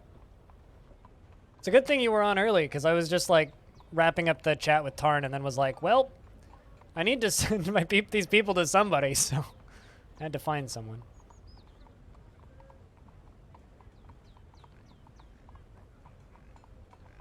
Is that gold stockpile? I mean, it's neither. It's iron ore.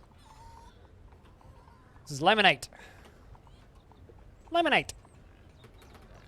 It's an iron ore.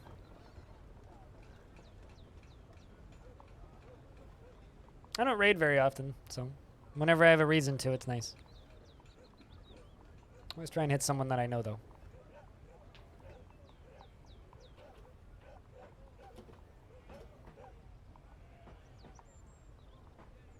Bunch of dwarves bringing wood over. Are they actually bringing it over, or are they just burning it? Oh, they're... Just knocked the tilde off my keyboard.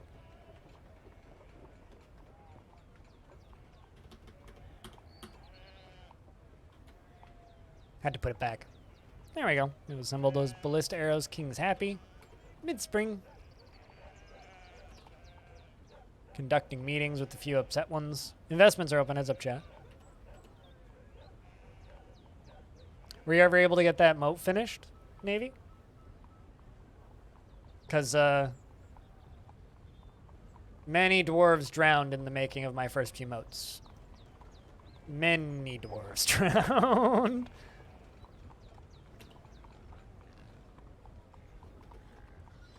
It was a good time, though. Good memories. Now I'm just too good at them, so I don't really have the problem anymore of that. Kind of sucks, though. Because big oopsies are fun.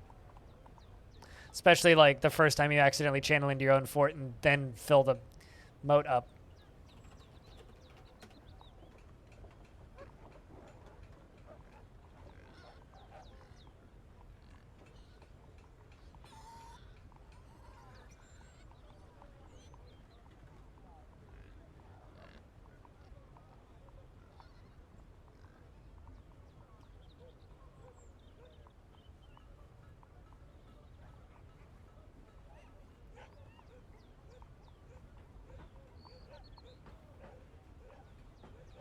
Oh, socializing. I thought they were dancing. What you doing? Oh, you're telling a story. How Tiny Goliath ceased to be the hammer of the adventure, tiny adventure of time, the eternal adventure of time. I mean, he was too good at it.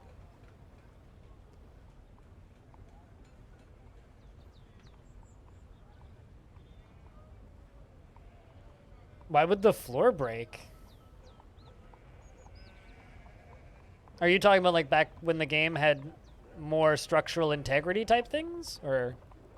I'm just waiting for Tarn to like add erosion into the game so that we can just like fill our moats up and then just like cave in the edge of the fort.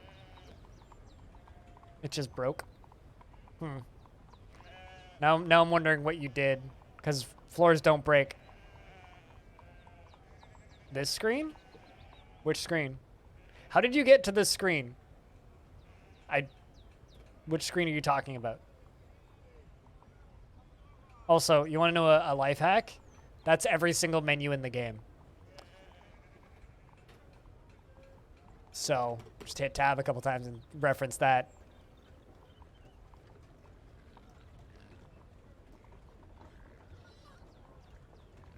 But yeah, what screen are you talking about? If you're talking about this one, it's capital L. Not to be confused with the lowercase l. Oh, the storytelling screen? Hit V. Then, you know, you could be in any of the different chunks of the dwarves IQ. But you want to hit G and then press enter. It's the same for music, most tasks, most jobs. So just V to view the dwarf. Hit G so that you're in the general. Press enter.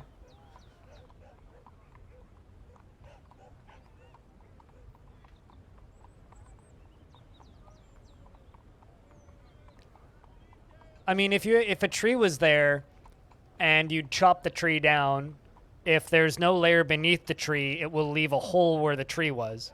So if there had been a tree there, perhaps you dug through and chopped the tree down. That would do it.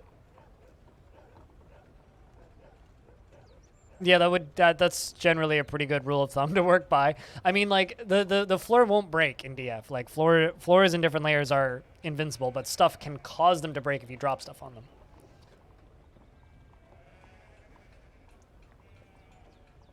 So, like, you know, trees spawn in midair after you remove something. My response. I feel like you're unknowingly channeling under trees, which I've done before, so that's certainly not out of the realm of possibility.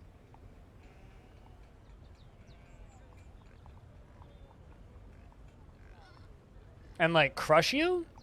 Or like just float there? Because one of those... You remove the trees beforehand. Okay, so that sounds like a bug in an older version that I've never encountered. I'm still kind of convinced that you are unknowingly channeling under trees. But I could be wrong. That was a bug? That was a big bug, that's for sure. Yeah. Weird. Yeah, I've never had that happen. Now I want to know what version of the game that was.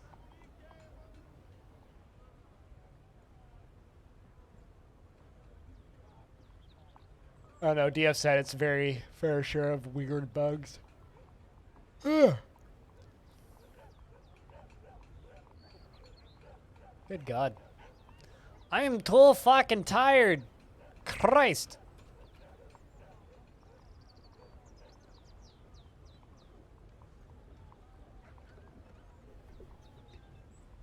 Because, like, if you channel underneath a tree, it will cave in. But it shouldn't spawn in midair. That just shouldn't happen. I mean, like I said, it's probably an old bug that is no longer present if they're still growing in midair. But I don't remember that one. Maybe it was during one of my very long breaks from DF. Because I basically didn't play the game from like 2012 until like 2017, so it's like a 5-year break.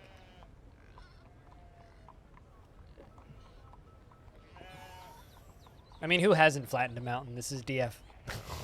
Come on. Who hasn't flattened mountains?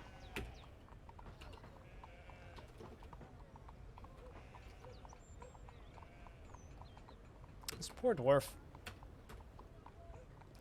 Poor dwarf.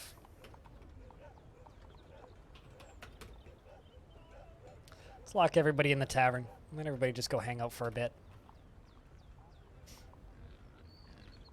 That bug did not happen in 2019, because I was playing a lot of this game in 2019. I'm still convinced it was player error, though.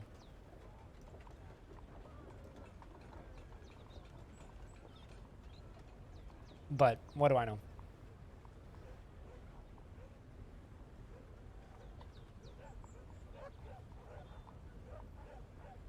Especially if you're talking about like semi-structural integrity, yeah, that definitely doesn't happen. Sethatos has withdrawn from society.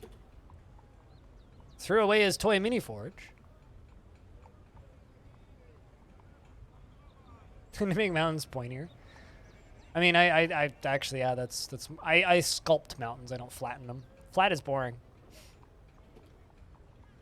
Claims a Craftsdorf shop. You'd be surprised. Honestly, you'd be surprised.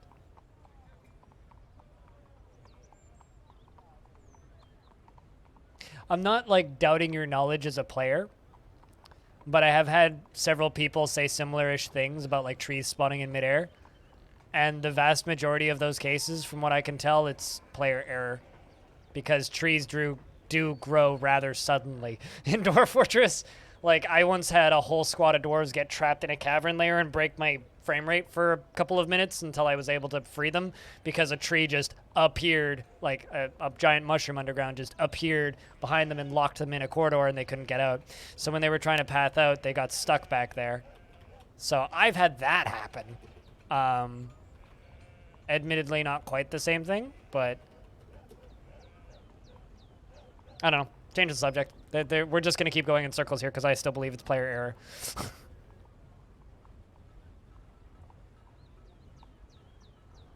Unless you just want this conversation to keep going in circles.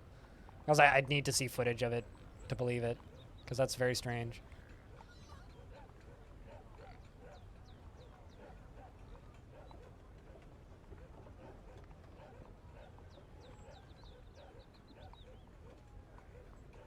I don't know what you want me to say.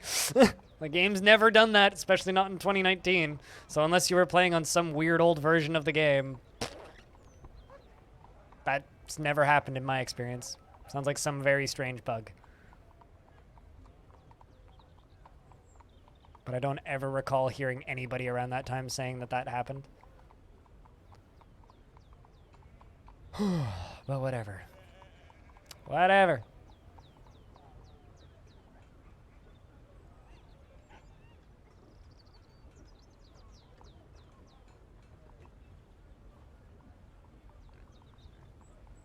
I mean, the biggest bug that's in the game right now is elven underwear.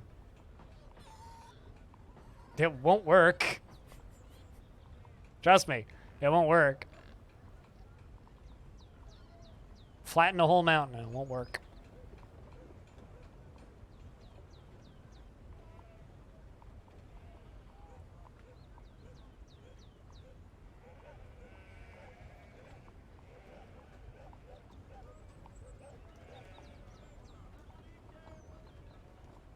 Because, like, give you an idea.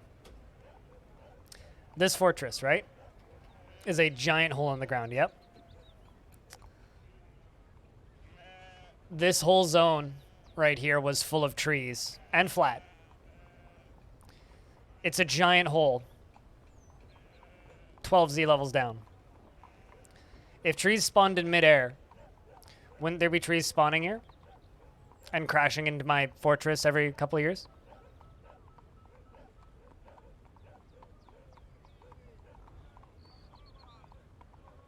So I don't know what the fuck you did. Combination of the two.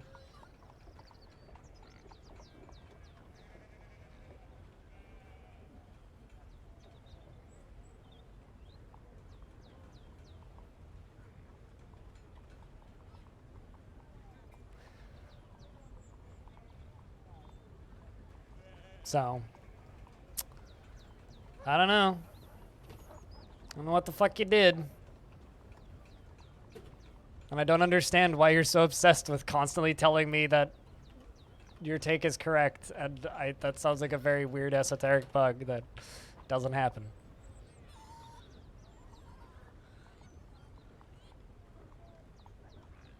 I'm not denying that it didn't happen. I'm just simply stating that that is very strange. Yeah, you can build ramps. So if you can do DH to channel or DR to ramp up.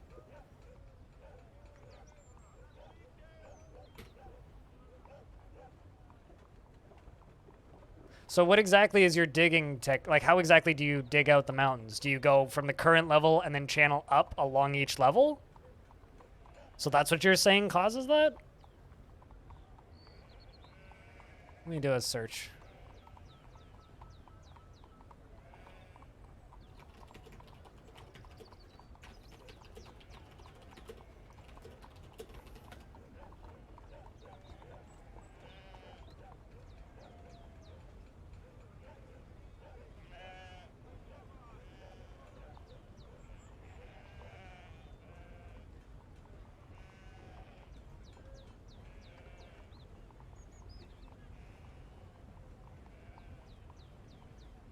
So I'm seeing a cave-ins caused from trees spawning in midair in 2014.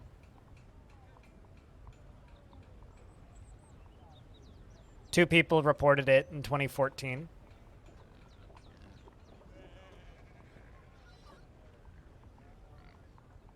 That's the only issue I'm seeing of this.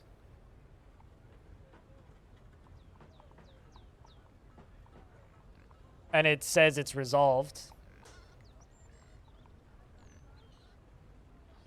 I'm seeing a thing stating that trees spawn on up ramps. Also claims to be resolved. Also from 2014. There's another one here about trees spawning on stairs that are constructed from 2017, but also claims to be resolved. Tree grows suddenly on top of a constructed wall, also resolved.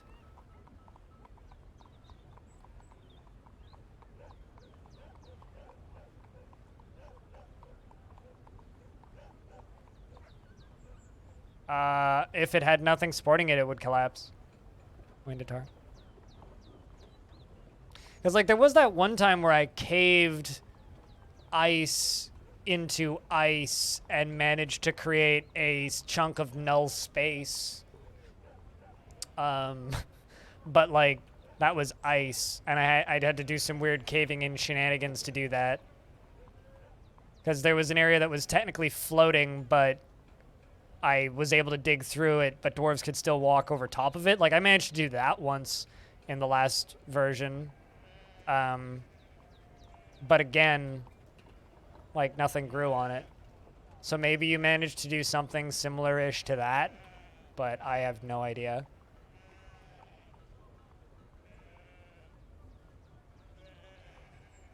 Basically, like, if you've legitimately found this thing, right, and you're capable of recreating it, yelling at me in my chat about it is not going to change anything. Like, I still believe, like, either you seriously fucked up with something or some really weird bug happened. If it's recreatable, please recreate it and put it on the bug tracker so it can be fixed. Otherwise, just don't worry about it. But it's certainly not a common thing.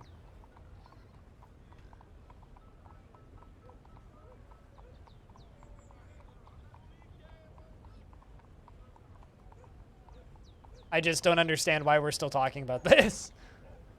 You too. Go get a good night's sleep, Beerman. Cheers. That's the part that I'm confused about now, is why are we still talking about this?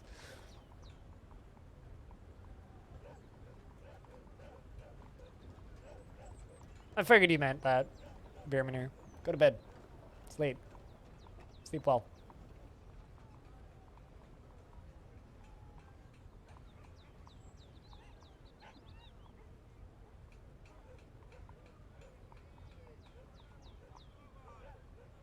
What else is there to talk about?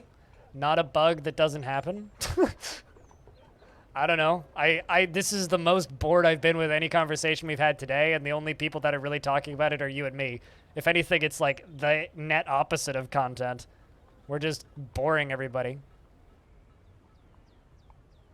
In the interview, your question about mice? I didn't want to double up too many questions. I didn't give anybody multiple questions, so I picked the one that I thought that would be more interesting, rather. But there's always next time, Stone. Null content, yes. We're in nullsec content.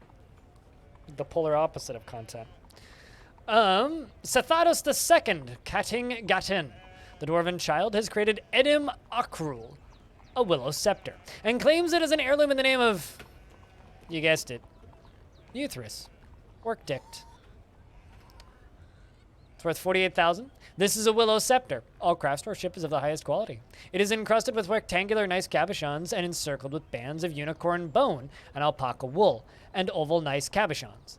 On the item is an image of plump helmet in willow. On the item is an image of ravid hand silvers, the dwarf in unicorn leather.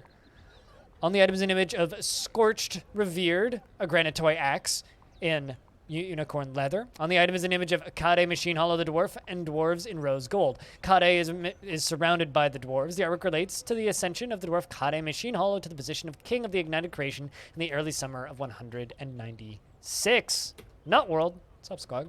Those things.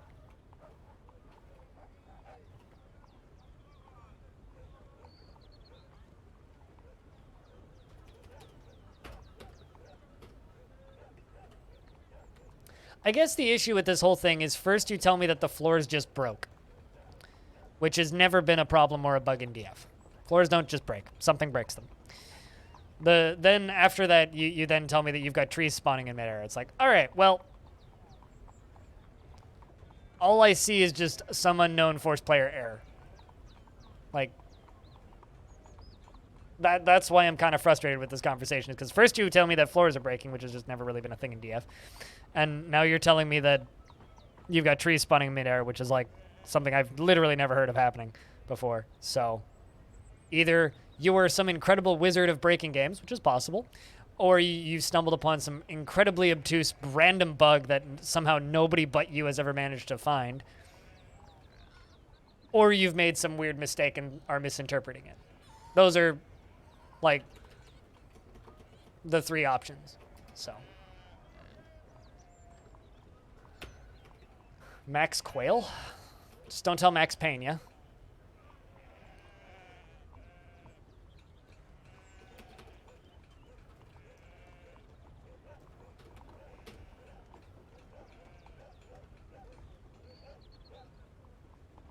It's like the love child of Jesse Quayle and Max Payne.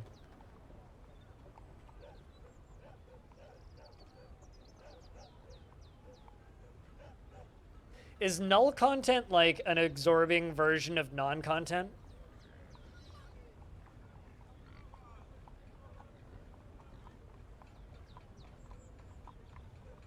I saw a dwarficorn. It was hovering over a broken floor, eating leaves from a floating tree. Sounds delicious. I mean, one day we'll be able to mine clouds, and then we can create floating fortresses.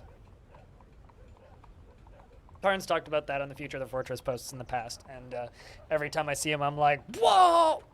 I just want that in my life. Who doesn't want to mine clouds and have floating fortresses?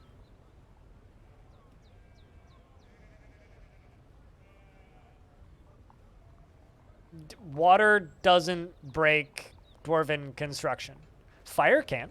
If you build your fort out of wood and something sets it on fire, then it can break. If you have a wall constructed and you channel underneath it and it caves in, that can cause it to break. Like if you remove all support for it, it'll break. If water flows over floor, that's not going to break it. There is no mechanic that will cause floor or dirt to break if water flows over it. There never has been. There was a very brief period of time on one sub patch where the game had structural integrity, but it was removed due to popular demand because people were freaking out because all their forts were caving in. And also it was wrecking people's frame rates. So it was in one version of the game for a very brief period of time. I would love to see that come back, but no, there is no feature where floors will disappear or break because water is flowing over it. Dirt, stone, rock, wood, constructed, not constructed, or otherwise. Unless you forgot to construct a tile, maybe had a unconstructed tile that was suspended that was a very similar color to a constructed tile. Unless there was player error, that's not possible. Unless something fell and hit it, like a flying tree. But that would be a bug that I've never seen nor heard of before, which would be kind of weird.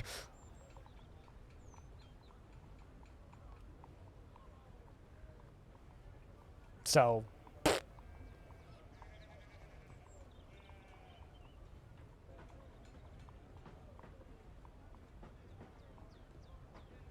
did you dig into a river or did you dig under a river? The seal. I give up. That you dug into a river. You didn't dig under a river. Player error. No, you dug into it. Ceilings don't cave in. But like I said, I give up. I am done with this conversation now. You must have hit an aquifer or something. Like I'm finished with this conversation. This is just frustrating.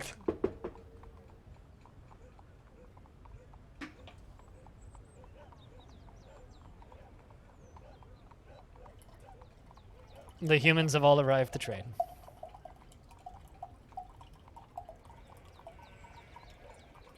Sounds lovely. Stone. In this fort?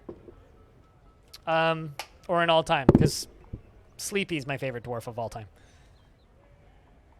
But in this particular fort, probably my mayor,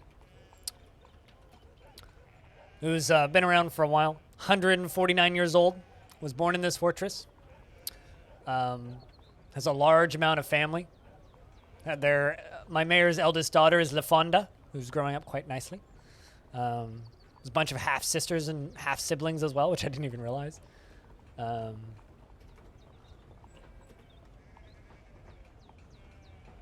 Yeah, it's nice. That's probably my favorite dwarf in the fort currently.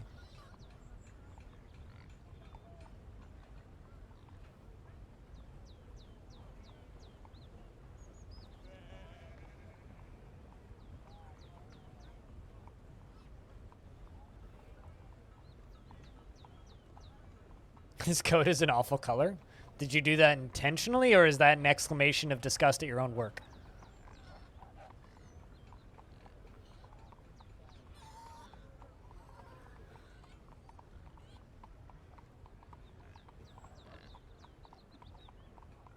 Okay. Touche.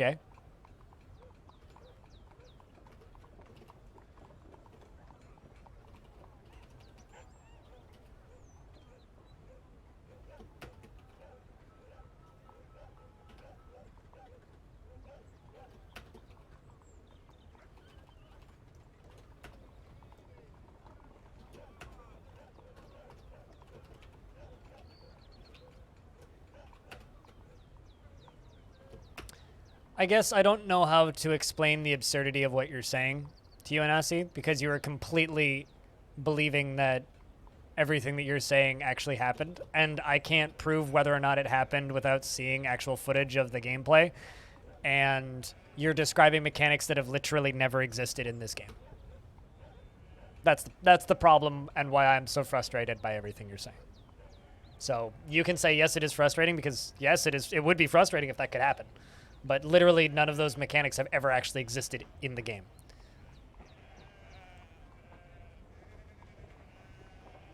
So I'm going to shut up about the subject now. But that's why I'm frustrated. We're sticking with it because it looks awful and might look good to Max Quayle. Fair enough. You personally hate it, but this character may like it. I get it.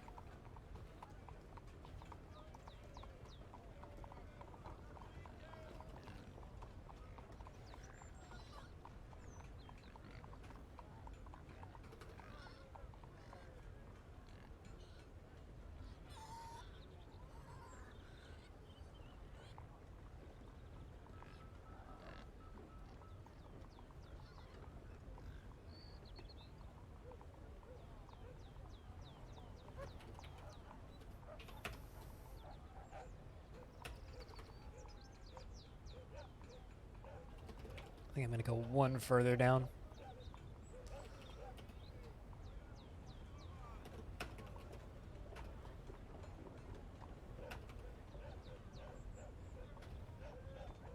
Do you at least like the design of his ugly looking shirt? Stone? Also, why do you name characters before you're finished drawing them? Does the name of the character change how you would think that they would be drawn? Or is it vice versa? Oh. Ganach Vassiker says, on behalf of the Merchants Guild, let me extend my greetings to your people. There's much to discuss. The world is the same as ever. What requests do you have of our merchants? There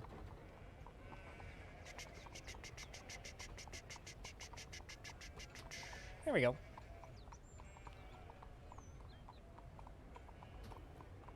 So if I jump up to here, this is how you trade coins, by the way. Just hit S and go, coin! Then you'll get all your coin bins. Then trade your coins. Or,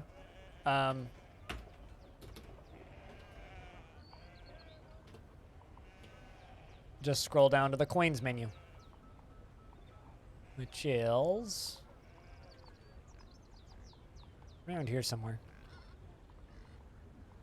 They do have their own menu, but I usually just hit it, find them by typing in S and then coin.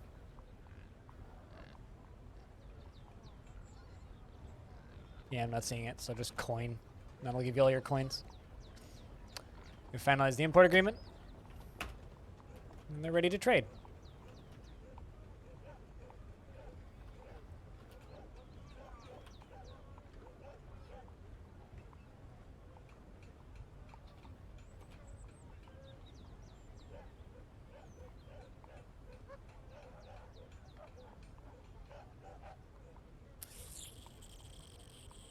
Also, welcome back, Mohammed. A few people got caught up in a couple gift sub drops, so it's nice that you got one. Frankly, you're here enough.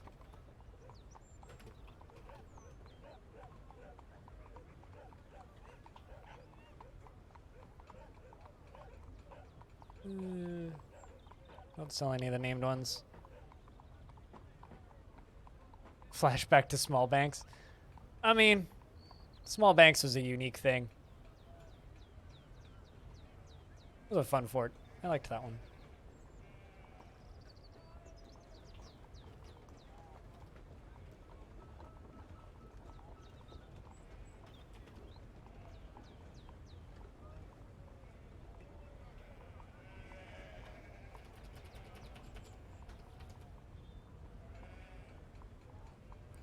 Kind of want to try selling them a Minotaur and see if they buy it. I'm sure they would, but...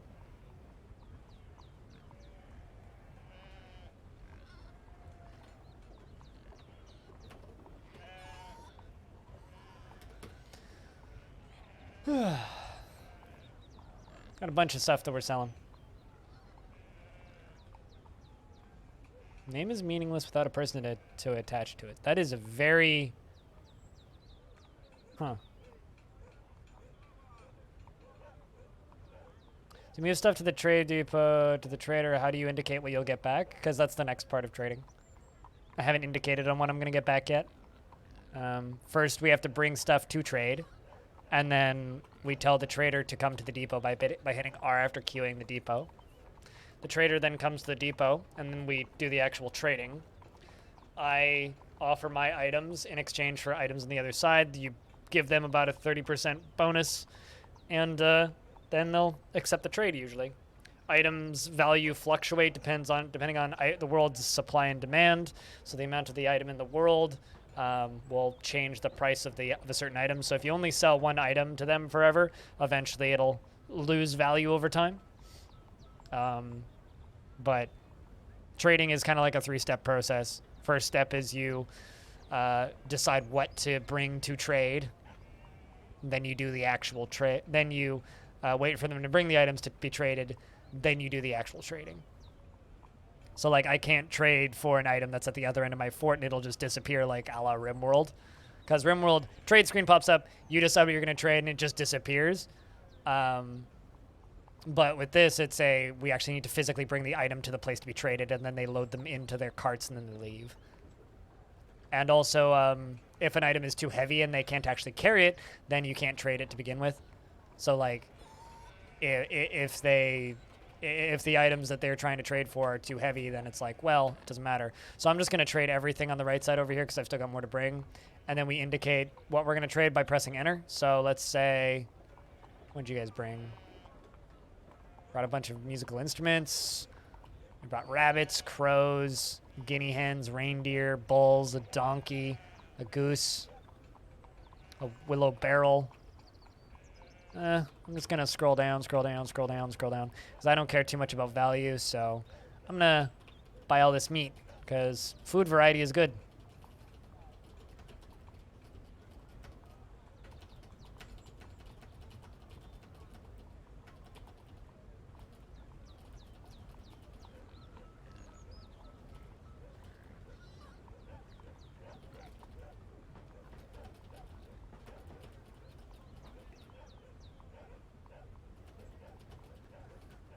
And that's plenty. So, and then I trade for that. Then I bring more stuff, and then we trade again.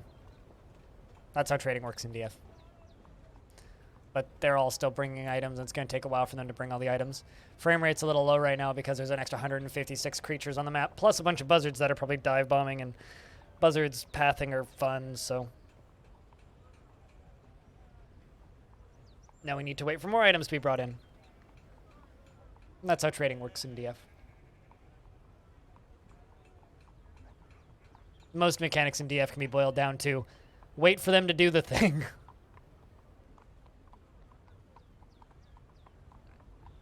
Because that's not too far from accurate. We always will need to wait for them to go get the thing and bring it back.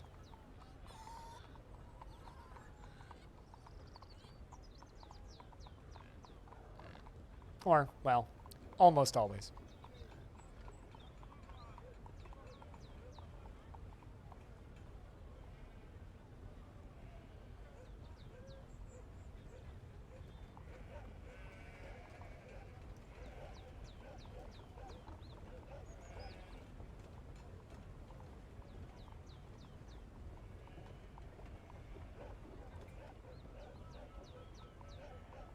And now we wait for the rest of the dwarves to bring the other stuff. Still waiting. Problem is I think I kind of made a mistake by selling a bunch of my cloth off. Oh, also they're getting stuff down from the basements. That's probably why things are taking so long.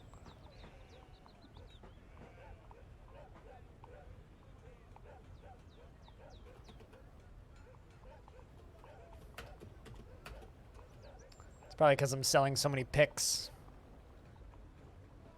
We'll get some more picks, though, pretty soon. I need to make new picks every now and again. The reason I buy so much wood is so that I don't need to chop it down and risk annoying the elves.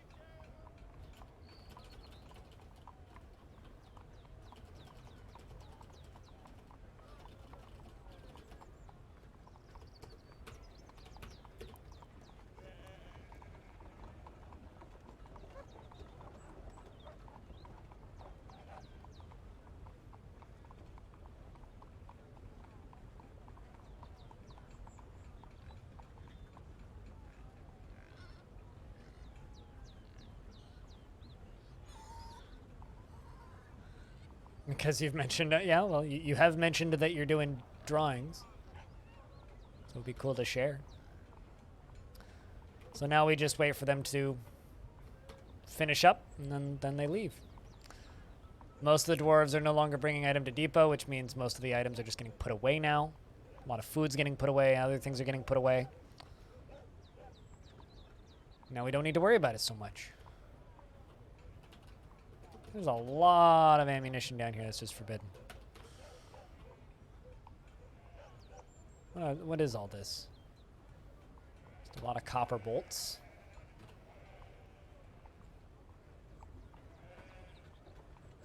I keep thinking that trade depot is miasma. So people can judge Max's coat for themselves. Let's see. I mean, it looks fine. It's just a baggy coat. Looks comfy, if anything.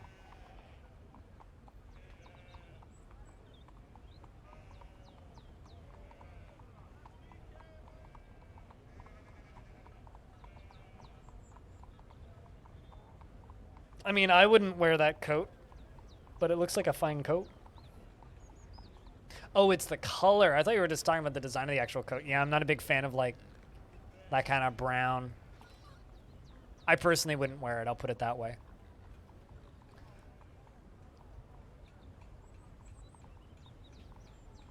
I would really need someone to, like, force me to wear it.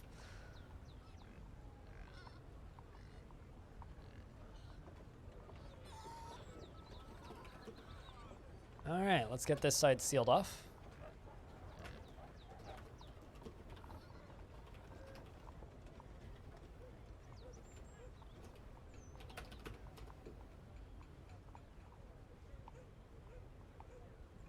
And now we wait for them to come down here and mine this.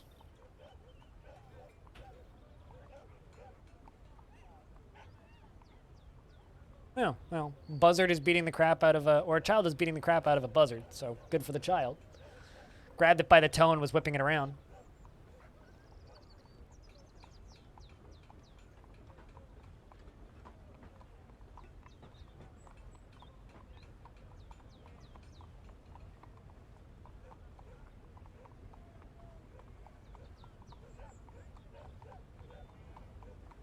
Not everyone can wear white t-shirts and black jogging.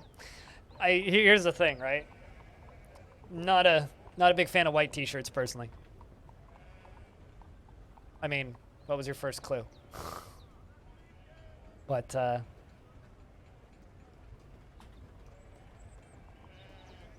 I could wear gray t-shirts every day for the rest of my life and be perfectly satisfied with how I look.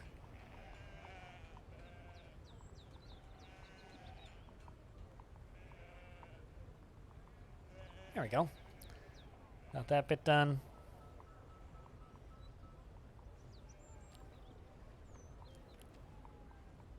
My finger's bleeding. How the fuck did that happen?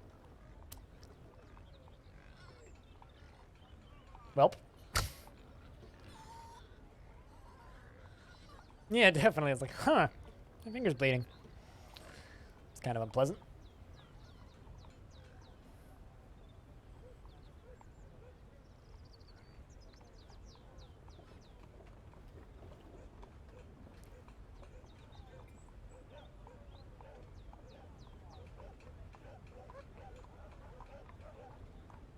I thought the frame rate got bad for a second there, but it didn't.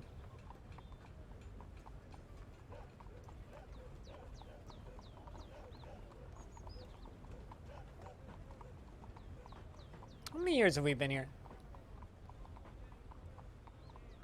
We started 272, so we're now in 274 Midsummer. No, I don't believe you have, so complain away. I mean, I was complaining like, a week and a half ago. About the weather because it was just fucking hot. But I watched the Silverstone Grand Prix, or Silverstone Grand Prix this morning, and it was very, very hot on the track, so I believe it would be hot.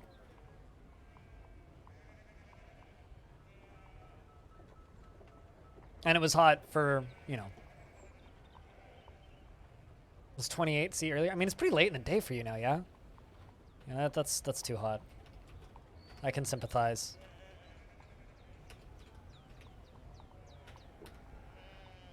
It's 10 past 11. Yeah, we've had weather like that a lot recently. I mean, to yesterday and today have been pretty cool comparatively.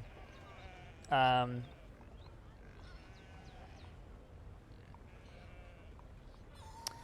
checking weather. It is 26 degrees Celsius outside right now.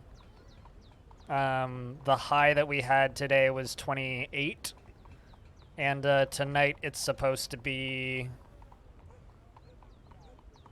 yeah, like 18 at 10 p.m. So that's tolerable, but it's basically just like that nonstop for the next 2 weeks. No rain, some clouds, no rain.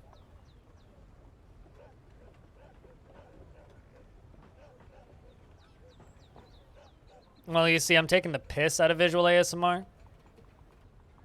When does the ear licking start? When you grow a longer tongue and do it yourself. We're not a full service option here.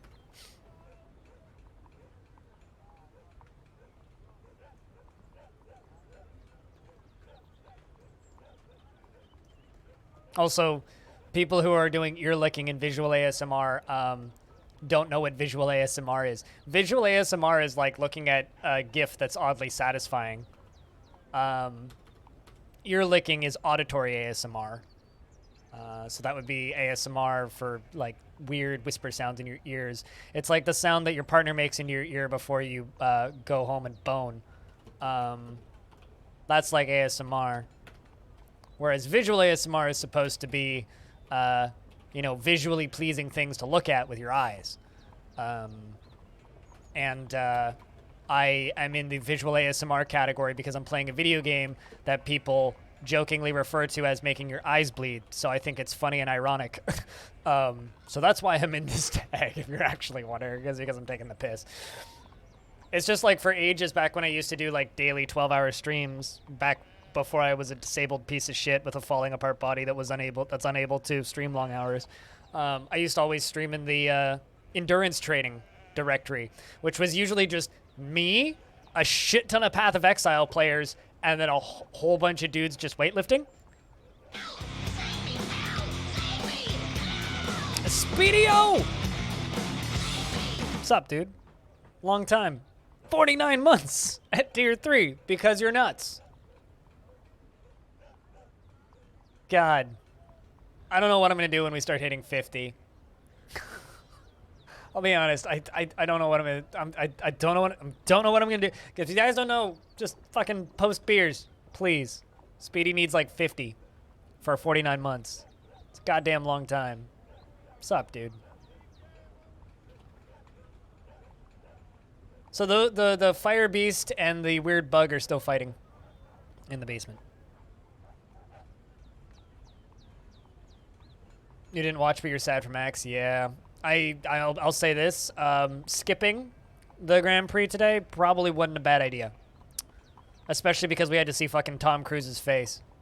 Tom Cruise and Harrison Ford were both at the race today. Because I apparently they're just like, yeah, 300,000 fans coming to a Grand Prix in a country that is having shit tons of problem with COVID-19 still.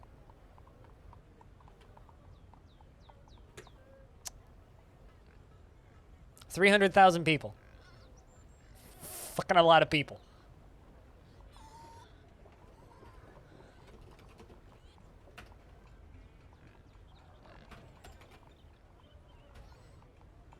I'm less unhappy for Max, because Max will do fine at other races. I'm more unhappy for Charles Leclerc, who just, man, it was hard to watch at the end. Yeah, but like, he literally led the race for 98% of it. I got passed in like the last 2 laps. It was just hard to watch. I don't know.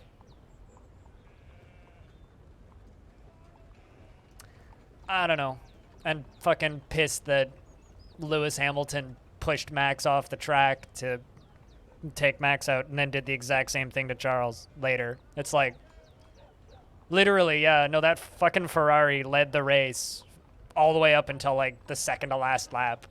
And then Lewis basically just pushed him off the track the exact same way he pushed Max off the track, the same portion of the track. So it was like, I don't know. Sorry for the spoilers for the Grand Prix today, but I'm salty. So Speedy, what have you been up to? How's things treating you? Still just busy as fuck, working too much?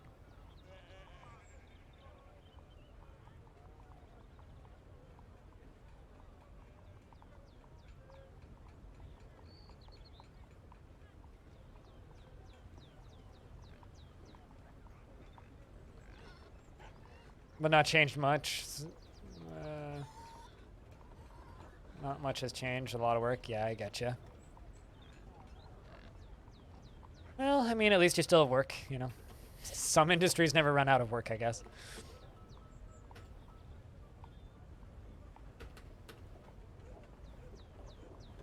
Looking forward to those merchants leaving. Frames will go up quite a bit.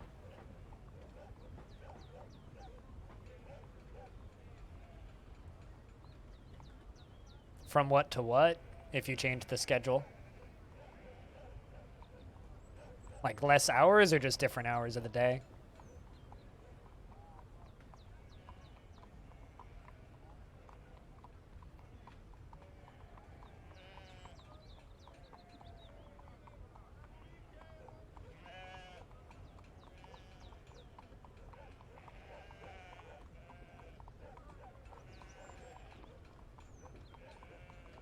Be a rotating schedule with the same total hours. I getcha. But instead of going like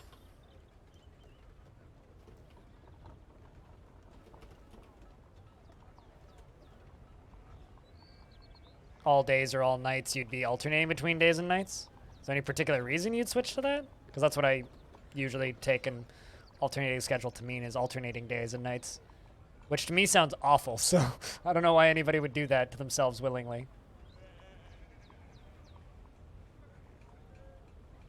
How many boulders are there? That's a lot of boulders. All right.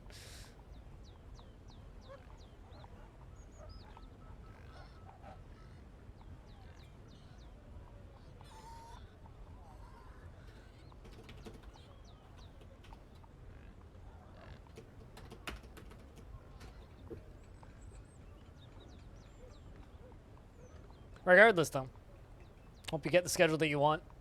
It's good to see you as always. I've just not a whole lot's changed up here either. It's just dealing with the heat waves, wishing there was less heat waves, dreading the inevitable, oh, the forest fires have come and I can't breathe the oxygen outside, because that's happening. We're getting there. Every day it gets a little bit more smoggy outside. I know Arizona was just like full on and just fuck you smoke the other day. So we'll get hit by it eventually in Vancouver. Supposedly Oregon's on fire again, which is not going to help. Northern BC's on fire, which is not helping. It's like...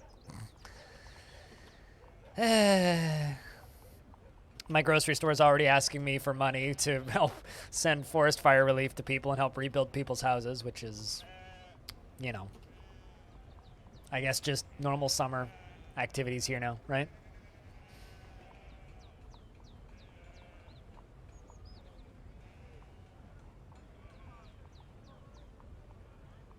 Be 12:30 to 9 p.m. 5 days a week, and it would be Monday to Friday, and then you'd have Saturday to Monday off.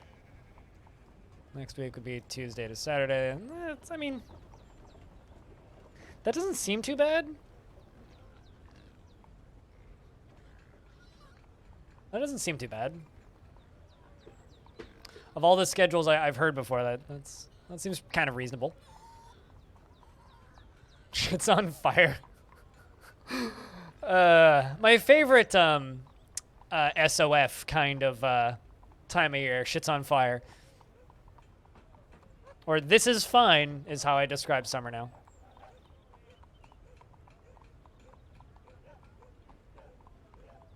Yeah, no, exactly. Like, that seems like a reasonable...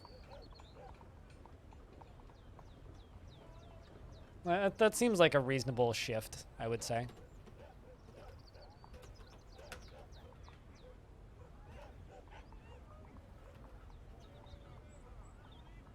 Do you have a pick? Yes, you do. So you could just dig yourself out. That's fine. We're just really just waiting for dwarves to come and dig this dwarf out. Problem is the humans are leaving, and they're leaving very slowly, so...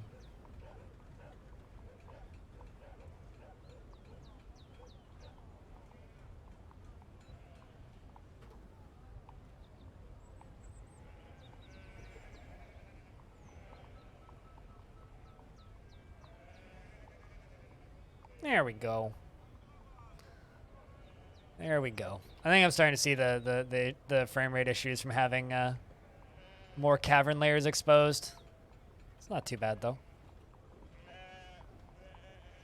Although a large portion of it right now is literally just the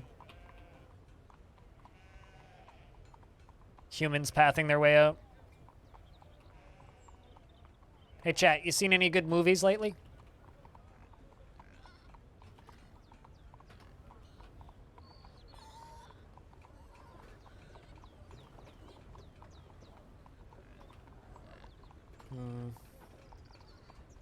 No. They haven't made any of those in a very long time. I want to watch The Big Short again. I watched The Big Short with my mom a couple weeks ago. Maybe over a month ago now. I want to see that movie again. Because that was an interesting movie.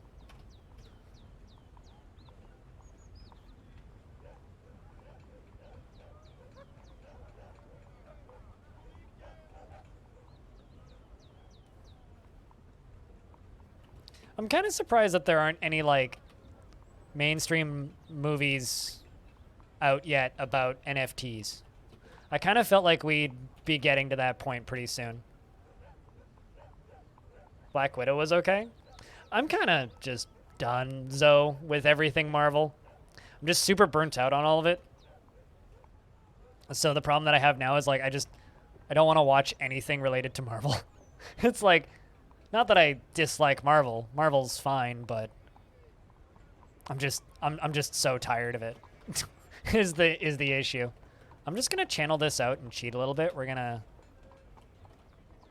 going to knock all these boulders down by just dumping them into the abyss.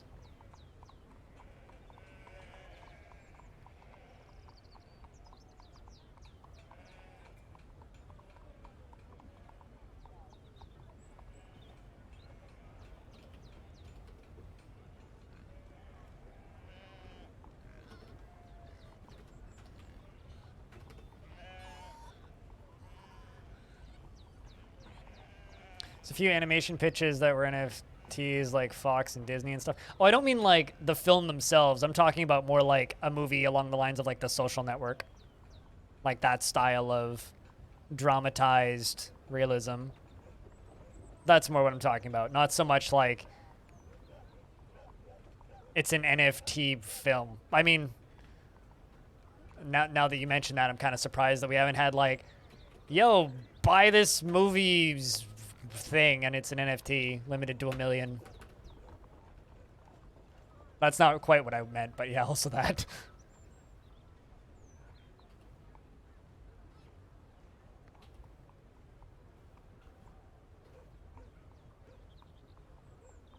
I might like The Circle. What is it?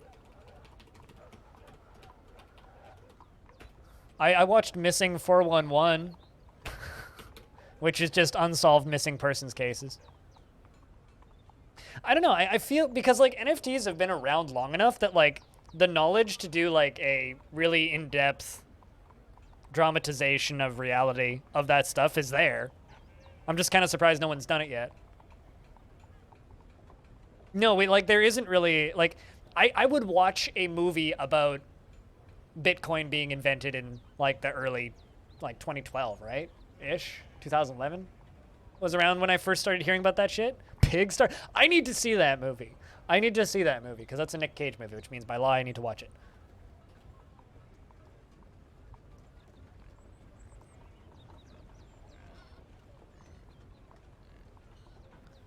What would happen if Google would grow to the point where it controlled voting systems for countries? You mean right now? Or sorry, that's Facebook. Facebook and Twitter.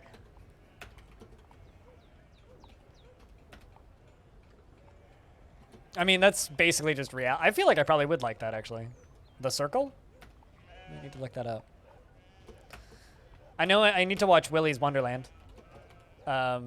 But that's just because it's a $5 rental now instead of like a fucking $25 rental.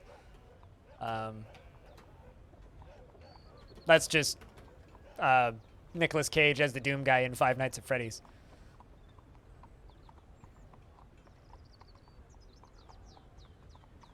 Yeah, I don't know. We need either some documentary filmmakers or some very talented directors to go make a social network version or style film of cryptocurrency, because I would watch the hell out of that.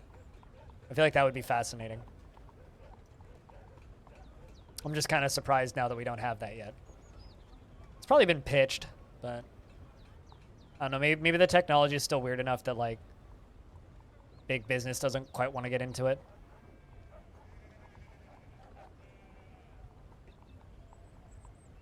You'll get there, Stone. You'll get there. It's just gonna take a while.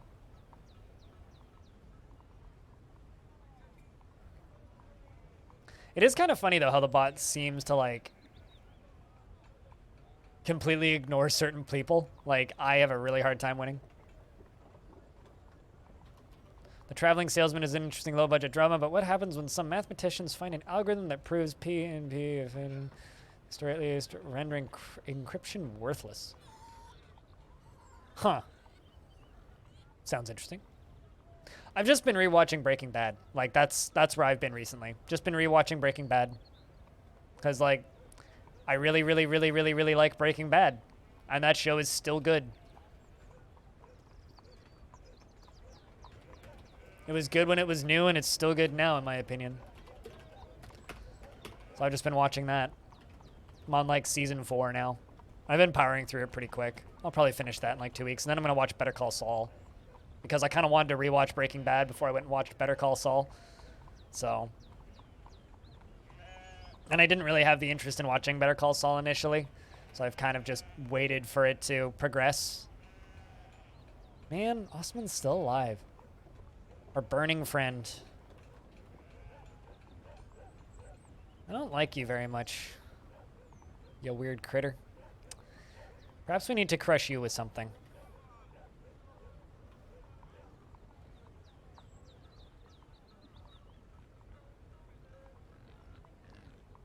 It'd be fun if it were written like The Social Network, where Zuckerberg is the hero and the director thinks he's the villain.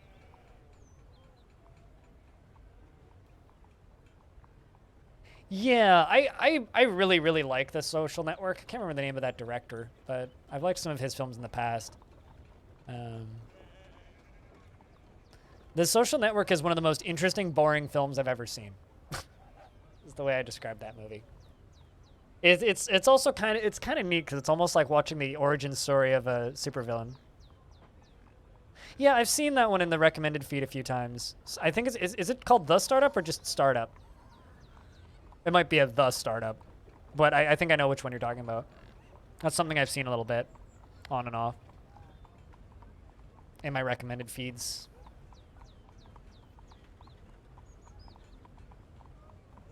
I'm just gonna open up Netflix and take a peek. For The Social Network? Gotcha.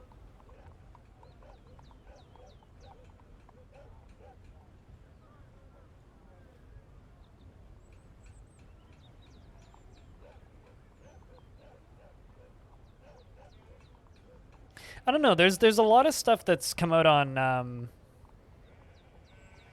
Netflix recently that looks really good that I need to watch. Like, I've also heard good things about the Fear Street things. They're like movies, but in parts. Heard really good things about that.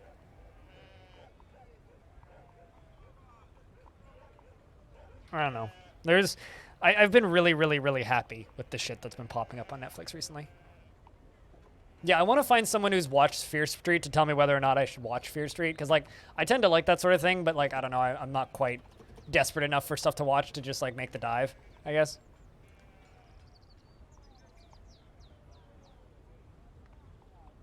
Traveling Salesman sounds interesting.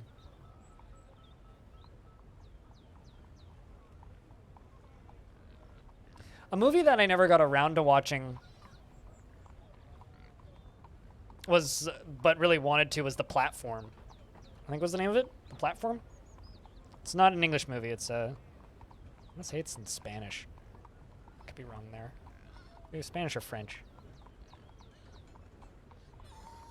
Yeah, The Platform. That's a movie that I need to watch. It's like an hour and a half. It's a really weird looking movie. Like the one about McDonald's? Oh, you mean the owner? I feel like I would hate that movie just because that man... I don't know if you ever worked in McDonald's, but as somebody who worked in McDonald's, that dude's image is like ingrained in my brain because there is a framed image of him in every single break room and every single office and every single storeroom I ever worked in any McDonald's I ever worked in.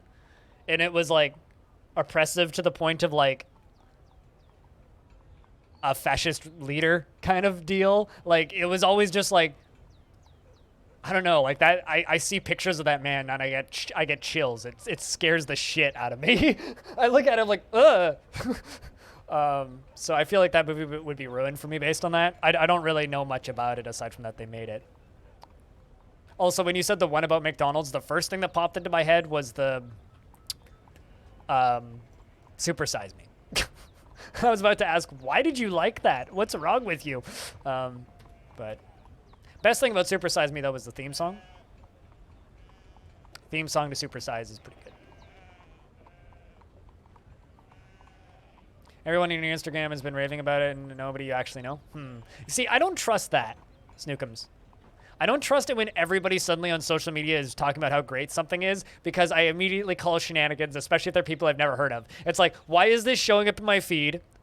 Is the internet trying, like, did somebody pay this social network to tell me to watch this thing and it's bad? Or is this actually real? I don't know. I don't go on Twitter anymore. And that's the only social media I have left. It's like the social media that I have is Twitter, and that's purely because of work. I use Reddit unironically, and I guess I stream. It's like I'm the anti-influencing influencer. It's like delete your Facebook, quit Instagram, uninstall Twitter, get away from that shit. Yet, here I am being an influencer. I guess technically I use YouTube. That's a social media platform, sorta.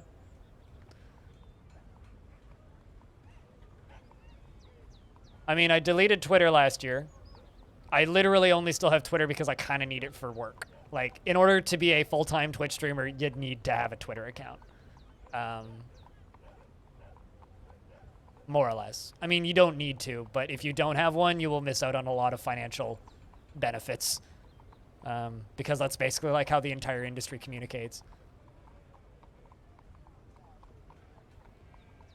Is this that Twitter debate? No. Also, welcome back, Orange.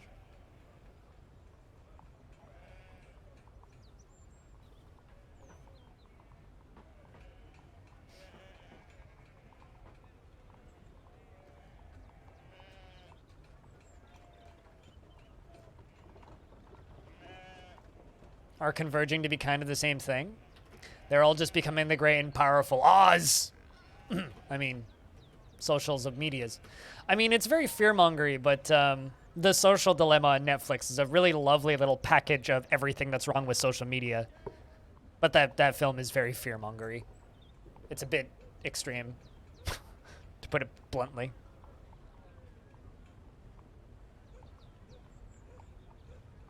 The first patch blue? That blows. That sucks. Unintended pun, I'm sorry.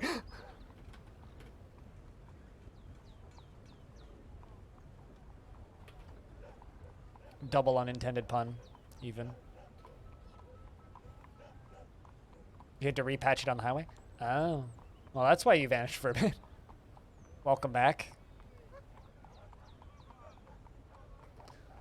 You know, whenever people talk to me about car troubles, it just makes me endlessly happy that I do not own and never intend to own a car. Everybody's just like, man, owning a car is so great. No, but my tire went out, and then I needed to get towed, and then my battery wouldn't start, and then my wheel exploded, my axle broke, I got into a car accident, my head hurts. I went to the hospital today because I ran over my own foot, and I'm just sitting here going like, sounds like a lot of work.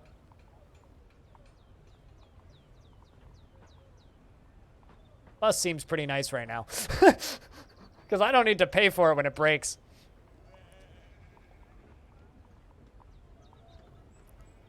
You only get your car towed if you can't fix it myself? Myself. That's hard to say. Yeah, I know what you mean.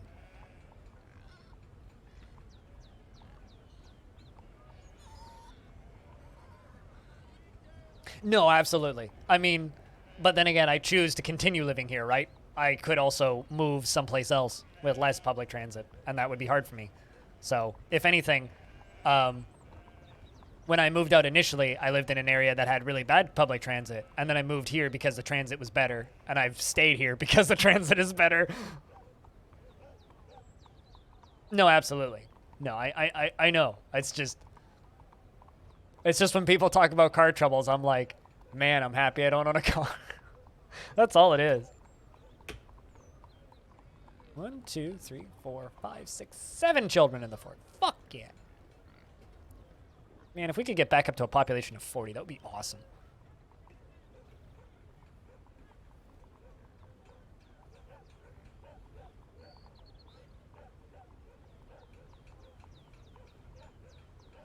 As is the house. Hey, but the house will theoretically go up in value, right?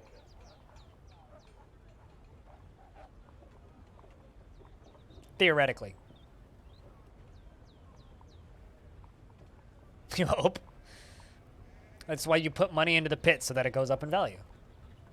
If you don't put money into the pit, then, well. Now I'm just starting to feel like and sound like that old Onion sketch where they're just like, we can't stop America from throwing money into a giant hole. Let's see if I can find that.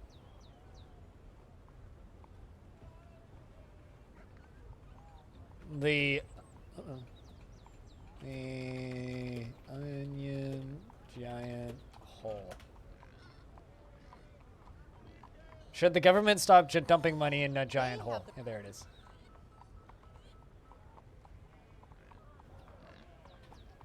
There you go.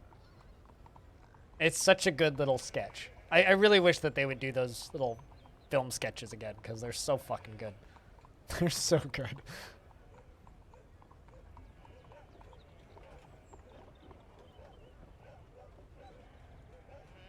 If you throw enough money into it, it stops being a pit. Yeah, basically. The tyranny of sunk cost fallacies.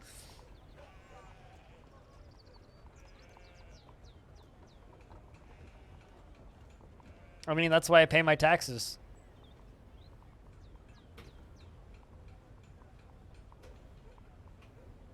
I'm kind of surprised that Nosferatu hasn't lost his mind yet. Because he's constantly just like fighting with wild animals, in this case an emu, and then just screaming bloody murder. He's just like, oh, the humanity! Send help! Ah, God! And then panicking. Although he seems to be getting better now. Doesn't feel anything while in conflict.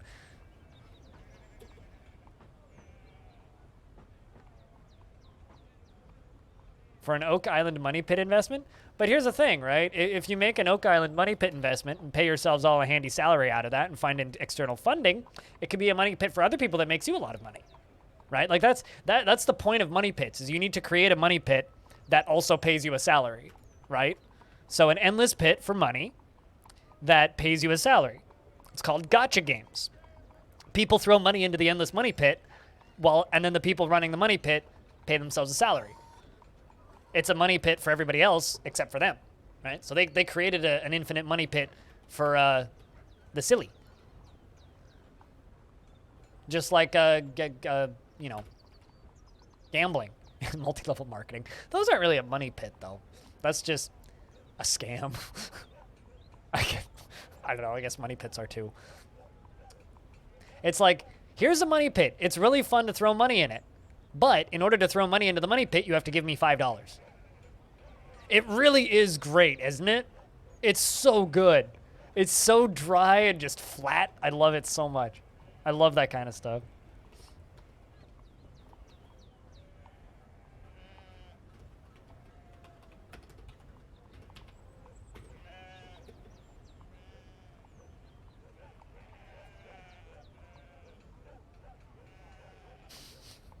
I just need you to give me $50 so I can get rid of some of these knives that I bought. Yeah. Does anybody else here ever watch the Knife Channel? Considering they're just on YouTube now. And it's still the same fucking guy doing the Knife Channel shit. Like if you just go to YouTube and type in Knife Channel.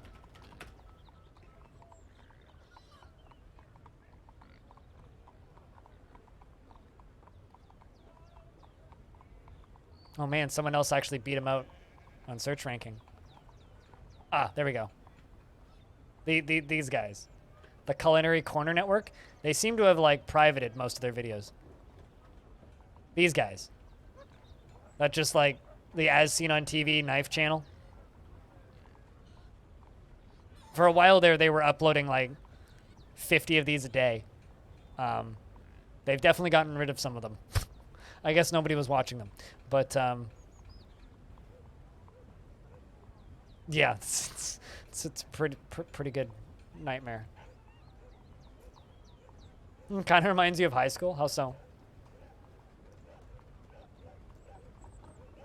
You had an economics class, and our project was start a business. At the time, your dad was still working in the taxi to the airport. Okay. So what was your business? Did you sell them weed? So you'd make a bunch of sandwiches. Oh, and your dad would sell the sandwiches? Oh, you sold them to the taxi drivers. That's like creating a lemonade stand, but with sandwiches. Yeah, that business model checks out. Autumn has come. Big paperwork clock.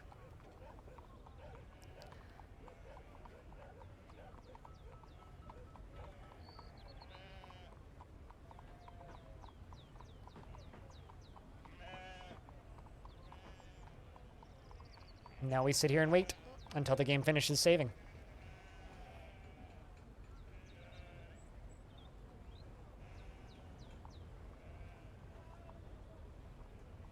How much were you selling these sandwiches for?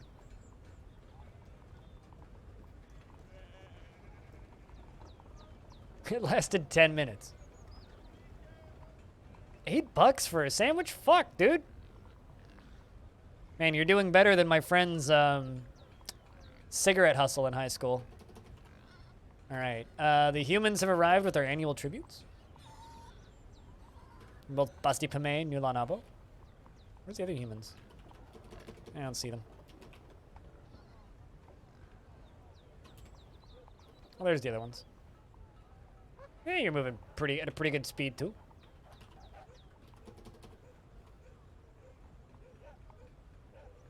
They wanted to be supportive. Damn. So how many sandwiches did you make the second day? This seems like one of those inspirational speeches where you're like, the first day I made 10 sandwiches. The second day I made 20 sandwiches. The third day I made 245 sandwiches. The fourth day I learned I had to pay taxes. That's kind of where I'm expecting this to go, but that's cool though. You had to do a proposal for tomato sauce? Huh.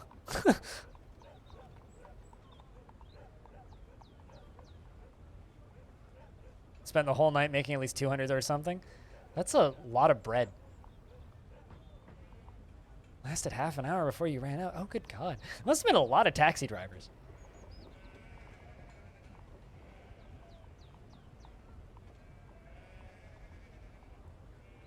I'm waiting for like the sad ending about how they didn't let you sell sandwiches there anymore or something. There's over 1,000 cabs. Yeah, I believe it. I mean, there's probably like 80 now because of Uber, but They brought a rock salt hive? Have they ever brought hives before?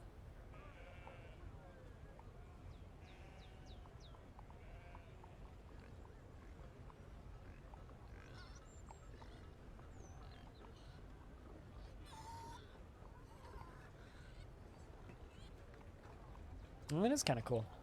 You've seen rock hives? Oh, really? Okay. I don't think I've seen a rock salt one specifically. An iron two-handed sword, an alpacable bag, and a pearwood training axe. And he let you hire some of your classmates whose project wasn't working. Well, clearly yours did. So is this like a multi-level marketing thing where you have to give the money to your teacher? I'm trying to figure out like the twist at the end of this. There's no way this has a happy ending. I'm trying to guess how the story ends. But man, 200 plus sandwiches. First day he made 20 sandwiches. Second day he made 200 plus. Then you hired your classmates to make more sandwiches. Although on the topic of fucking kids being entrepreneurs, did you guys see that article in the Wall Street Journal about them praising the kid for his entrepreneurship, who was buying all the PlayStation 5s and then upselling them at a massive markup, and buying Nintendo Switches and video games and all of that shit? Yep, and the fucking Wall Street Journal is just like, yeah, literally being a scalper. And the Wall Street Journal was praising him for being such a entrepreneur. Entrepreneur, my ass. That's still a lot of sandwiches. That's very inspirational, though. Why did you stop, though?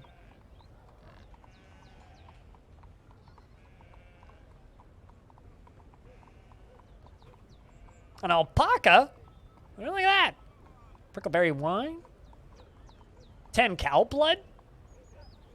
A goat lung? Delicious. I didn't like making sandwiches. Is that how you learned that you never wanted to work in Subway?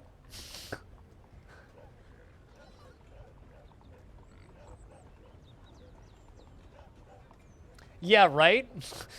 It's like, well, I mean, yes, it is the Wall Street Journal. Like, their bread and butter is literally just praising fucking scammers, but...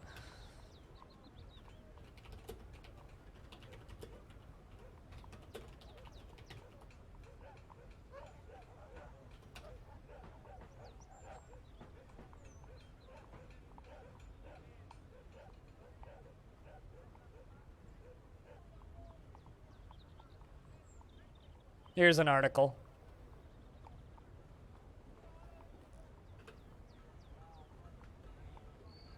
Wall Street Journal praises kid reselling PS5s and Pokemon cards. Which sucks. Nobody likes that. Don't do that.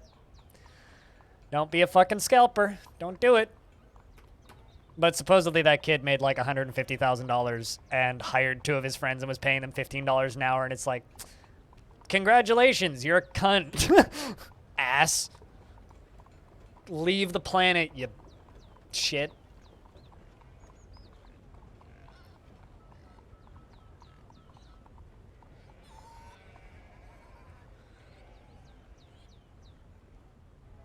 How you single-handedly paid for your high school prom and grad ceremony? I hope you got to take a nice girl to that prom, considering you paid for it.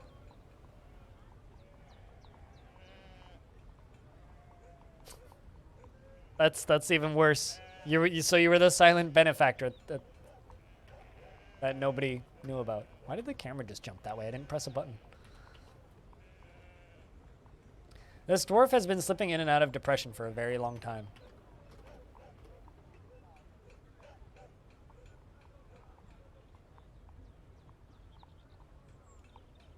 That sucks, though. Nobody likes a sad ending, Orange.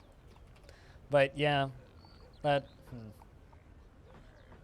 Also, don't blame me for not liking making sandwiches. Making sandwiches is a very repetitive, boring task. All I knew is that when I was younger, I wanted to work in radio. And then, well, actually, initially when I was younger, I wanted to be an airline pilot. Then when I learned that that was basically impossible due to my lack of vision, I more or less made up my mind at that point that I wanted to get into radio. Then when I hit about 12, I started learning about how, the radio industry was, being more or less destroyed at the time by television. Later on, the internet. But television, the internet, combination of the two, was just hurting radio and destroying a lot of job opportunities and openings. And like a lot of positions in radio were becoming more and more and more and more and more hard to get, and becoming like volunteer positions. So I did some research and decided I wanted to go into music production. Looked into that a little bit, took a couple courses, and pretty quickly realized that I wasn't ever going to be able to afford the schooling without a fuckload of loans. So gave up on that because I really didn't want to take loans out. So I started working night shift and started streaming. Fast forward 8 years, here I am. It's about as close as you can be to working in radio without actually working in radio. I mean, heck, one of my teammates who I work with over on Halcyon Frequency, Dwarf, worked in radio for a number of years.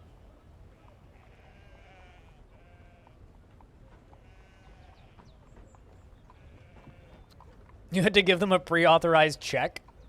That's like fucking theft, man. It's like 7 p.m. and you have no idea what to do for dinner. I've been getting really bored with my food. So the last time I went grocery shopping, I went and bought oyster sauce, teriyaki sauce, and a different variety of rice that I haven't had in a really long time, a bunch of peppers, and I've been eating like Asian-style rice last 2 days, and it's been a really nice change. And I think I'm going to be eating a lot of rice over the next little bit. Also bought a bunch of tofu and stuff like that to put in rice. It's been good. I really like that stuff. So the result was, well, this was last night's dinner. That was pretty good. It's just a bunch of rice and a couple different types of sauces, tofu, and then that's a vegan sausage. Actually, a really nice vegan sausage. I'm really happy with that brand. It's very tasty.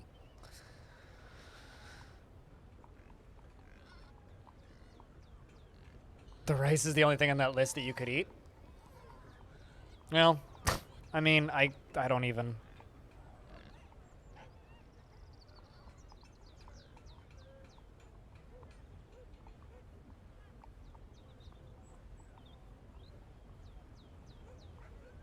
But then again, I think my diet would probably just kill you because of allergies.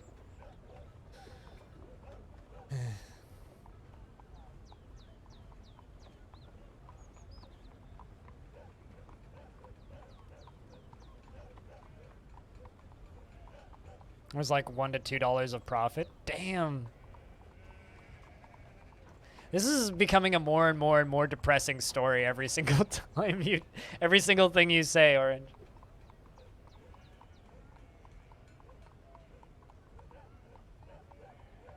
Soy and more soy. I mean, yeah, and yeah, and yeah. I mean, I would die without all of the soy. The outpost liaison and the dwarves have arrived to trade.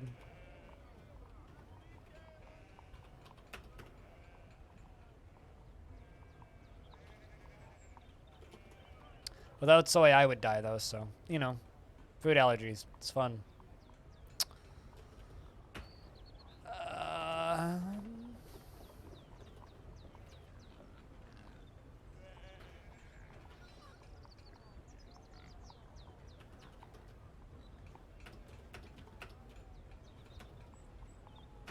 I'm going to sell all of those dyeing bags.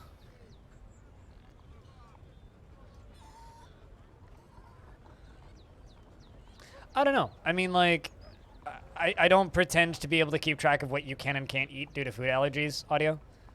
But at least for me, when I get bored of my food, I try and find something that I like eating that I haven't eaten in a while. I don't know how doable that is for you, but that's what I try to do.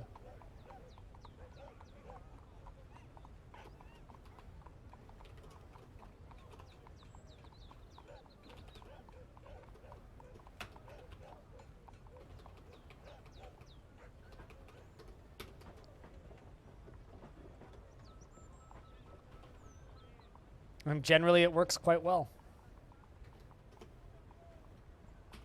And then I have like a few different things that I know that I can eat, and I know I can count easily, and I will rotate every couple of weeks, kind of change it up.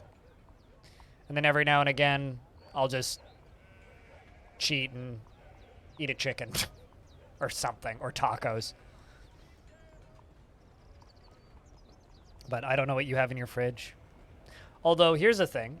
If you want to know what you can do for dinner, if you do have stuff in your fridge, you could always do the classic take a photo of everything that's in your fridge and send it to Hobo and ask him what you should make. Back when Hobo streamed frequently, that was a thing that people would do. He had a points redemption where it was, give me, I think it was give him 3 ingredients and he will tell you what to make with them.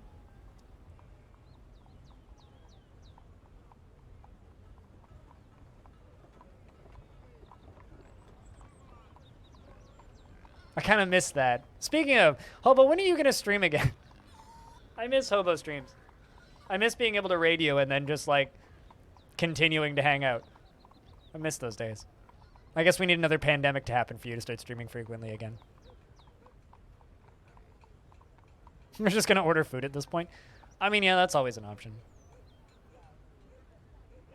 I guess that's the one nice thing about, like, you know, living in this nightmare gig economy is you can... Any food that you like eating is just a tap on an app away. Which is really, really bad if you need to save money and you're stoned.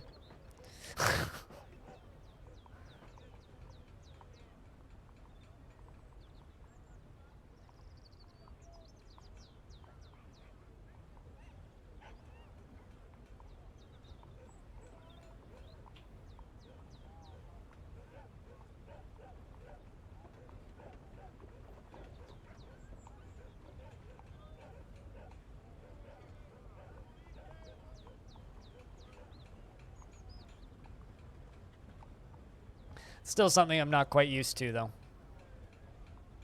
I don't think I'm ever going to get used to, like, Uber Eats and skip the dishes.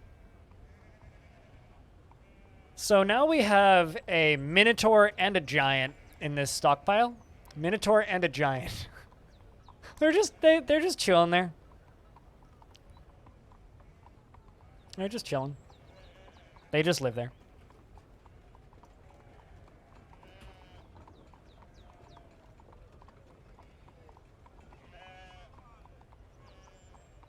Then chopping up some veggies and putting them into a large bowl and then dressing on it, maybe some shredded cheese. My favorite salad right now, and the audio won't be able to eat this probably, is spinach, lettuce, kale, and then any kind of herb greens that I have in my garden. Thinly sliced carrots, thinly sliced onion, then either peanuts or some form of tree nuts, chia seeds, an egg cut in half, and avocado with a vinaigrette. And if I have them, roasted beets. It's like a hearty salad, and then if you really want it to be a meal, then just cover it in chickpeas. And feed you for feed anybody for a dinner. Kavish says, I'm your liaison from the mountain homes. Let's discuss your situation. We've updated your maps. What requests do you have of our merchants? All the wood, please. So I can continue making glass. Oh, you're never really going to stream Monday and Tuesdays. I got D&D music class now. You got get home after 7 after gym. So after shower and everything, you'd probably get on 7:30, stop at 10, and then Friday and Saturday, which would be optimal stream days. You play games with friends. So yeah, I know what you mean. Like I said, we basically need another pandemic for Hobo to stream again. It's okay. It'll be a every couple of years thing, I think. Not to be super down on that, but I have a feeling this isn't the last pandemic we're going to have to deal with in the next 20 years.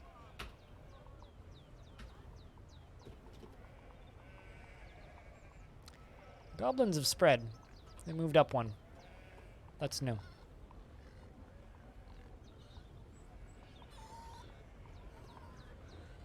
You'd much rather watch streams than stream yourself. Yeah, I understand that. But I miss watching your streams.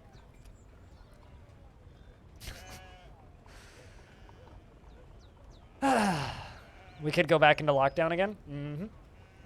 I mean, the UK hasn't gotten them under control, and and I watched a Silverstone this morning with 300,000 people in the stands, nobody with masks on. So, if that's not a super spreader event for the Delta variant, then I don't fucking know what is.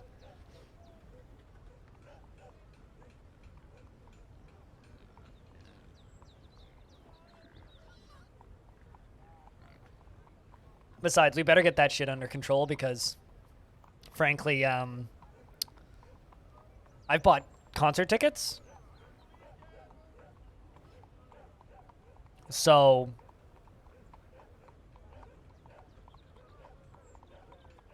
I'm very confused. What does this have to do with anything? I seem to have missed a pretty critical portion of this statement. What exactly does putting condoms on the antennas of your router have to do with anything? Is this to stop? Is this like those ladies who early on in the pandemic thought, soccer moms on Facebook who thought that COVID-19 was spread through the internet and microphones? Is that what we're mocking? I can't even tell. Oh, you're perpetuating the stupid person mentality. Gotcha. I mean, that's just called be a human.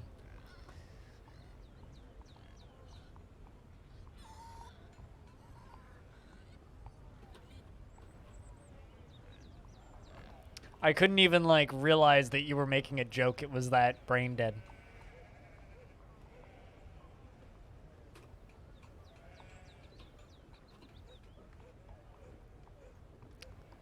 Trade at Depot.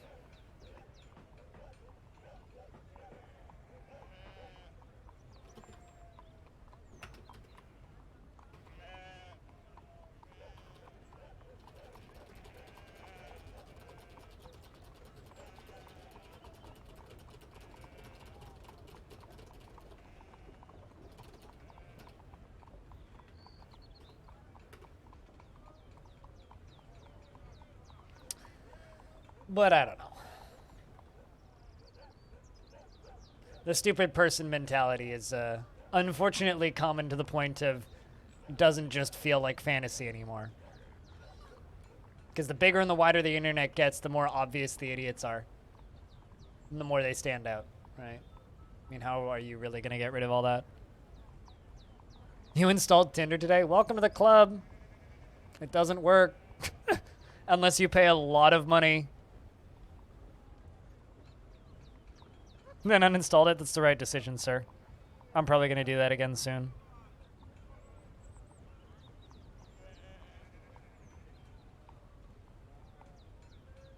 The way I look at Tinder these days is it's like window shopping for people I can't afford, basically. You actually got matches? Well, you're doing better than me then. Actually, that's not totally true. I got a match a couple weeks ago, and they asked me if I was lying about my age. And I was like, why would I do that? And they said, you have a lot of gray hair. You look like you're 35. I'm like, wow. Wow. That's spooky. Orange.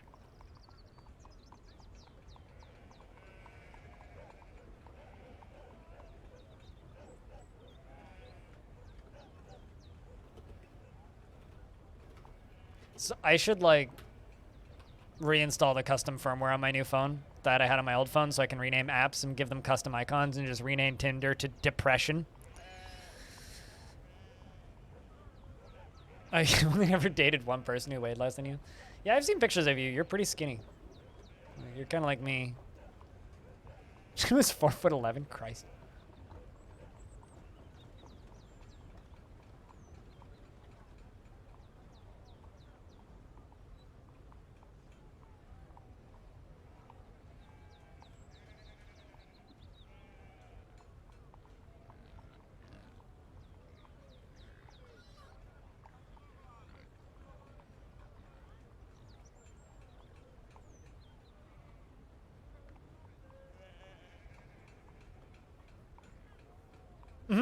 No, I mean that's also kind of what the algorithm does. It's also a fact that Tinder gives you a invisible popularity rating. So based on the amount of time people look at your profile or the frequency in which they swipe right on you or how quickly they swipe left. And then they will push you up or down in that rating. And if you get too far down, it stops showing likes to you. So if you're not a popular profile that gets a lot of engagement, it pushes you down so that people don't see your likes unless you pay them money. So, like, I have a friend who has been an avid user of Tinder as long as I've known him, basically for years. And he relatively frequently will either hook up with people or meet people through Tinder, right? Which is all fine and dandy. The weird bit is he will go 8 months of not having Tinder Gold or Platinum or whatever, whichever one he buys, because there's two. I think it's Platinum. And he won't meet anybody. And then he pays for Platinum and gets a couple of matches within a week and meets up with somebody. So it's like, it's literally designed so that if you are not the like apex of attractiveness, you just get pushed down so far that you might as well not exist. The only reason I've been using Tinder recently, though, is because they literally put Omegle in it, and it's kind of amusing. Like, it's literally just chat from a random person in your area, and it just, like, matches you with someone completely fucking random. There's, like, this dinky little quiz that you fill out, but it doesn't fucking mean shit. It's all generic as hell. And then it just matches you with random people around your age. So it's just kind of fun to go on at 11 o'clock at night and just, like, talk to random people. So I find that fun. But outside of that, like, I don't really use the app that much. I'll occasionally just pop in there and yell at somebody for a bit and then forget that I have it installed.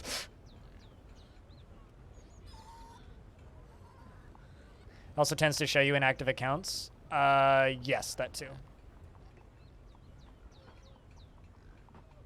Yep. So, you know, it's a hellscape. You've been trying Hinge? I saw a bunch of ads for Hinge and at risk of making a bad pun, so I'll warn you, they kind of made me cringe. So I never bothered installing that shit.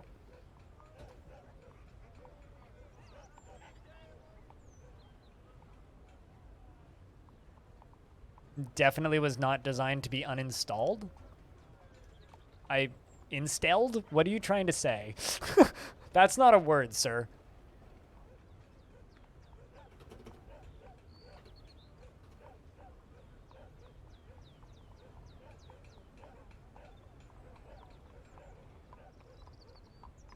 Because, like, that's their marketing thing, right? It's the app that's designed to be deleted. I mean, no apps are designed to be deleted.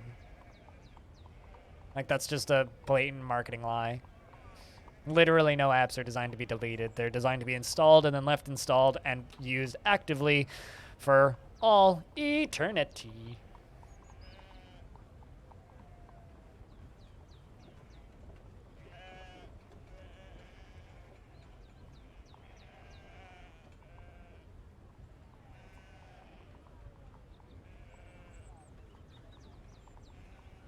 Which is why I don't consider them dating apps.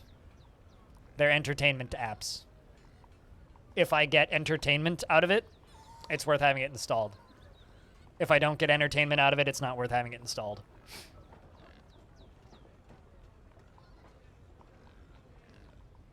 Which is why I enjoy the random chat feature. Dating is hard in COVID. Dating is hard. And it's only getting harder. And the internet are making people less social. So the less people are willing to talk to people and the more afraid of each other we are, the more separated we become, the harder it is to meet people. Woo, fish and chips. I haven't had fish and chips in a really fucking long time, dude. Thought most apps were designed to gather metadata on people's activities and sell them to large corporations to send you personalized adverts to buy more shit. Yep, except the personalized data that Tinder markets in is when you're lonely, which is extremely manipulative.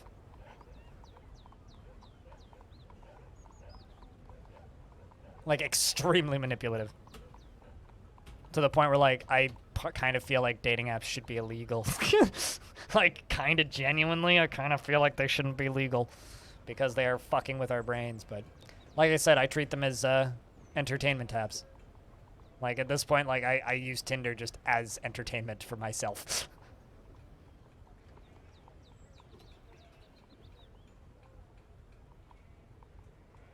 Our own creations fuck with our brains. You just don't use phone apps? My phone's basically just a podcast device. It's a camera and a podcast device and a I need to talk to my doctor device.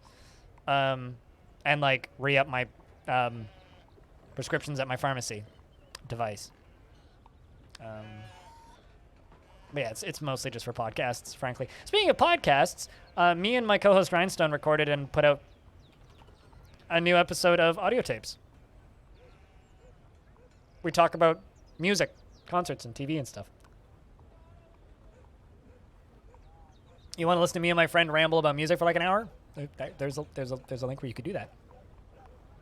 For anything besides keeping in contact with people or reading your novels and web novels, I mean, that's basically the same as me, except it's like listening to podcasts. Hey, Knowles. Just as an update, since you're here, your dwarf's a scholar. Use a scholar. You felt affection after interacting with a pet. You have a pet cat. You have a pet cat. You're 23. You find the sun to be kind of disgusting. You've dreamed of crafting a masterwork someday, and that dream was realized, and you are obsessed with order and structure in your own life, with everything kept in its proper place. Hey, Bastet. Speaking of Bastet, you are 3. That's all I really have to say about that one. You're 3. Dwarves are leaving. Bye, dwarves.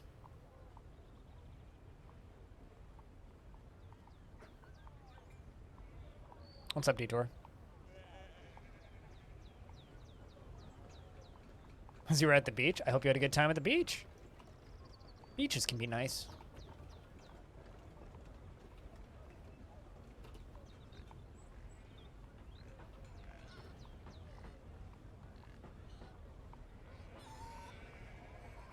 You are 3.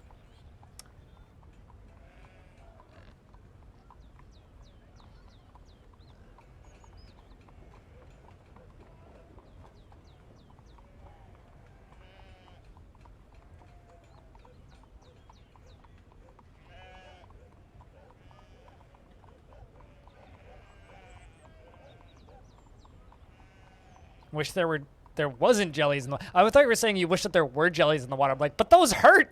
Why would you want those in the water? Oh, you don't want them in the water. Yeah, okay. Yeah, that makes sense. I used to really like swimming in the ocean, but I talked about this before. There was one time I went in the ocean and I stepped on a clam. Like an open clam. And it did the... and then shoot down into the sand thing that clams do. And it bit my finger. Or it bit my toe, kind of. Clamped down on it. I felt the inside of the clam with my toe, and then I sunk into the hole that it shot down into. Scared the piss out of me, and I've been very cagey about being around the ocean ever since. Hi, Belle. What's up? We're about to switch games, but I hope that Raft, I think is what you were doing today, was good. Thank you very much for the raid. Cheers. If you guys don't know Bellinaire, you should go follow that link that Audio put in the chat and give him a follow. And he plays a variety of stuffs. All over the place. He's been playing some Raft with his friends recently.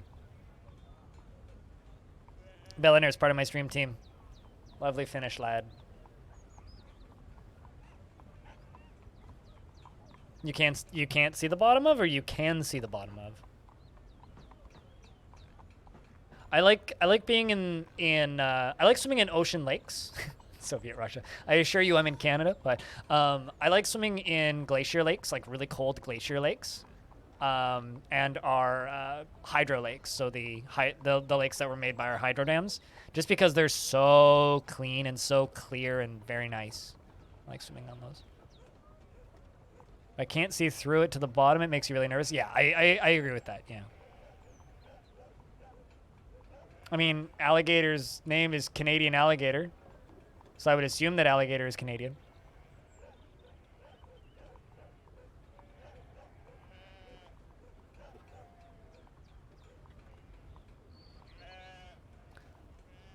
Under positional notation. Wait, what did that say? Life with probing. What? Written on the item is a manual entitled Life with Probing, authored by Cheers Jamie. It concerns the surgical method of probing. I don't remember having a book called Life of Probing. Huh.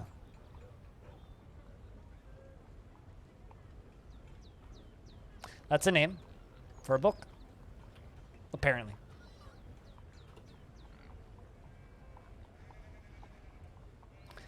Our flamey friend here has set some things on fire that are just eternally burning. This web and that thing. I think I might need to flood this cavern pretty soon. Why? Because you have the word alligator in your name? That would make no sense, though. Wouldn't you be like the Floridian alligator then? Or the Florida manigator? Someone should grab that username.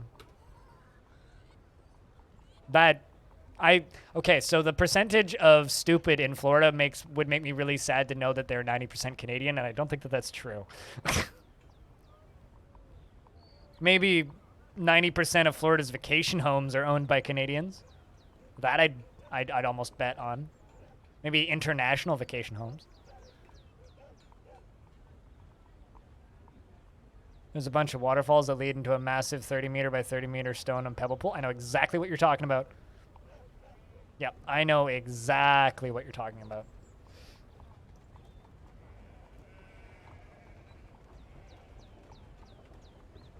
Oh, okay, that makes sense. I understand the logic there. Alligator. Oh, really? Huh. Well, I mean, Hobo is the most Floridan. Hobo is our resident Florida man. Although, actually, I would say Cyclone is maybe more of a Florida man than Hobo. Cyclone is our homegrown, classic Florida man. Choose Locks! Another good book.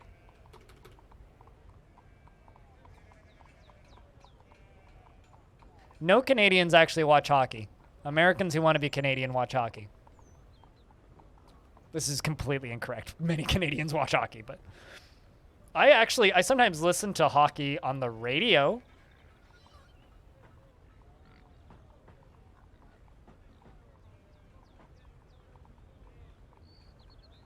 Just iguana. I mean, that's just pest control. That's like killing rabbits around here. They're just... For anybody who doesn't live in Florida, saying that you kill iguanas is like, what? These people have them as pets up here. Unless it's about sports. I have a song that you should give to your brother. Hold on a second.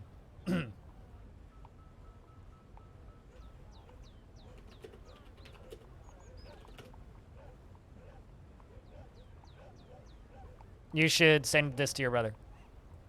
Although he won't watch it because it's not sports. But it is called sports, so he might watch it. All I have to say is Wiener Dog.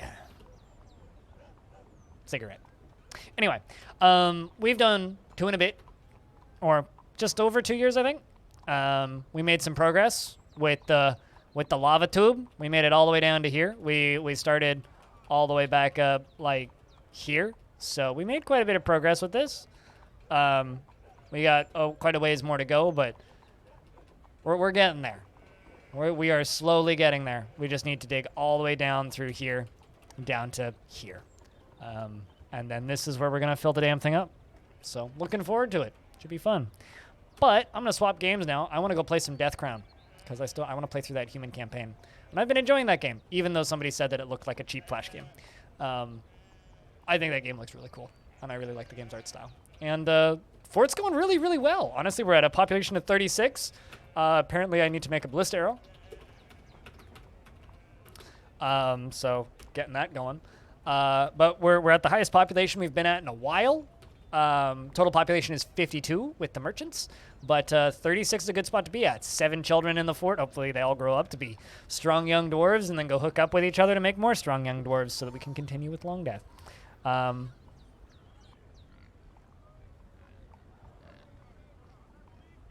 And I think that's it for Longdeath for today. If you're looking for more Dwarf Fortress, I can recommend watching Caveman Crafting, who just turned his stream on, who's a member of this community. But if you just want to watch more of me, there's more Dwarf Fortress on that YouTube channel than you could ever reasonably watch in a lifetime, including all the VODs, as well as a very recent interview with Tarn Adams, which I just uploaded.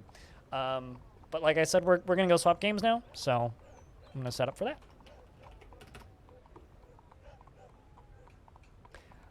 I don't know what he looked up and me and said, what the actual fuck?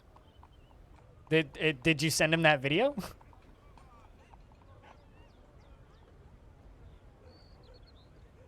Yes. Well, I mean, have you watched it a little bit? Because that was pretty quick. He looked at it for like 20 seconds. It's a good song, though. It's my fucking jam, dude. Sports.